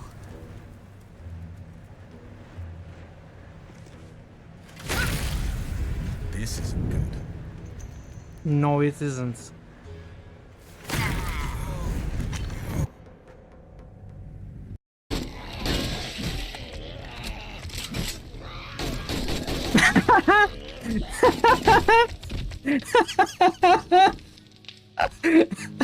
QP comes in behind the soldiers with nothing but jocks and sunglasses.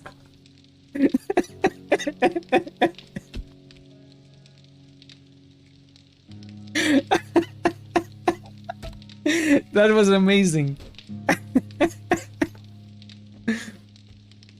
Hey, PQC. Demo? No, I don't think you can spam them yet. We are not... we haven't progressed the game stage enough. Yes, exactly, that's what I was thinking, word game out. QP is an absolute chat for sure. Look at him. Look at him. He saved the day. Just boosted Daggerfall.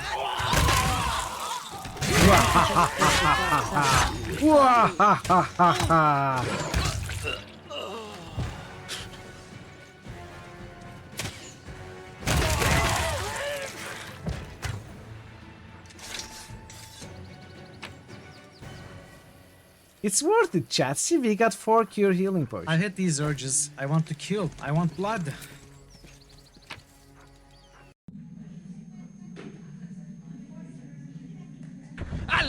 I love you, baby. Oh, I love you too. Nebuka just boosted Might and Magic 8. What gallery was that? You know what I just did? I just closed the game window, thinking it's the computer in the game. But it was actually the actual game window that I closed. Wow. Wow, Mitral.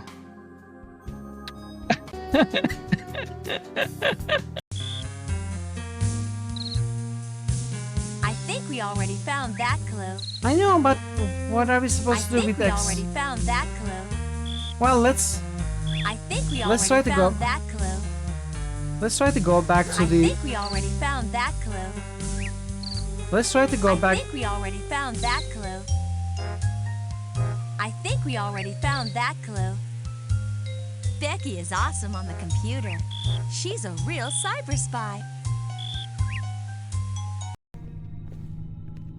Oh, that's because he... Oh, I see. He dropped it. Because he panicked. Can we do it again? Wait, who is that? Boo! Okay, I'm back. Thanks for sticking around, everyone. I decided to play through the fight, but I am pretty sure we are gonna have to retry it. But I want to see a bit more of it before we die. I think we are gonna die. We already lost Argenta. It's not looking good. But let's not just reload now.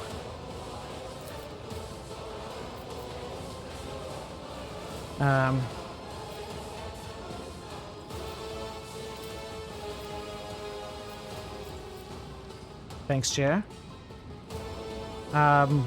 I want to try shooting this thing, see what happens. This is a silly move, but for science. it just takes damage normally. At least that's what it looks like. I think, yeah, maybe it wasn't a great choice to come here first. Obviously, I didn't know, but maybe we could have done some easier fights on other areas Brace first. yourself, Abelard.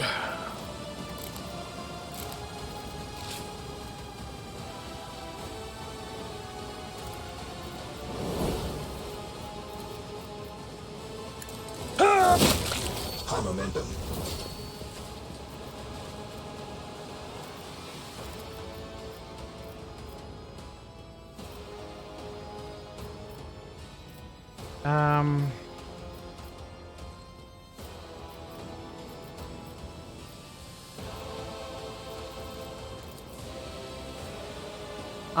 I seem to be able to charge at this. No, I cannot. Well, I can charge here though.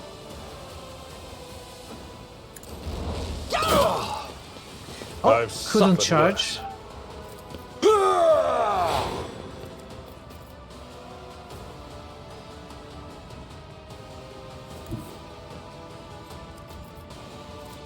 Or, oh man, Mithral is taking that valuable spot.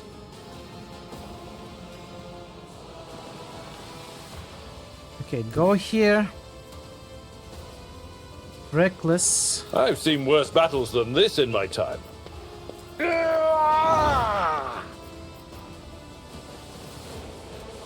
cannot charge. Why can I not charge?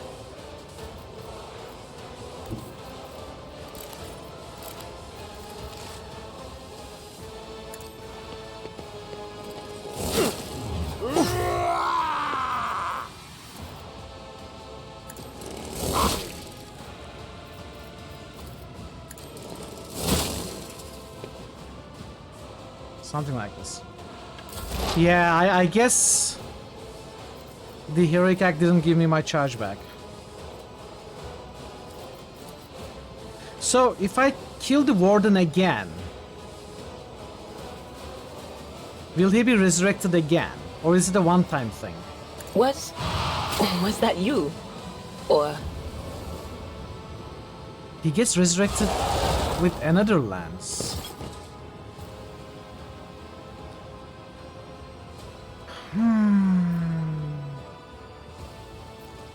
There are 3 lances.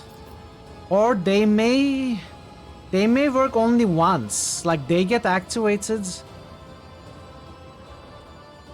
when they... Maybe I don't have to break them. Maybe I just have to kill this guy 4 times.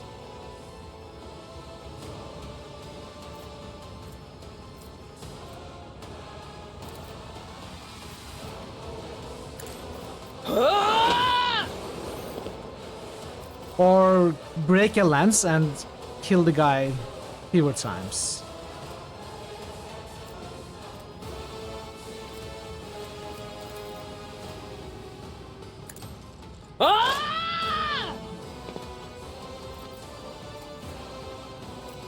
How do I know how many exploits someone has?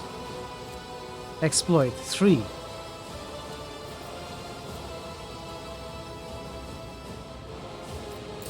Let's make it quick. I wish these guys were a little bit more useful though.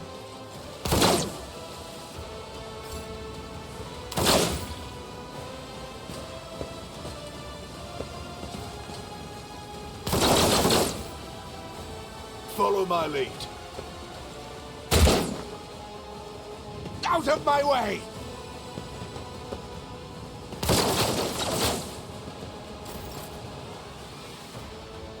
Okay, is that 3?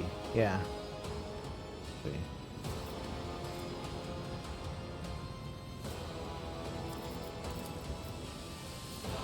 3. Who do I give a turn to?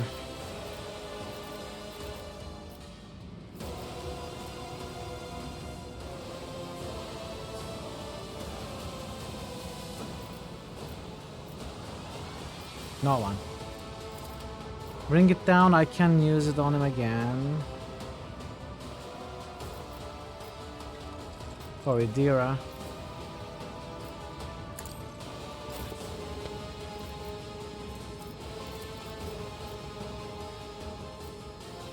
Cannot really charge.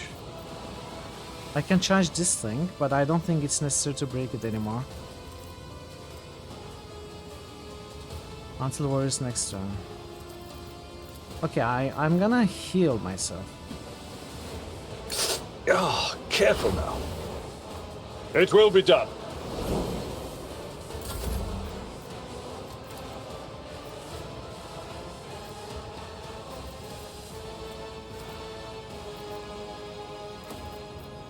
Who, if not me? Come on, dude. I am your doom. A mere pain won't stop me. Okay. So, where can I charge from? I don't think I can go anywhere that I can charge from. I can kill this guy and not do much else.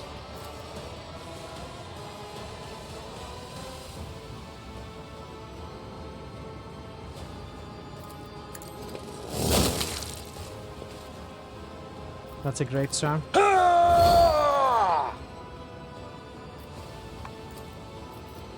Maybe I can go somewhere. Somewhere useful. For next turn. Like here.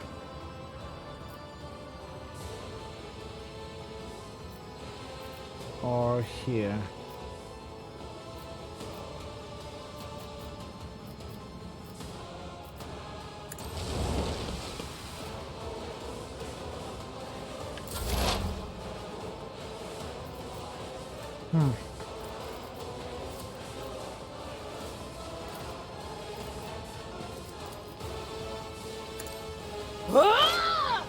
Idira is pretty far away from the action, which is good for her health.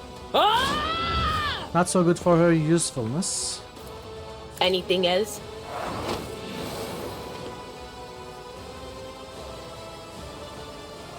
I may move her here at least.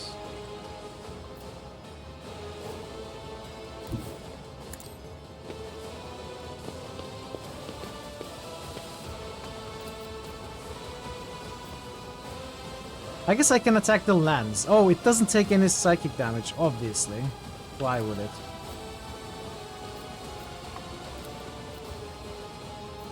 Okay. Let's get to it. Guys, break this thing. Break it. Oh, you're horrible. Here we go. How did the Winter Scale survive this long? With these horrible enforcers. Thanks for breaking it. Weapon at the ready. Death to non-believers. Control needs to leave immediately.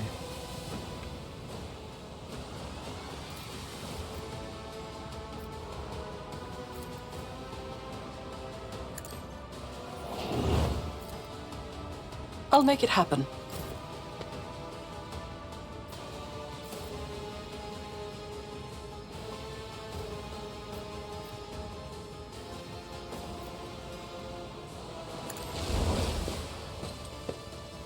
Yeah, please approach a bit more.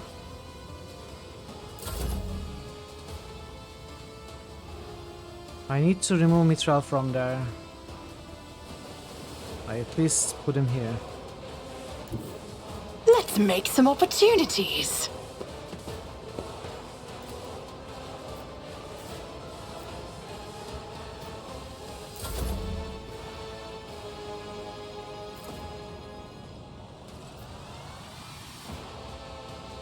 I don't know if I can reach, probably not.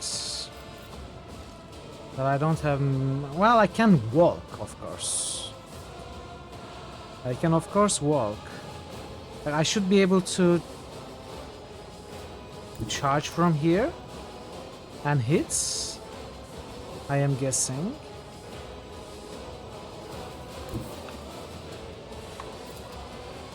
That's too close to charge. What about here? I'm not sure. This may work. Wait, can I walk on these squares? I can. I am assuming he's able to climb from here to there. Like, I should be able to go from here to here to here, right?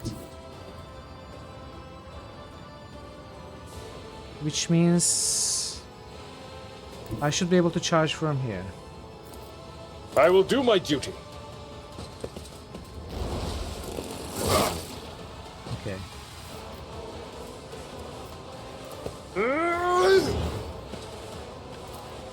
At your beck and call.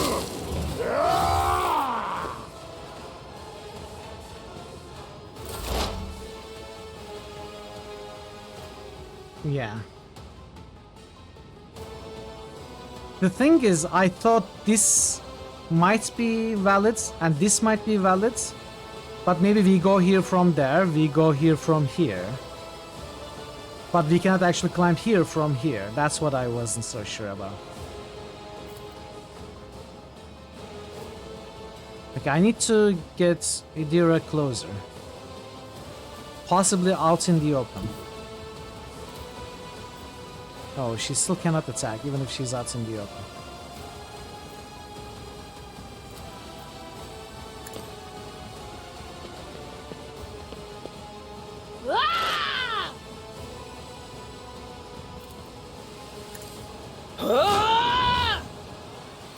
On it.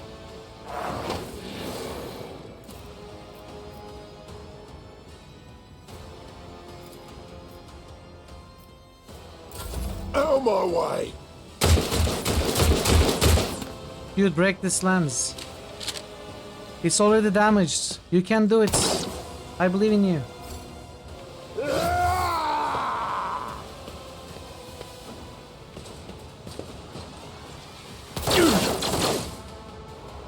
Break them morale. Death to the weak.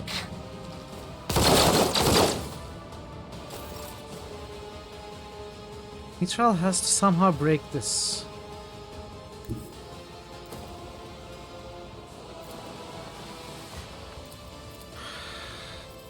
Probably cannot though. I'm ready for whatever comes. It's They are as good horrible. as done.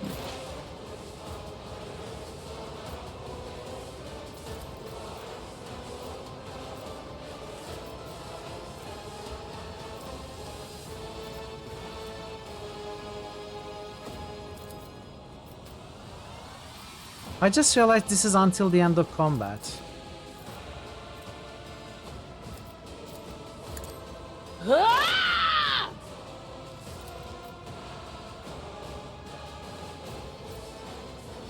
Anything else?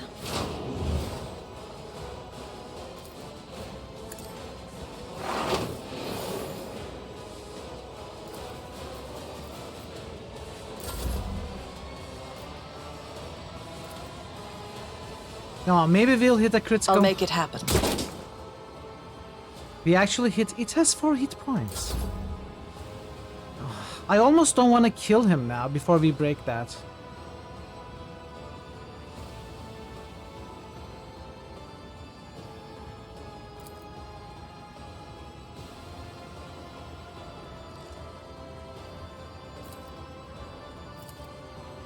Indeed.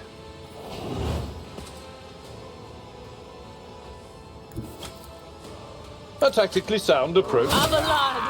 Not you! Oh, I got too greedy to be able to charge back. I didn't think he would get hit. He was doing so well. Oh, man.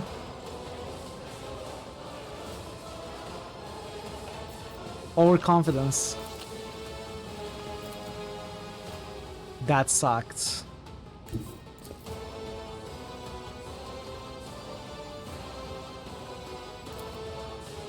Will do.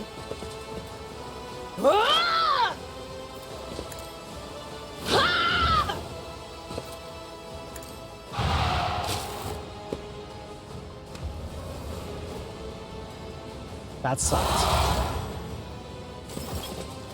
No, I absolutely needed Abelard. He was the only one doing any work.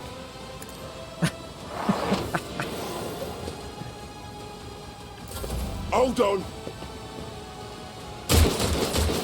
Yeah, shoot at the guy that is far away that you have been missing repeatedly. Get to it.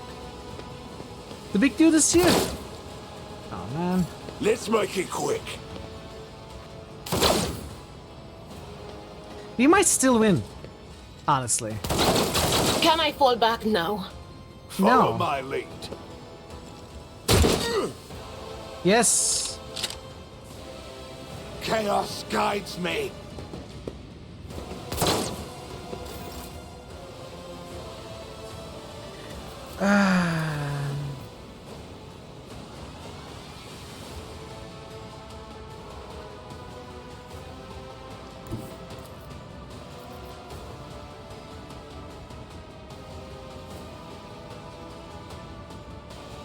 Do I take a risk? That is horrible damage. Even if it hits.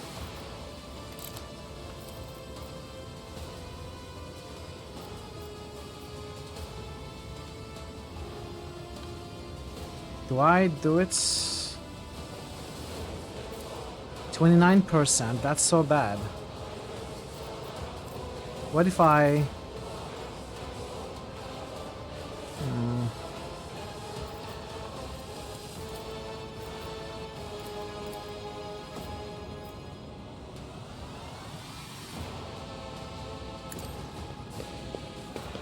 This is not looking good at all.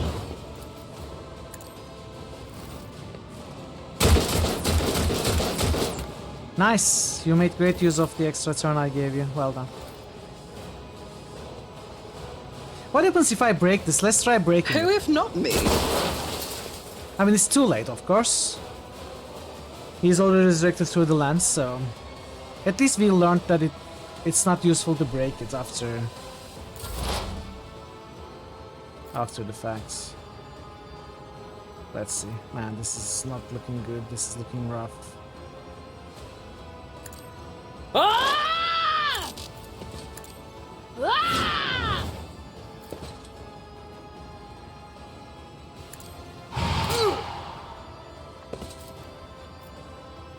Anything else? Let's get to it. This guy. And hit this time.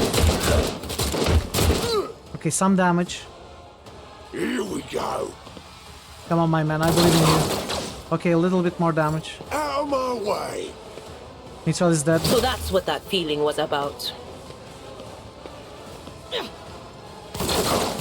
Yes! Hit your own guy. Oh! Idira is actually in range to kill the warden now. Me.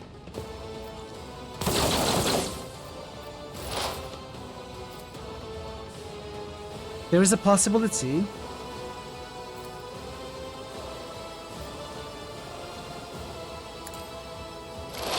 No can do.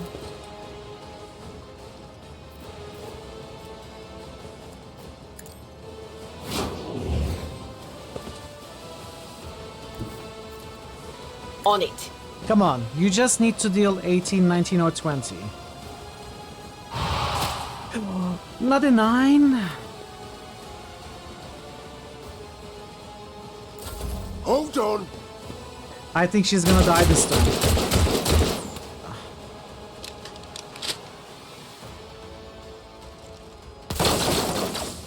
2 health! No, that was so close.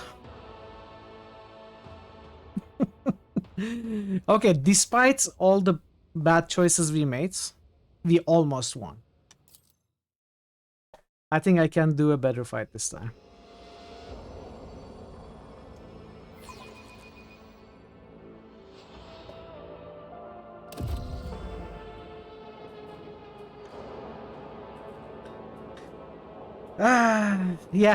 Yeah, I think so. I think what we do is actually start over here, break this thing.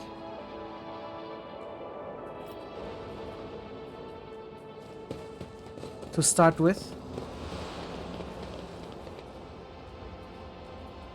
If I can actually get them closer by hiding here, if they come over here to be able to attack me, They might also come from here, of course.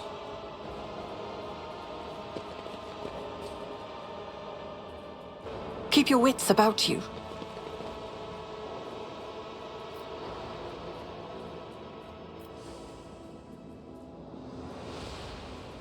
But I think it does make sense.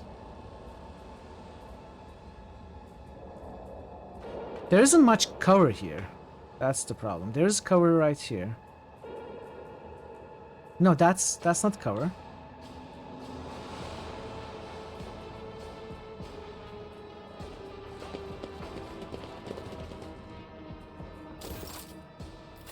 I always keep my options open.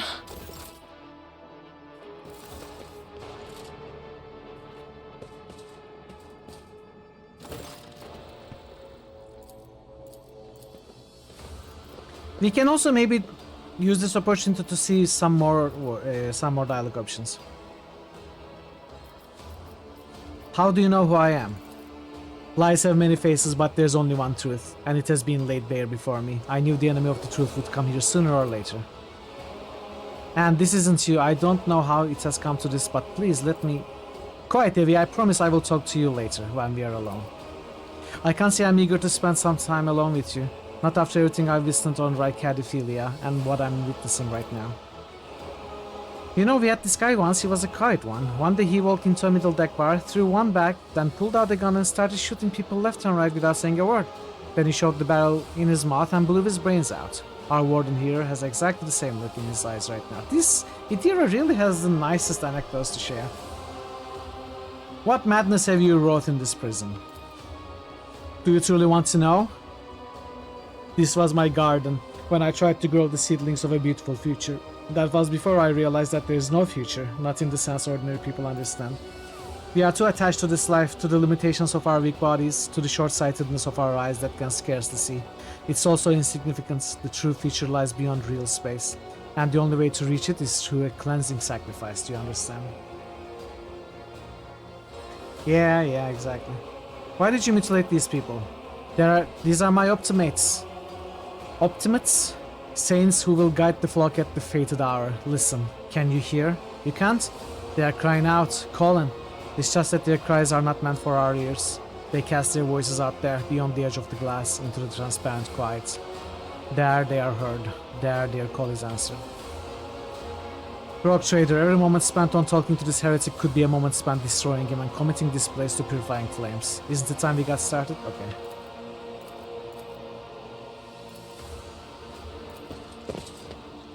Okay, now. Your arrogance will be your death. All of you will bleed! Okay. Let's see. Put Argenta here. Argenta.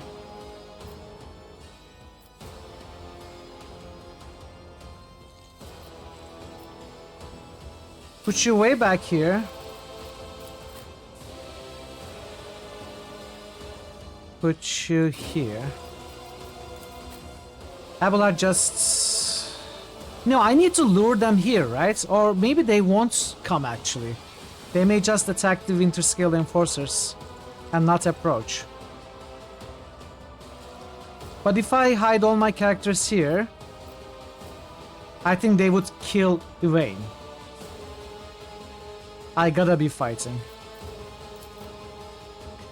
Well, I need to start Abelard 5 away from all the characters for a good buff at the beginning. So let's maybe place Mithral not in a cover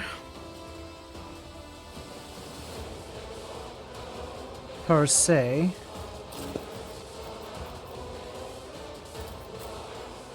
But at least out of the line of sight of these. So only ones that can see are these ones. The others will have to approach. And Abelard probably goes like here.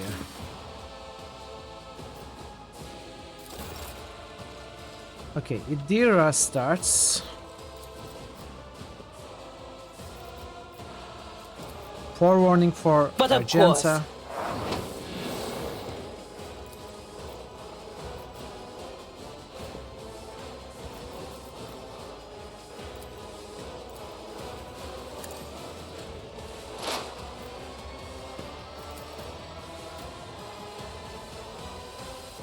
Could try to get an attack off, but that's probably risky. I would rather hide Idira this turn.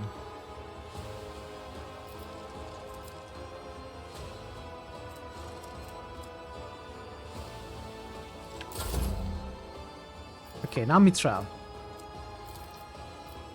Voices of Command. Give you I'll a turn. see to it personally. Brace for impact.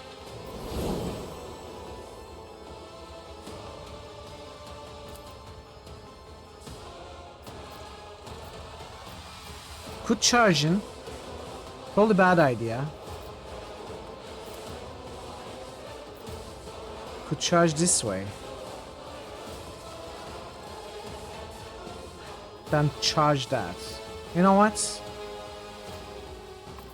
I'm going to endure. Wait.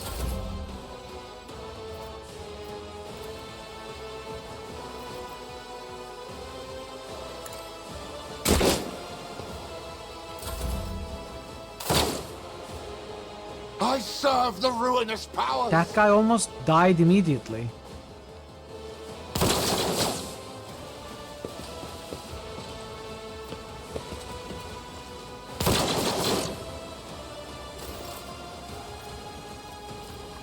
Okay.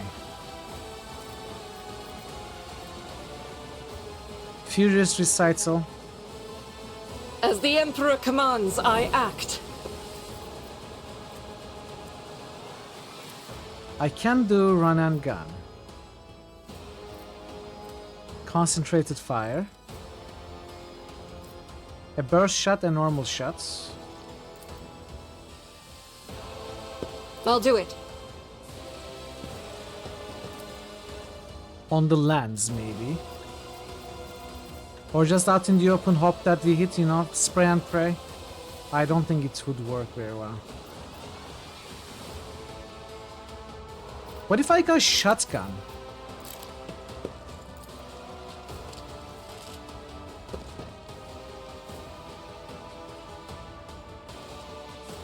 I could break it this turn.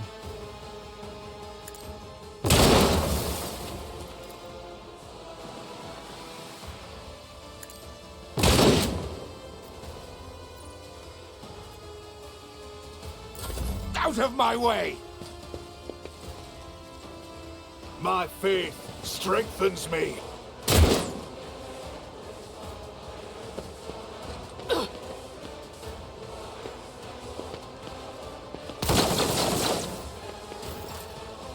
Okay.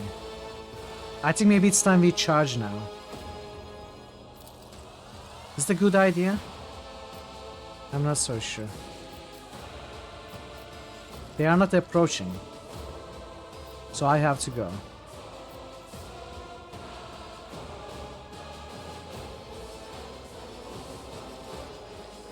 Do I have to go? Can I afford to wait?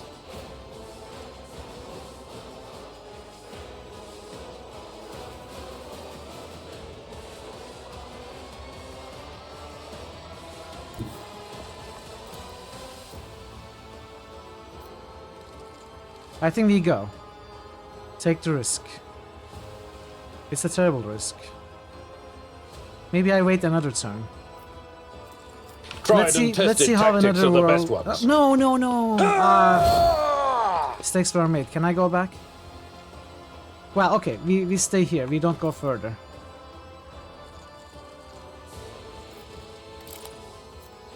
I do have a ranged weapon. No, I don't. I have no ranged weapon equipped.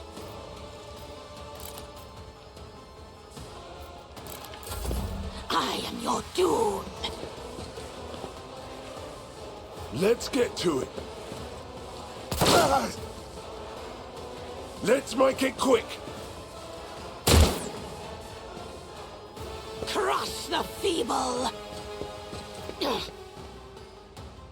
I serve the ruinous They are powers. actually standing nicely bunched up.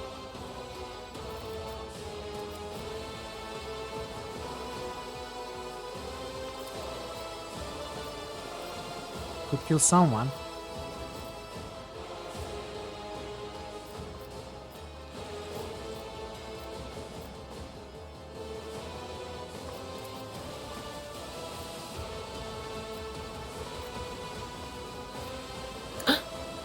Was Yeah. that you?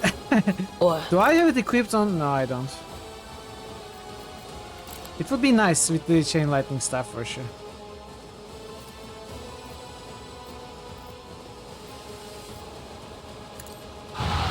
what an unfortunate turn of fate. Anything else?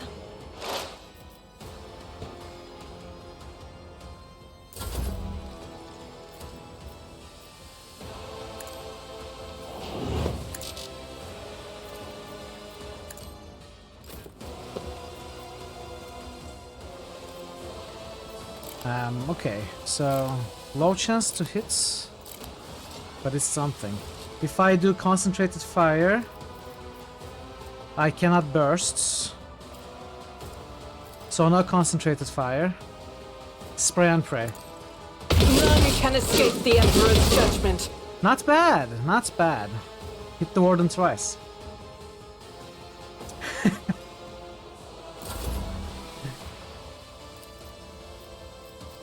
Okay, that wasn't bad at all.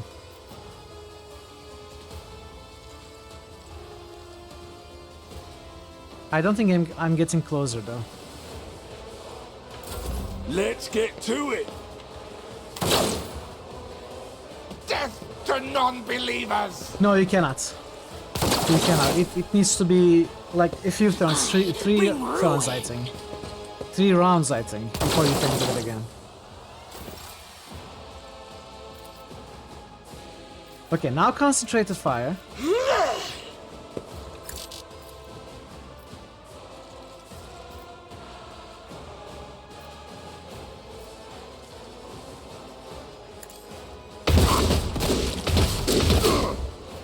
Not too shabby.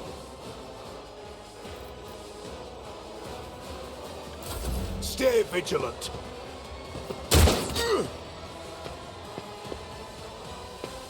Wow, they landed the hits.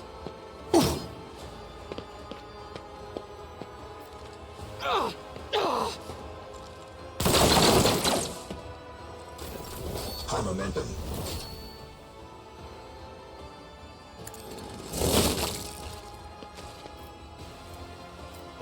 I could charge. I think it's a good time to charge now. Reckless strike charge to Warden.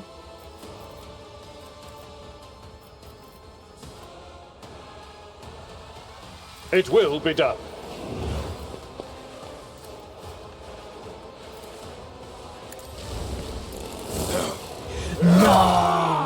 I've suffered Well, worse.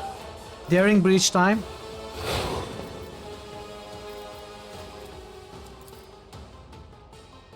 Victory is imminent. At your beck and call. Come on, dude. What? Abelard? I have to use Endure. Indeed.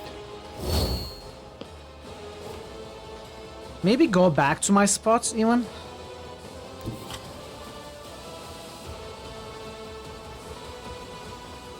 My place is at the fore.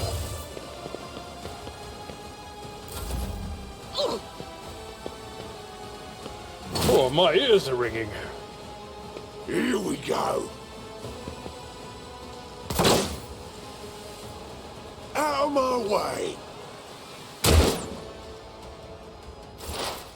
Okay. I should be able to not kill, Will do. but hurt the warden quite a bit. Expose it. Sand it. Anything else? 13 damage. Wasn't amazing.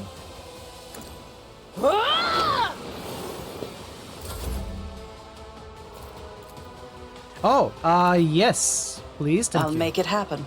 I won't compromise my principles.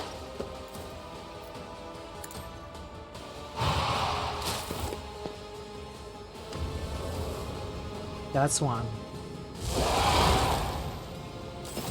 So far, so good.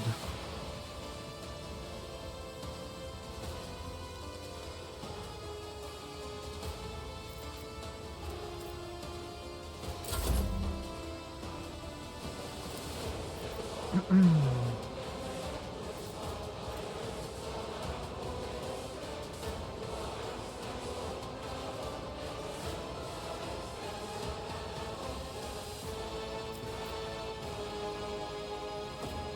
I kill it? 32% chance. On it. Nice. Death to the weak!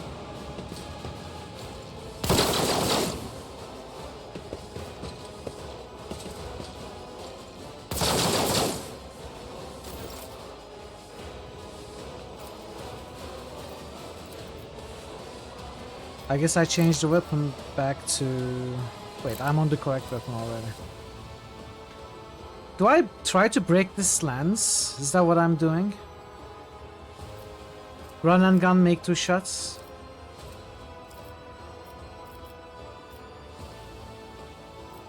Or maybe I reload. Attack once and reload might make more sense. As the Emperor commands, I act. Follow my lead.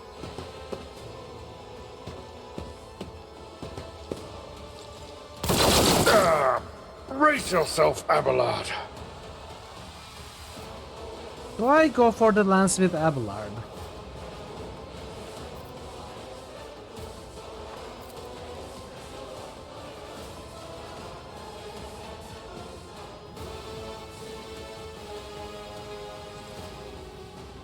I think I go here.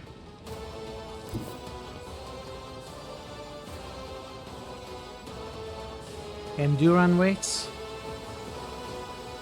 Will they approach even? I may have to go after them.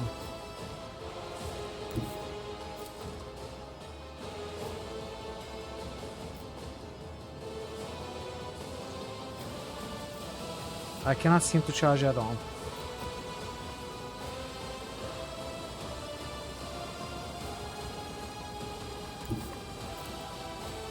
Okay, this is something I can do. Yeah, I saw that.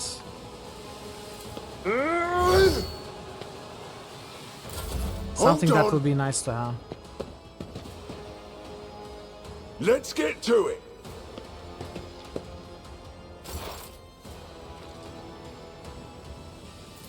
Now they are too far away to use any skills. I gotta start repositioning the party. Maybe I'm gonna start moving them towards here, honestly.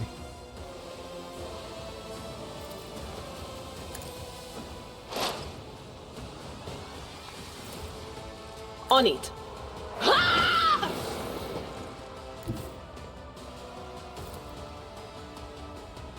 They who discern the future own the battlefield.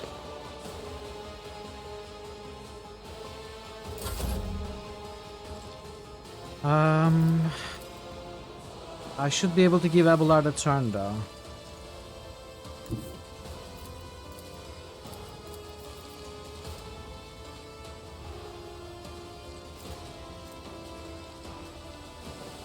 All of officer's abilities can be applied through tag the voice of command from any distance. So as long as I can apply the voice of command, which is here.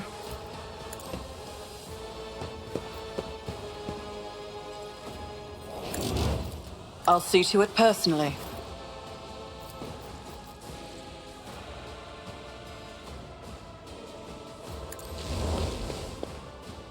Almost there, almost. Can I shoot something? No. Okay, let's go.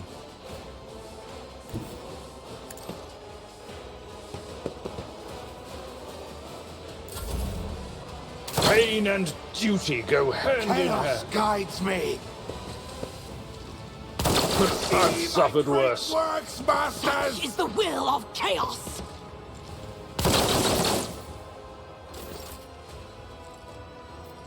I think I can attack the lens twice with Argenta. Run and gun. But is it better to shoot at them? Abelard is fine. He's fine. Run and gun. I can even reposition the character, like here maybe.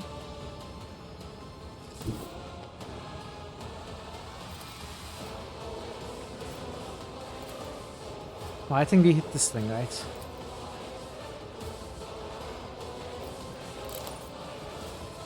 Actually...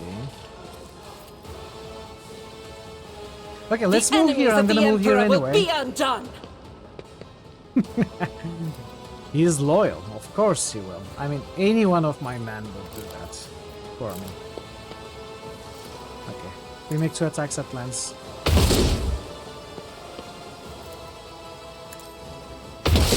Is it broken? Oh, we missed.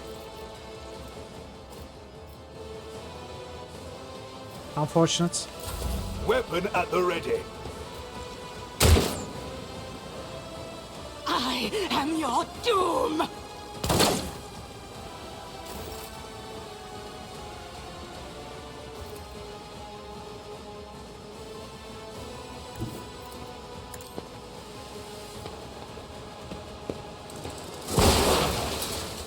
Okay.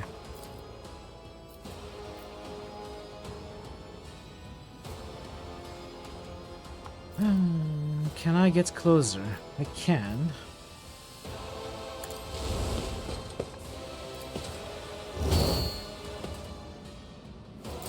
Let's make it quick. Let's get to it.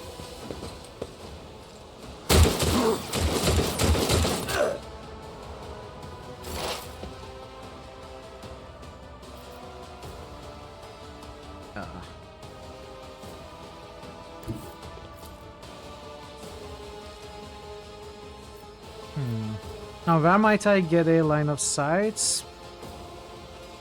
Nowhere. Not getting a line of sight this turn.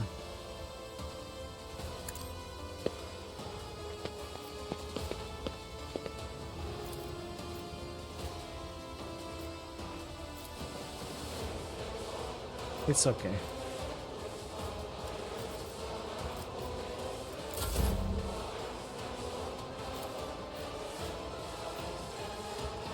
Oh, I should give Argenta a turn.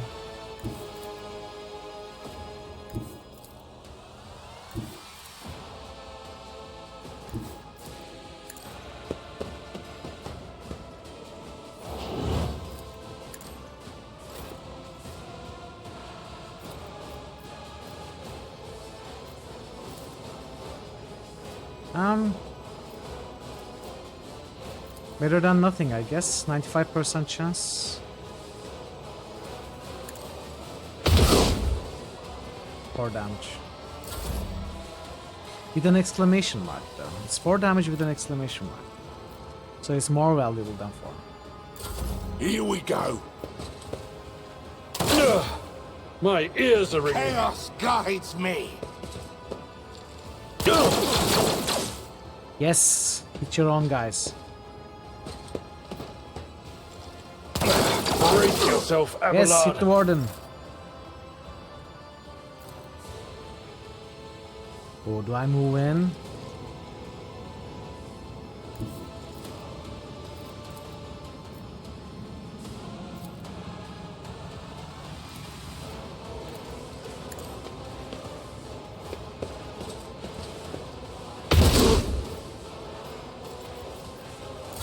Wreck their morale.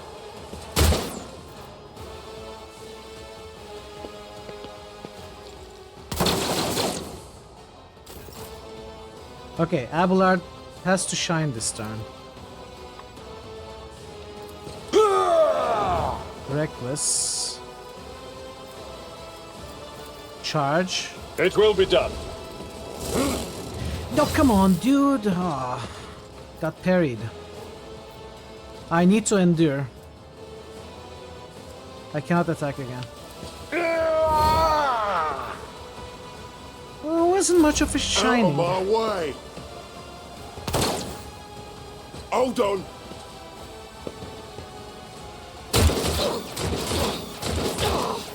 Oh, you hit that guy. Wow. The first time he was able to hit anybody.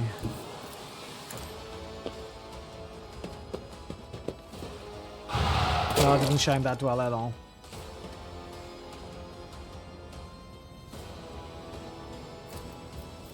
Not one bit.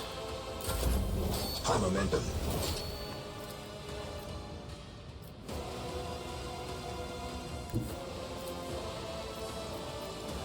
No. Cannot do anything for Abelard, but I can give a turn to this guy. Who, if not me? I'll see to it, personally.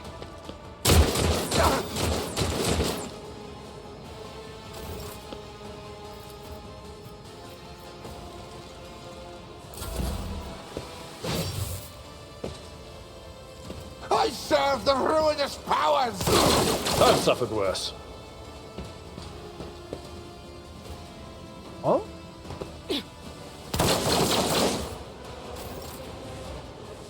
I could also heroic action. The Guardianza.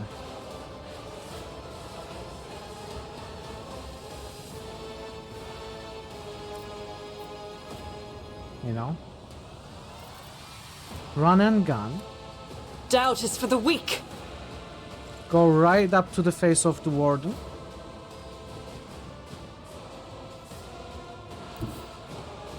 God Emperor, move through me. Be the fire in my heart. I will not. Switch to I'll do shotgun. it. I refuse. What is happening? This is unacceptable. Kill that guy. Kill that guy.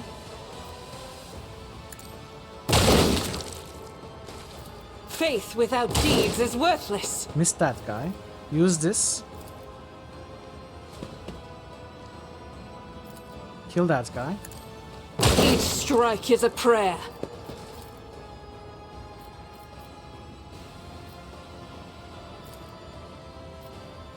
Hit Abelard, miss Warden probably. Switch.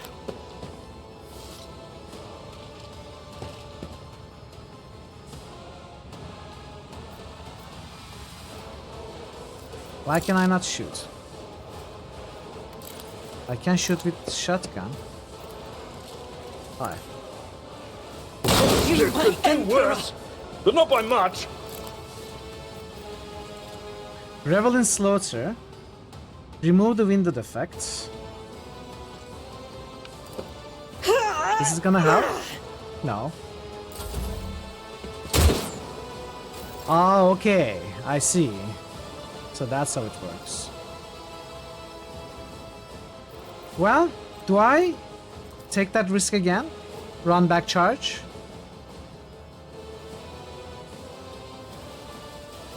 Two, 3. 1, 3. I think I do. It's not like he's gonna die in one turn this time again, right? No, it'll be fine. Come on. It'll be perfect. Now watch. Follow my lead. Someone else can do this.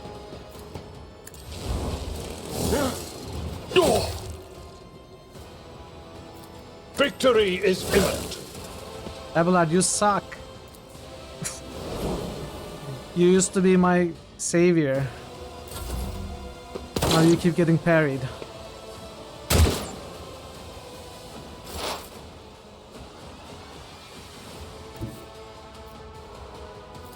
I know what is to come. Ah!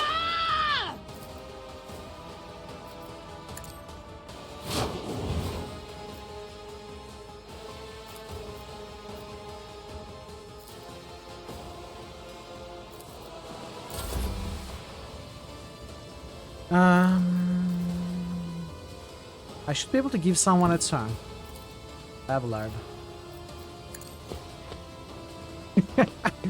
No, he has to do what I tell him to. And he has to succeed. I'll make it happen.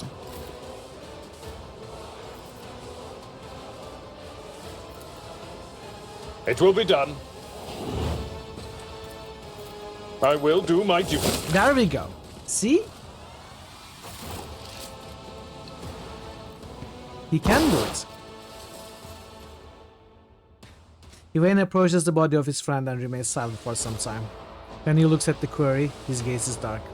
Everything here must be purged with fire. And what have you done?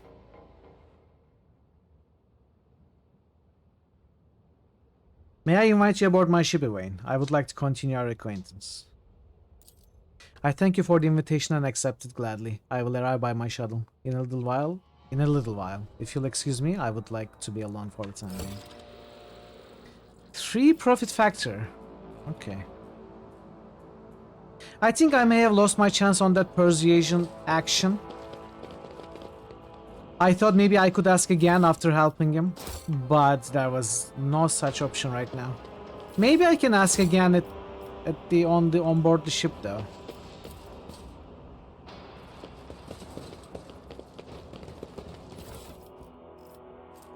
Retsobi pattern Lasgan.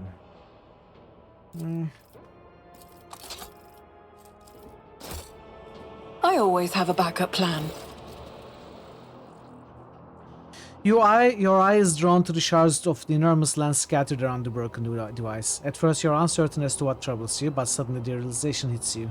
The glass shimmers in a unique way, just the same way as the shards of the unknown broken object you found near Theodora von Valencia's desk. Thank you. It was a fun fight. What's the matter, Lord Captain? Why are you so interested in Abelard trails off when he notices what you're looking at? He instantly makes the connection. By the Imperium Saints, it cannot be. Idira bites her lip. I see it too.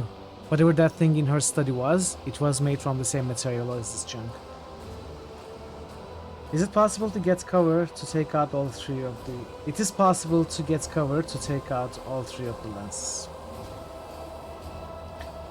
Get cover to take out all 3 of the lenses? Yeah, we could have broken all the lenses, but... I don't know. At that position, it felt easier to kill the warden instead.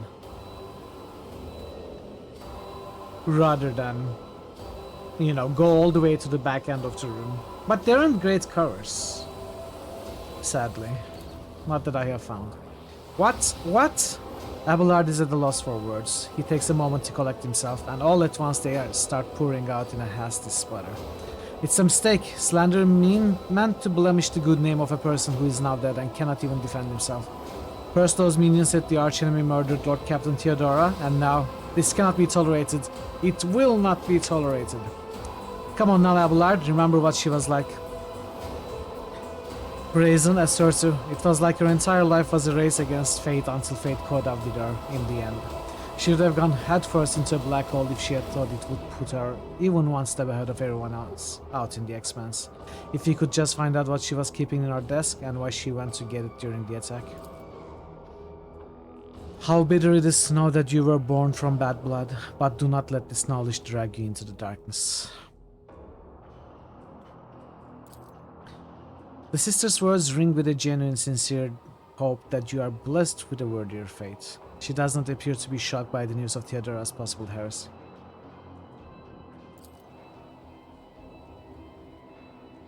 Yeah, makes sense. Life must be so easy for you sanctimonious preachers, a dubious trinket, and you no longer see a person, you see bad blood and annoying hindrance. How dare you admonish me? We are speaking of abetting the archenemy. A person who has tainted themselves thus can never justify their actions. Sure, why go through all the trouble of trying to make sense of anything when you can just label them with a heretic and call it a day? Except, dear friends, I seem to remember that you didn't mind Theodora so much while you were aboard the ship. You didn't leave her side for even a moment. She rescued you, aided you, and your adoration wilted the moment you heard an accusation sullying her memory. You weren't surprised or obsessed. You just gave up on her and moved on.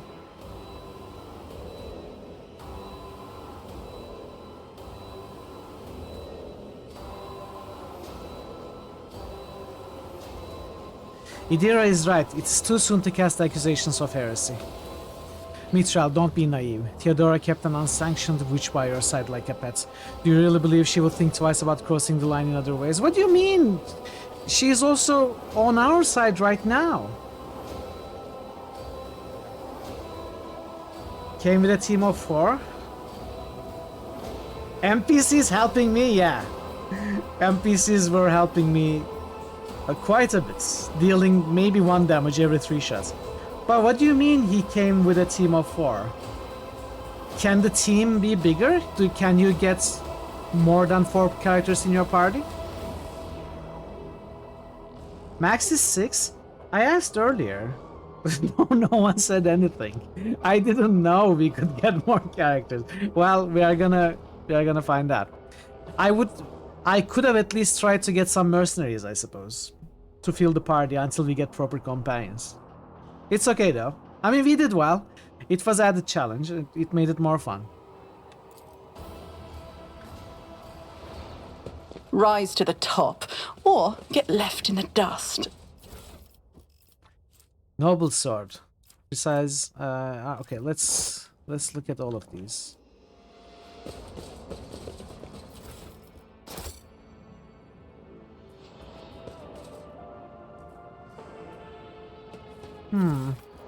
Probably different characters, different players controlling different characters.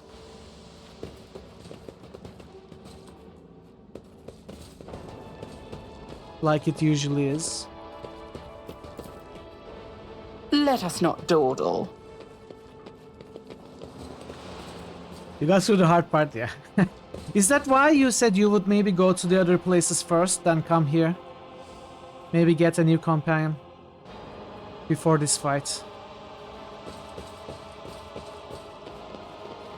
This was a true challenge though. Prior to this place, all through the prologue, daring seemed easy. Even at the final fights. They felt trivial. This one didn't feel trivial, not one bit. Okay, let's see what we got. Light armor, 25% dodge.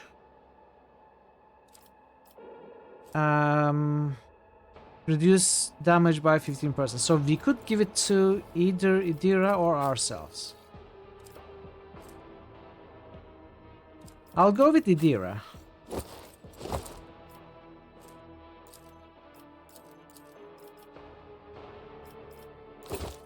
Final fight on the bridge was definitely not trivial before all the patching.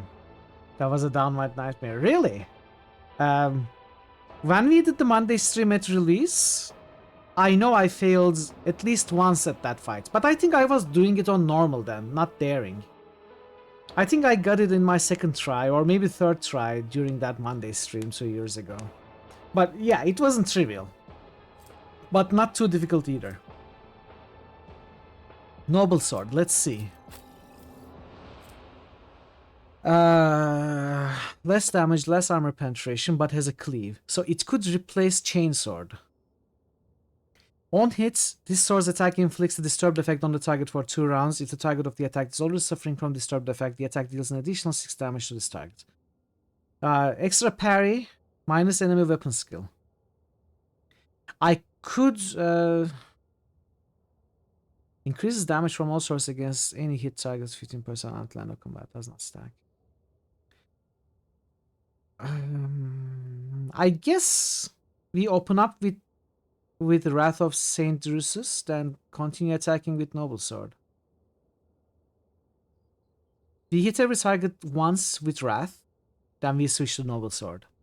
I think that's an ideal way of doing that.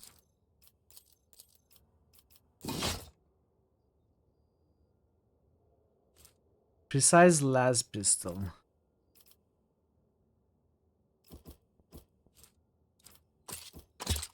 Why not give it to you? Dead eye shot.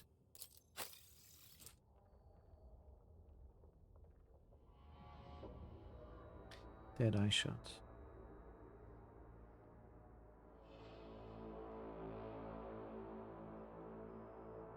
Rate of fire 4. Yeah, I think that's what we do. Get rid of both of these. And give this to you.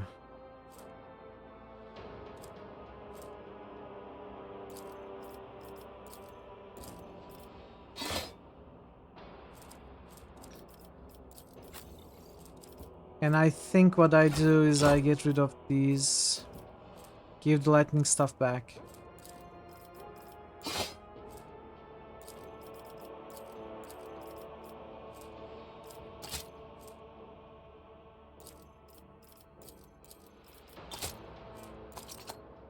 Fire grenade.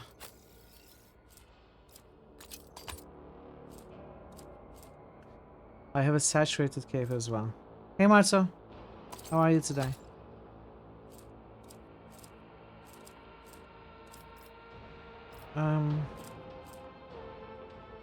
When the wearer uses endure, they immediately remove Varna something. just boosted Stone Keep.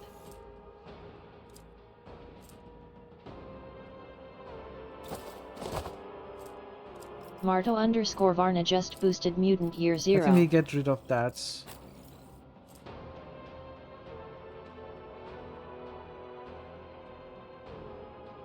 Rock Trader's Cloak. I mean, it's good.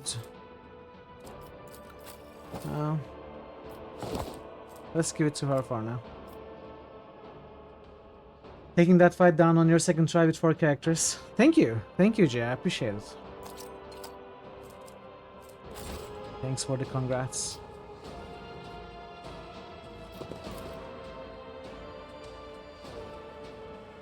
Okay, we can leave. Keep your wits about you.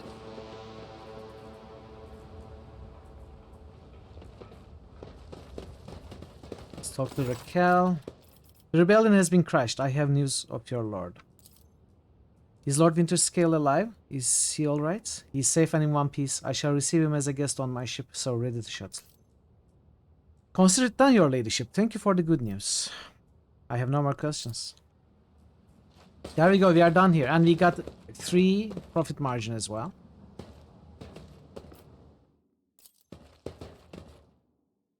But I don't think there's anything we can buy from the pirates.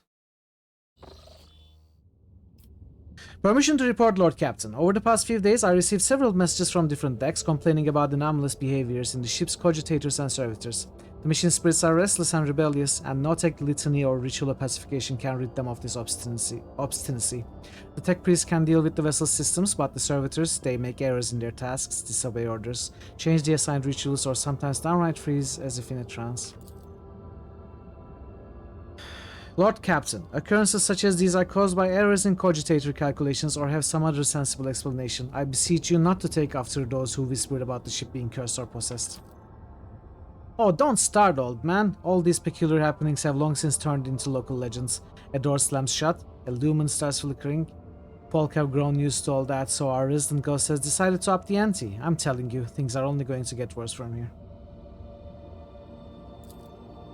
The technomats inspected the servitors and concluded they pose no danger. According to the servants of the Omnissiah, such behavior is caused either by the echoes of minds not completely eliminated or by manifestations of the machine spirit's will. Nevertheless, the faulty servitors make the crew's task considerably more difficult, and High Factotum Janus Danrog would like to discuss how he should deal with the defective property. He's awaiting your audience on the bridge. Okay, let's go on the bridge.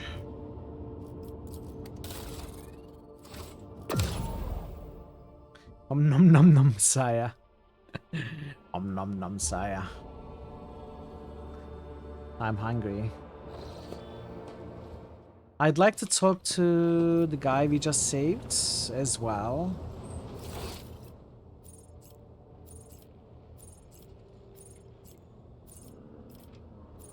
He's not marked.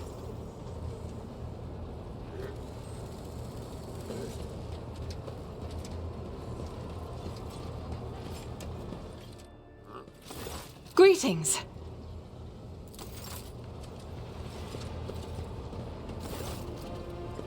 Do you know anything about a ship named Fire Reckoning? I've heard the name, that much I'm sure of, but I can't recall the details. I wonder if it was part of that operation that the late Mort was put in charge of. If it was, then there's nothing I can tell you, Lord Cavan. The whole thing was kept under wraps. Your best chance would be to ask High Factotum. Maybe some of his treasury records have mentions of this Fire Reckoning. Okay, well, I guess we are not going to get his access codes. That's fine. It's okay. Have the Vox Spirits brought you anything interesting lately? No. It's okay. I should have taken the... I should take persuasion options whenever they show up, I guess. Lord Captain? Lord... I guess I should.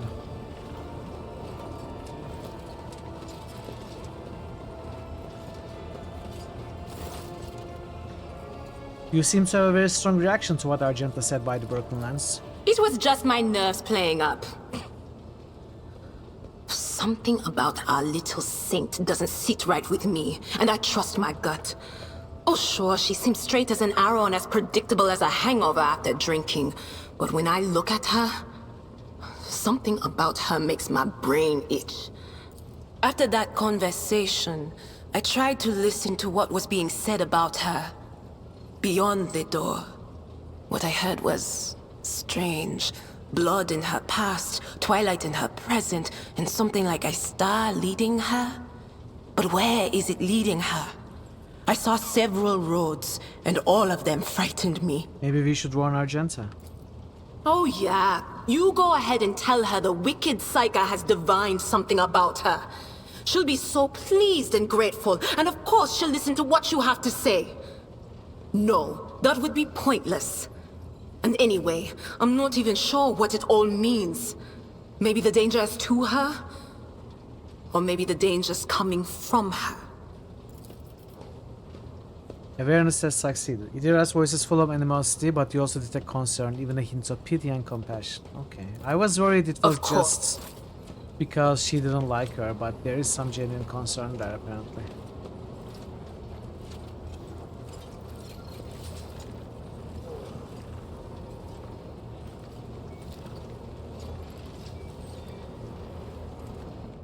Oh, can't wait to see it here.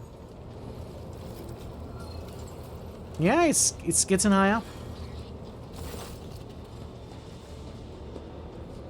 Have you ever heard the name Fire Reckoning? From what I can tell, it's a void ship of some sort. There was a mention of it in one of the Theodora's documents I found. I'm afraid it's not immediately familiar to me, Your Ladyship. Please allow me a moment. I say House von Valencius did indeed sign a contract with the owners of a vessel with the designation Fire Reckoning. There are transaction records of the ship picking up cargo from Kiava Gamma. Well, this is odd. The data log ends there. Apparently the ship had some kind of interactions with one of the workshops on your industrial world. I beg your pardon, Lord Ladyship, but that is the extent of the assistance I can provide you in regard of this particular matter. Weakness informed me about the problem with the servitors. What happened? You see, Your Ladyship, the ship's servitors have been malfunctioning of late. They violate protocols, interrupt their tasks, observe crew members for long periods of time, and move erratically with no meaning or purpose. Had it been a routine technical fault, I would have decided the fate of these servitors myself, but I deemed it necessary to notify you. I do not wish to hide such irregularities from the Lord Captain. If you wish to observe the servitors' unusual behavior before you decide their fate, this can be arranged. The majority of defective units have been delivered to one of the storage compartments pending your decision. I wish to look at these servitors before deciding their fate. As you wish, Your Ladyship. Oh, this one has book events as well. Okay, nice. More to read. That's what we needed from this game, more to read. When Her Ladyship arrived at the scene, she found the servitors in the same position that they assumed after they had been corralled into the bay, all standing in a long spiraling line and facing the center of their strange formation. The moment Her Ladyship crossed the threshold of the bay gate, their bodies jerked into motion, all as one, as if obeying a command. The servitors turned to face the Lord Captain. The technomat, tasked with overseeing the defective units, even reached for their weapons, but... I literally have a book here. Thank you, Jer, for the hydrate.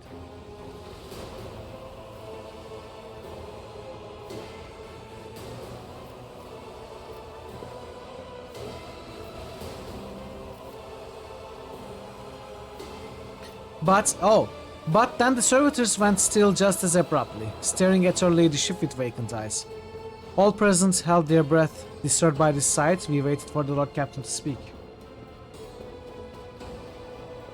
Her Ladyship Mitral von Valencius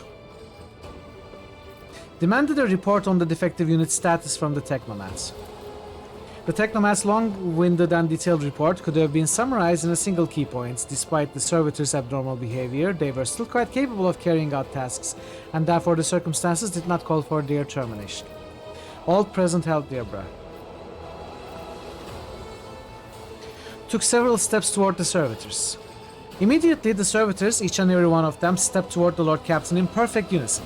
They mimicked her movements with frightening precision. The rogue trader halted in place and, after a moment's thought, waved her hand, and the servitors, just as synchronously, repeated that gesture as well. When the Lord Captain turned quizzically to the technomats, so did the servitors, as if mocking her. Whatever the Lord Captain did, be it an incline of the head, or a wave of the hand, or a step to the side, the defective units repeated it without a moment's delay or hesitation, like grotesque marionettes controlled by an unseen puppeteer. We observed this mime unfold in distressed bafflement for nearly a minute until the servitors finally came to a stop. Not sensing any threat from them, the rogue trader approached with confidence. The Lord Captain examined the servitors. As high factotum, it was I who had prompted that entire inspection, and thus it was my duty to follow the Lord Captain. As we stepped closer, we noticed a fascinating irregularity. The servitors' pupils, normally still, were shaking wildly. Their bulging veins were pulsating under their copper collars inscribed with their past offenses. It was as if those mindless elf machines were locked in a perpetual state of extreme tension. A visibly shaken technomat behind us proposed that the human souls had awakened within the servitors' bodies after a long slumber deep within their lobotomized brains. Formerly bereft of intelligence, they had attained awareness, feeling, and understanding. After a pause, the technomat added that the servitors used to function properly and that no one had been able to explain the change in their behavior. Her gaze still trained on the motionless but animate elf machines and elf people. Lord Captain stepped away from the servitors. Examine the servitors. I did that, right?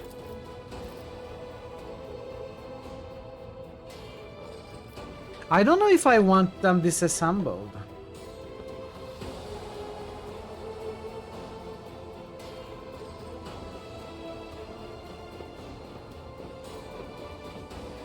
I don't think it has anything to do with its components.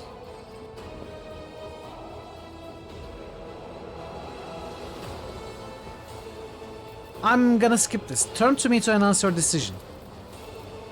Her ladyship looked at me with unwavering resolve, and it was that confidence that wrenched me out of the nightmare stupor that left me tensely observing the scene unfolding before me. The Lord Captain gave the order.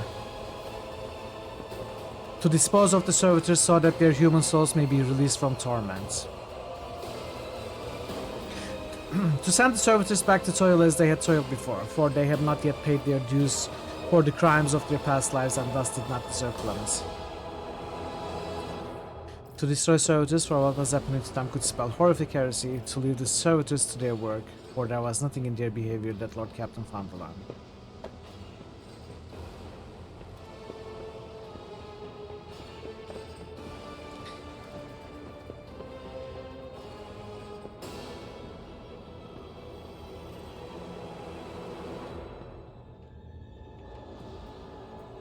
I mean, mechanically I want more iconoclast points, so that is a good reason enough to choose that.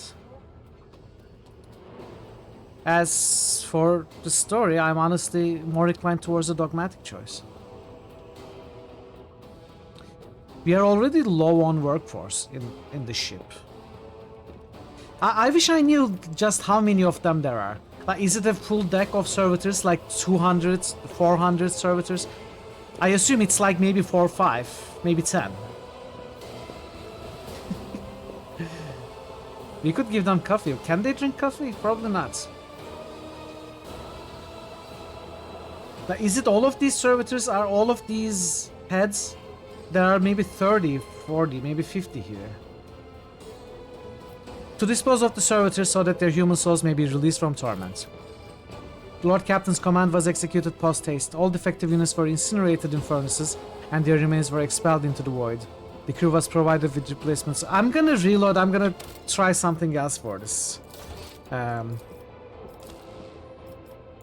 gonna choose the same option. I'm gonna dispose of them. But I will try dismantling one of them first. Just out of curiosity.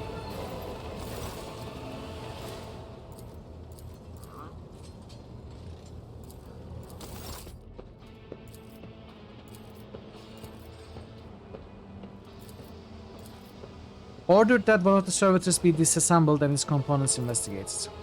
A group of technomans hurried to act upon the Lord Captain's command. The servitors' mechanical parts separated with clicks, snaps, and hisses.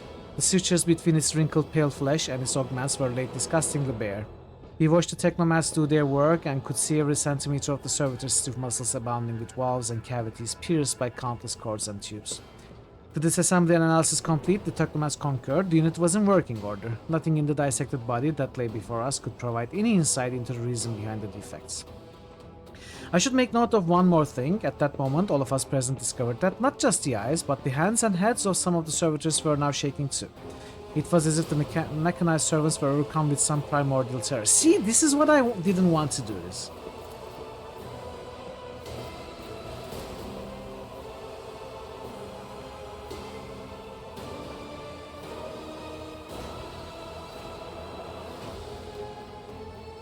You know what I'm gonna do?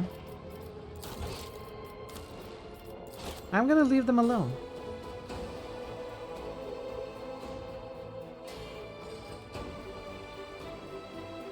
Maybe they just want to go on the way they are going. Or maybe they are gaining awareness. Like that would be dangerous.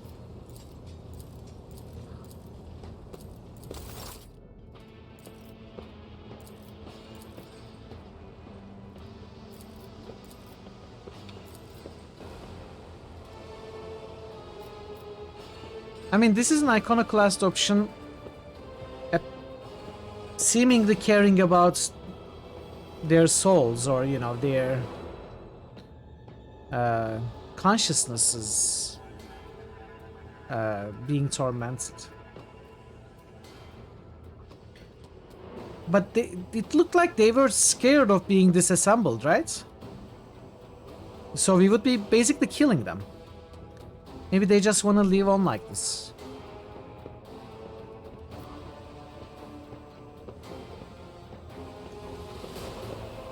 He gained awareness.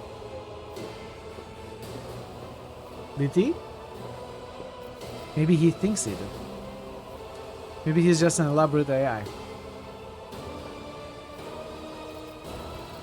Alright, I'm gonna go with my first choice, Iconoclast. Yeah, I'm gonna go with our first choice. Disassembled is not the same thing. Okay, okay. I see. Maybe that's it. That's the difference. Big difference.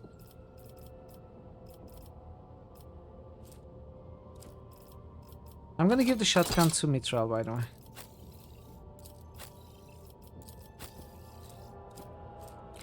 And I kind of want to give the flamer to... Instead of the shotgun, maybe I'll give the flamer. This is... Flamer is probably better than this one-handed shotgun.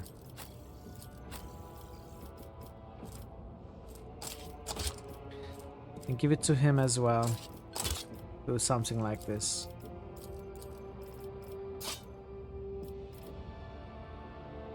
Yeah, I guess. True. Okay, this looks good now. We can go to a new place. Though we are getting closer to the end of the stream, so we won't be able to properly start anything that we start now. But at least we can travel. Maybe have some introductory dialogues and stuff. I want to go to Navis Nobilite.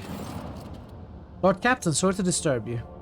It's pandemonium outside the bridge gates. One of the officers seemed to be demanding an audience with you in person. I think I hear Master Verserius' voice. In any case, I wanted to warn you in advance.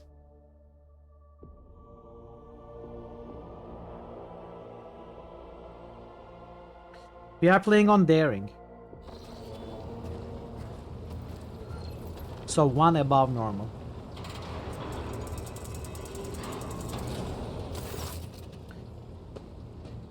This is not the conduct of an officer. These are the antics of a highborn brat out on a lark. Explain yourself, Lieutenant. I apologize, sir, but I must speak to the Lord Captain. Very well, Lieutenant, you may address the Lord Captain. Not least because I see you have already seen fit to disturb her. Your unauthorized appearance on the bridge and display of belligerence toward a higher-ranking officer will be logged on your personal file without delay. Lord Captain, Lieutenant Darila went requesting permission to speak on a matter of extreme importance and urgency.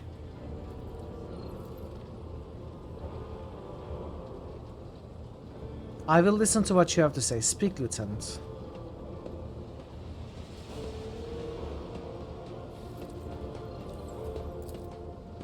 This matter cannot wait. Any minute now, an assault will be dispatched to the lower decks on orders to crush the workers struck by any means necessary. But I'm convinced that this step is unwarranted. That the crisis itself was provoked by the actions of one of the senior officers. Abelard, in no hurry to intervene, lets out a skeptical huff. He glances at Sowerback, who is standing not far from him, but she maintains a stony expression. Lord Captain, I urge you to investigate the actions of Seneschal Versarian, and to intervene in what's happening on lower decks, because very soon we will have a mutiny or a massacre on our hands.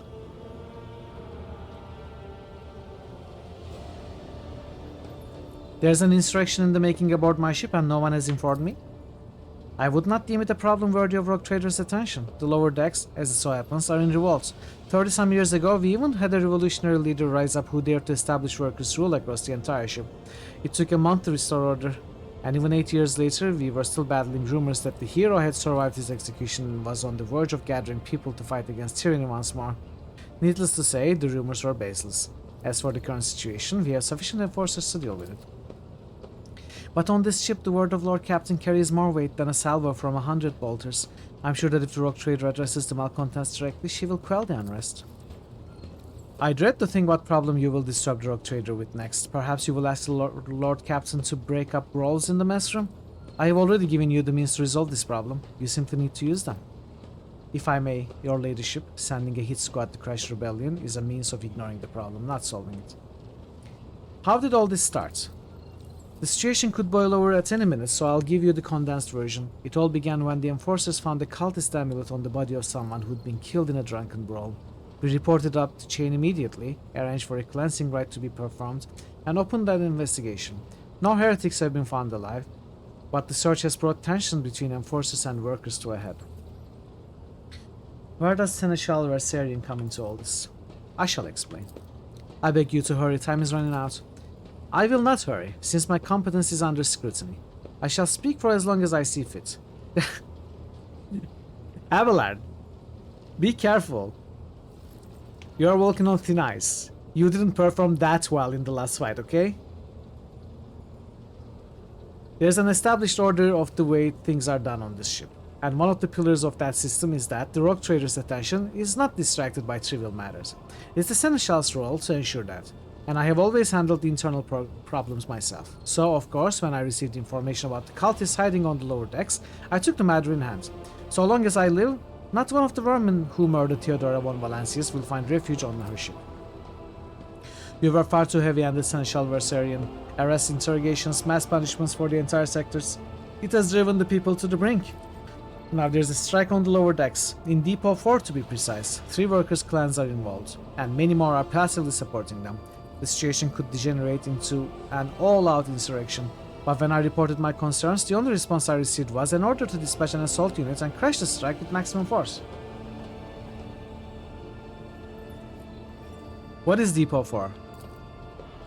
Depot 4 is one of the poorest sectors on the lower decks. It is home to clans of general laborers. They are not as valuable to the ship as the families who have served its specialized systems for generations. They are an easily replaceable source, and one which is now more besides giving succor to cultists and minions of the archenemy. Depot 4 is poor and troubled, but at the worst that means drunken fights and illegal rotgut brewing. We have handled the workers of Depot 4 in the past. We would have done so again, if the crackdown on Depot 4 hadn't been so harsh. And another important point to bear in mind, the problem is not limited to this sector. It's located on one of the most populated lower decks, and everything that happens there has a knock-on effect on all the neighboring sectors.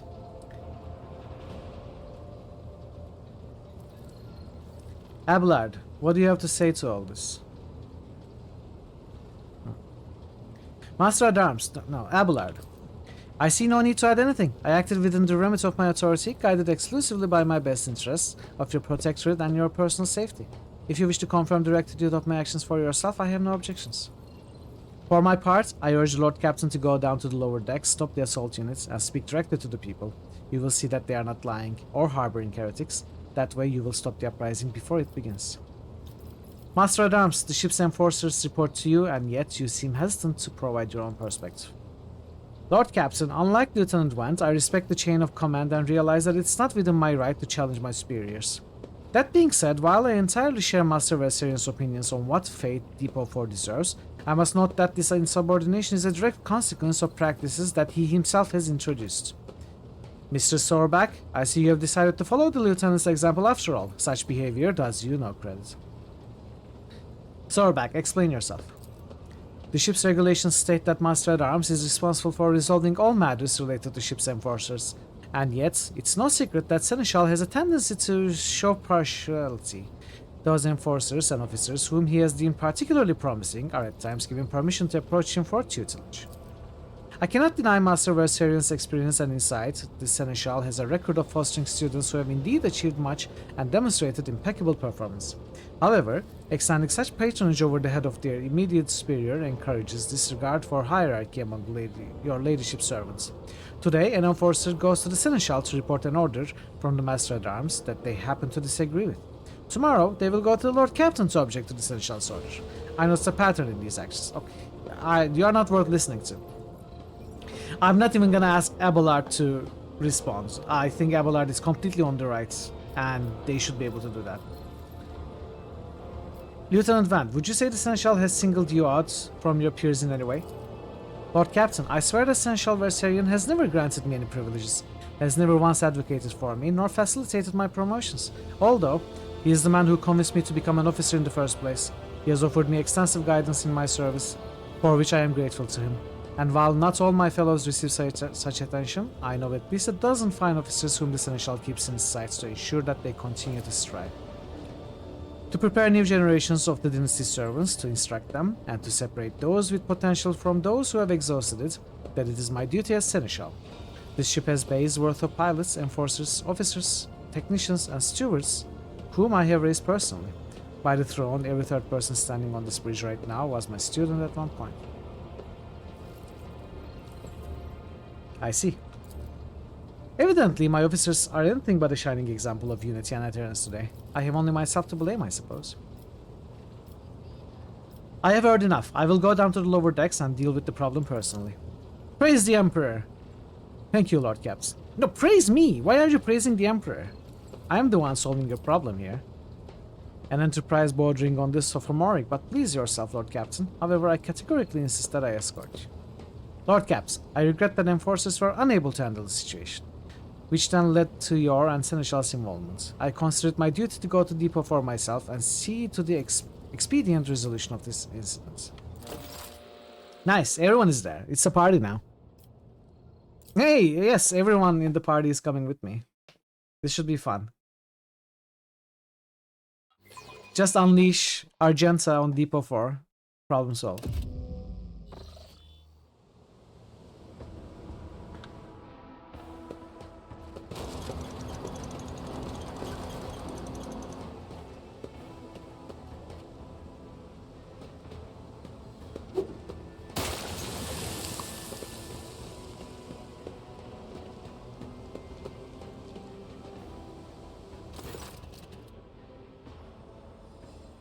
The lower decks are a source of endless problems. Sometimes I dearly regret that we cannot replace all the locals with servitors. Let's keep moving. We need to get to the bottom of this.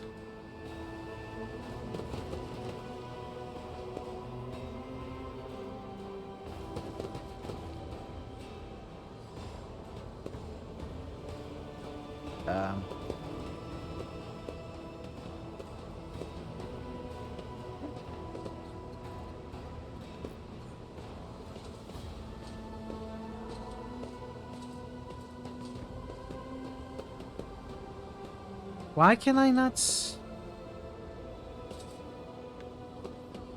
interact with them? I'm not sure. I don't know.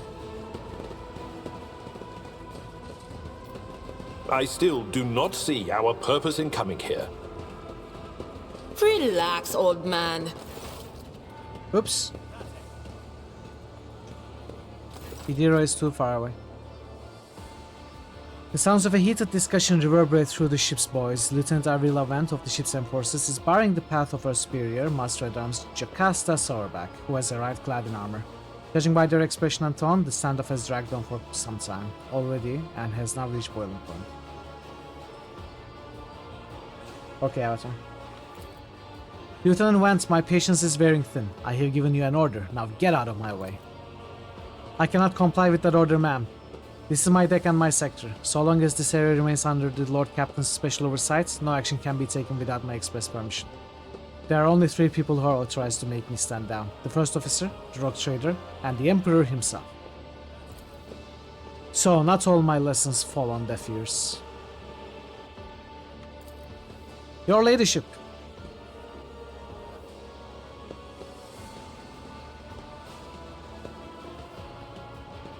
What is the situation?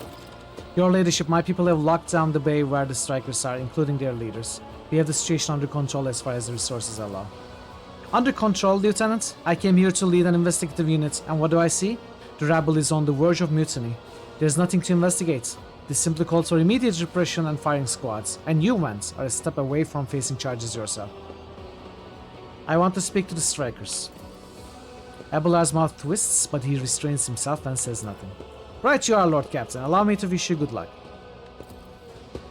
Oh, this is gonna be fun. Or very bloody. Either fun or very bloody. One or the two. Always keep your eye on the prize. Or maybe fun and very bloody. That would also be interesting. A dozen pairs of eyes stare apprehensively at you. The people before you are typical inhabitants of the lower decks. You take in their simple clothing, crude weapons, and faces that display varying levels of mutation, from the barely discernible, to the strange, to the outright grotesque. I think we have good persuasion. High fellowship, you know. It's been working out, so far. Lord Caps, you have come down to us. Knee goat eating? What is... Oh, negotiating knee goat eating? Yeah. Tell me, what is troubling you? Why are you striking? Striking? That's news to us, your ladyship. All we are doing is asking questions, saying what we think. Shut up, Rivet. Here's the deal, your ladyship. Your damn forces are all over us down here. They say they are looking for cultists. One wrong word and they are reaching for their batons. If they want to punish someone, they turn off the heating to the whole base for a week at a time. So we get sick and freeze. In my clan, 2 little ones died from inflammation in their lungs, all because of those enforcers. Argenta does not interrupt the workers, but you see the sadness well in her eyes when the children's deaths are mentioned. She quietly whispers a requiem prayer and makes a sign over herself. It's all true. Went is the only officer who stood up for us. It's clear as day who had a mother from the lower decks and who grew up amidst ships and has no fellow feeling toward us. Your ladyship, we are no villains here, but we are honest workers, your servants. We've plotted no disorder. We went on strike openly, and now we've got guns pointed at us. All we are doing is asking to be allowed to work in peace without being harassed.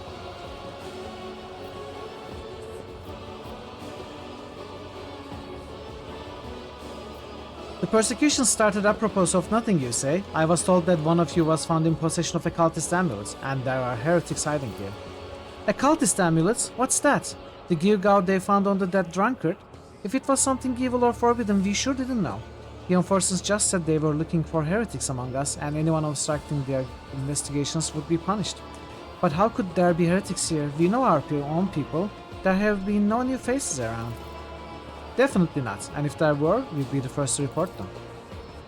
As for this amulet, or whatever it is, they took it off a dead body. There are no cultists still breathing in our sector, that's for sure. But when that fight broke out, some enterprising folks looted the bodies. The boots they came back with, nobody's ever tried these decks in boots, so fine. I can tell you that. Seems to me those cultists have better commanders than us. Oh yeah, those boots really were fine. And there was no harm in taking them, right? As for the amulet, it must have been pocketed by someone who didn't know any better. We don't need any amulets around here. We all worship the Emperor. And when we are working, we bow down before the machine spirits of the large and small transformers and the servo motor. I'm laughing, it's funny, but it is the setting. That's very normal. The same way my grandfather was told 100 years ago by a tech priest who came calling. Believe us, your ladyship, we are people of faith. Naive children, weren't you taught from an early age about the dangers of arch-enemy's creations? Weren't you warned that any unfamiliar object could be one of them? We were told, Holy Sister, but it was long ago. The last time we saw a confessor in our sector, it was just after I'd had my third little one. That is regrettable, but you cannot lay the burden of leading a righteous life on the shoulders of your Holy Fathers. Who will you blame then, when the beasts crawl out of those amulets you stole from the heretics? The Holy Father who was not there, or the scavenger who brought evil down on himself and his neighbors? What changes do you want? Would you look at this? The exalted Lord Captain herself is asking us, Bilgeras, what do you want? Well, here's what. We want you to rein in your damned enforcers, to quit turning off the heat, and to stop battering everything that moves. No, that's not it. We want the enforcers gone from here. And we want to be armed. Give us arms, and we'll govern ourselves. We'll defend ourselves if these cultists do show their faces. I've been leader of my clan for 20 years now. Getting rid of these club-wielding thugs can only improve things around here. You've gone too far, old man. They'll never let the maggots on the lower decks live without the enforcers breathing down their necks. They probably even insist on enforcers on upper decks too. As for weapons, what do we need them for? Before the first day is out, we'll have someone shooting their neighbor out of stupidity or drunkenness. We don't need that. If the enforcers stop harassing us, that'll be enough. In return, we'll find the scavengers who robbed the cultist bodies, and we'll talk to them, one lower decker to another. If there are any more of those damn animals about, we'll hand them over to the enforcers ourselves. You speak for yourself and your clan, and I'll speak for me and mine. I don't want empty gestures, I want real change. They'll promise us the world now, but as soon as the Anointed One turns her back, these brutes will be on us even harder than before. All because we dared to speak out.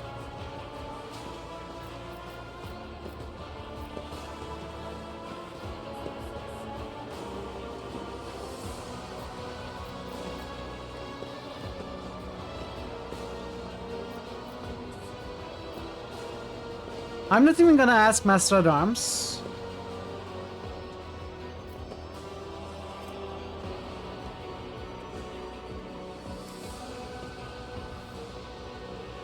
This is a bad idea.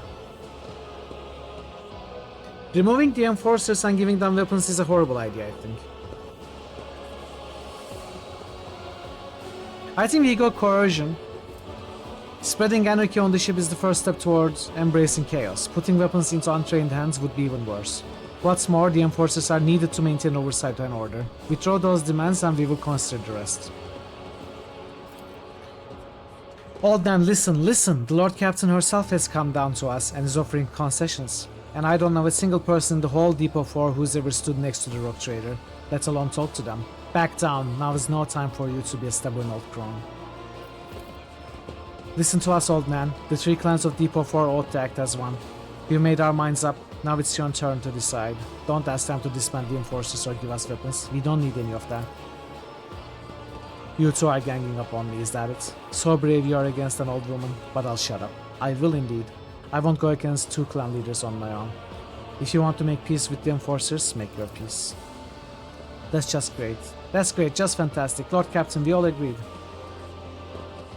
Then it's decided. The persecution will stop, and I will expect you to assist in locating any remaining amulets or weapons left by the cultists. Your ladyship, thank you. You have not abandoned us, lower deckers. You came yourself and settled everything. I will tell my grandchildren about this.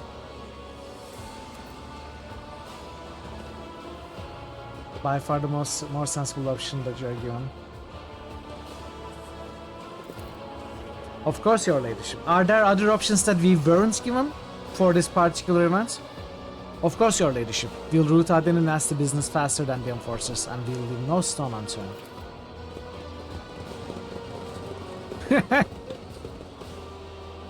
Okay. I always have a backup plan. We won.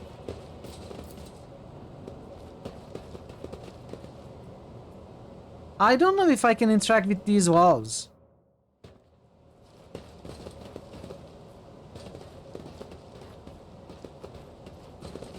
Even got... Oh, yeah. yeah, exactly. I don't think I can actually interact with these walls. Maybe it's for another event. Later. Just sharing the same area. Oh, okay. I have to use them in specific order. Well... We should deal with this. Oh, it's this one. Maybe. Manometer. Success. The gauge shows Is the the steam only pressure in outcome I this pipe is accept. close to the maximum. However, it does not reach the bars as the other end.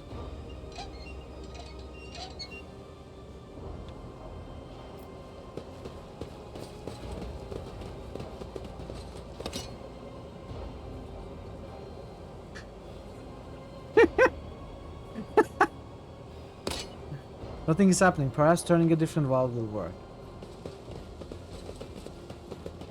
Okay. I think I see what's going on here.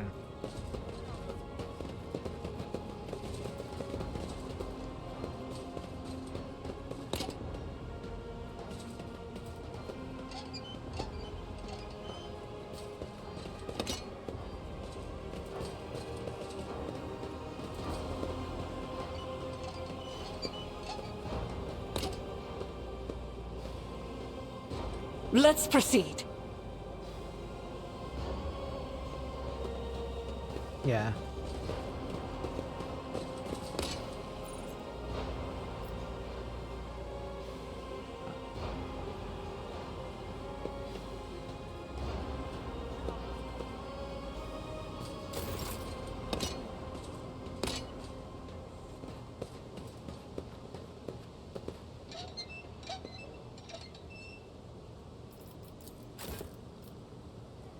My whispers crave entertainment.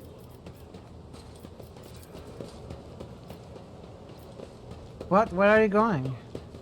No. I know how to take risks. Rise to the top or get left in the dust. Did I mention that my whispers tell me jokes? Jokes that, once said aloud, make your eyes bleed and... Sins hidden in the heart turn all to decay. Yes, sure. Why not? Let's not waste time with pleasantries. How may I serve the dynasty? What advice do you seek? We are the spearhead of the... Join me in prayer. Wait, is there another that I'm missing?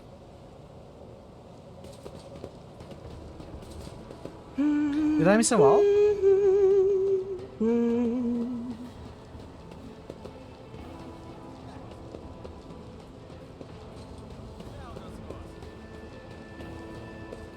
Oh, maybe there was one even further behind. No. What? What's going on?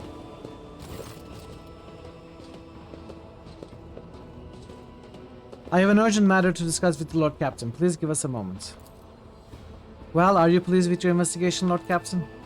You caught out to the disloyal rabble. You believed their lies and showed them leniency. Next time the ship is attacked by cultists, the rabble will welcome them in with open arms and allow them to wreak whatever havoc they like because they see you as a weak leader.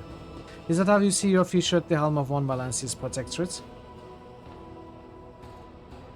Let's talk about your role in all this instead. You allowed this revolt to happen. Your actions practically guaranteed it would. I would have handled the situation myself had you not decided to intervene. Remember, Lord Captain, Theodora. Do you think she ever set one slippered foot on the lower decks? No, she did not. Such matters were left to myself and the junior officers while she dedicated herself to her grand designs for the Protectorate, as an into strategies and rogue trader wrote.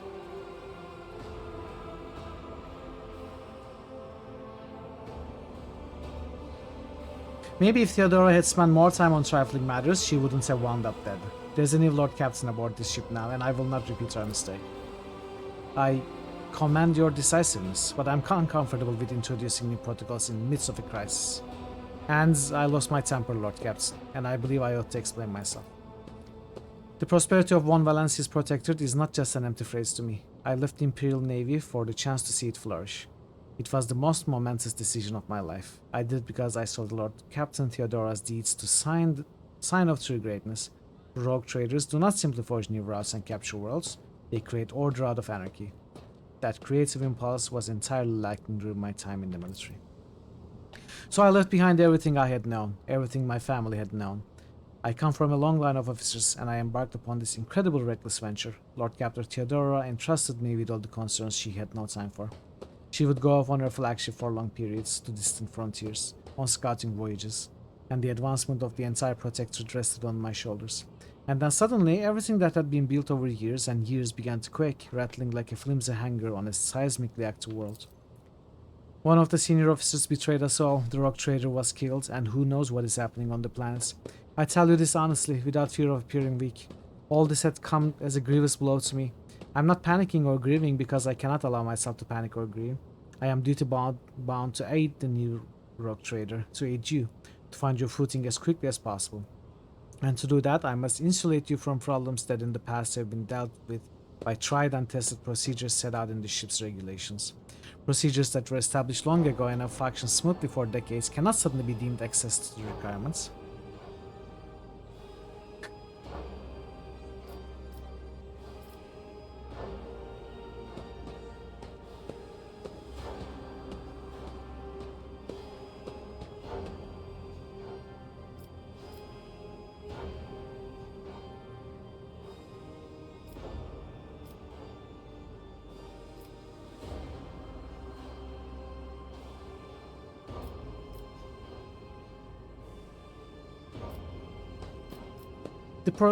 I understand, but you need to learn how to respect me as your Lord Captain and Rogue Trader. Accept it and start living in the new world, where a world where Theodora is gone and where you and I have new decisions to make. Yes, Lord Captain. Your resolve is admirable and demonstrates strong leadership. I shall remember this moment, should my old habits ever begin to creep back again. And now please let us leave the lower decks. If the Rogue Trader desires to stretch our legs, there are far more suitable places. We are not leaving yet, so I am missing a wall.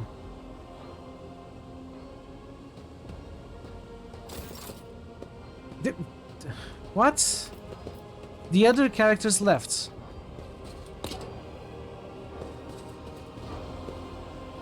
Oh, I'm missing here. What a peculiar thing.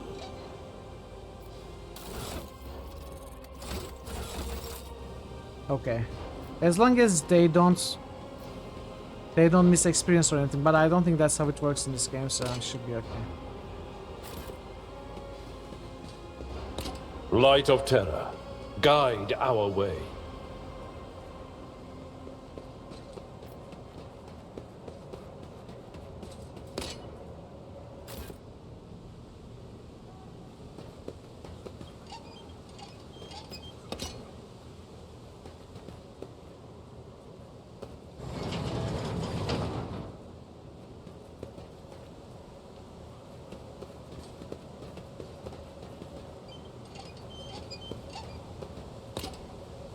Sometimes you consult the appropriate treaties on Tactica I always Imperialis keep my options and open. weigh every step. Sometimes, though, you just fire your biggest cannon and save the day. Good advice.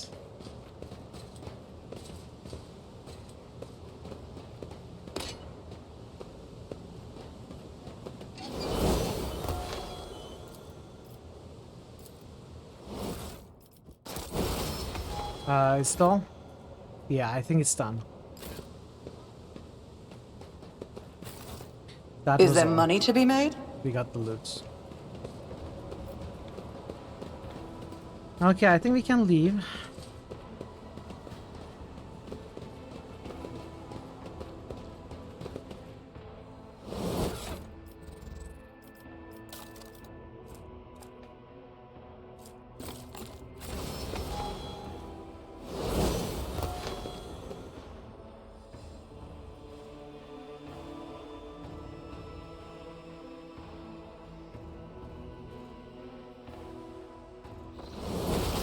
I guess I'm gonna level up and then call the stream.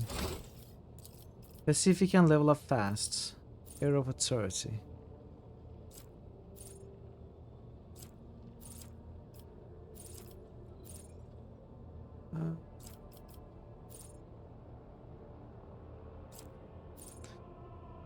Resolved by +1 line of combat. If the target is under the effect of voice of command, they will start their turn with +1 addition. Oh, that's really good. Oh, I can? I don't need to keep them? I was considering putting them in the vault. Just to not accidentally sell them.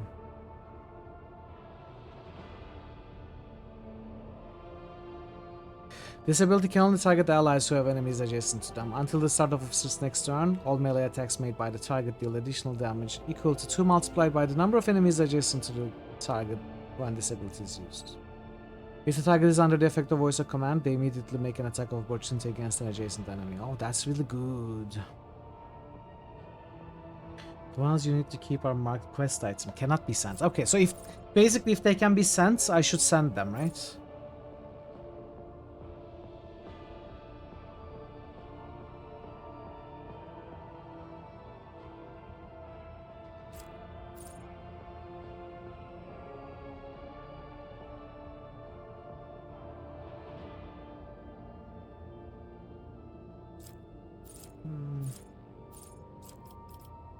Maybe I will look at these in more detail off stream before tomorrow's stream.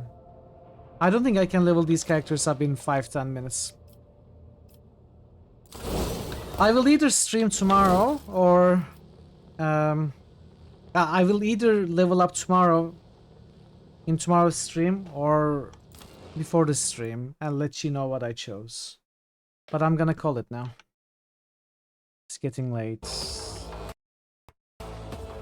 Let's see who we can raid.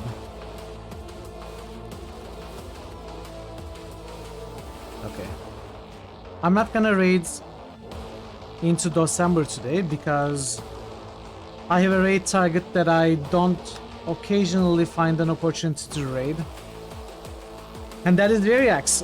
Let's go and say hi to Variax. He's great. He's a great guy, great streamer. And he's playing Thief fan missions recently. So, let's go there. Enjoy some Thief. Everybody, thank you so much for today. Thanks for the bunch of follows. Thank you for the resub banana. And thank you Nebu for the raid. Also thank you JR for the raid. And thanks for sharing part of your day with me today. Hope you're having fun. Hope you're enjoying Rogue Trader. I know it's going slow. But I'm absorbing it, you know, slowly. Trying to understand everything, both mechanically and lore-wise. It's all new to me, so it's gonna continue being slow for a little bit. But I think we are gonna pick up momentum, like in a couple of weeks. And it's been really enjoyable. Hopefully it's been really enjoyable for you as well. And I hope to see you tomorrow, or whenever you can come back. Until that time, take care of yourselves and be well. And goodbye for now.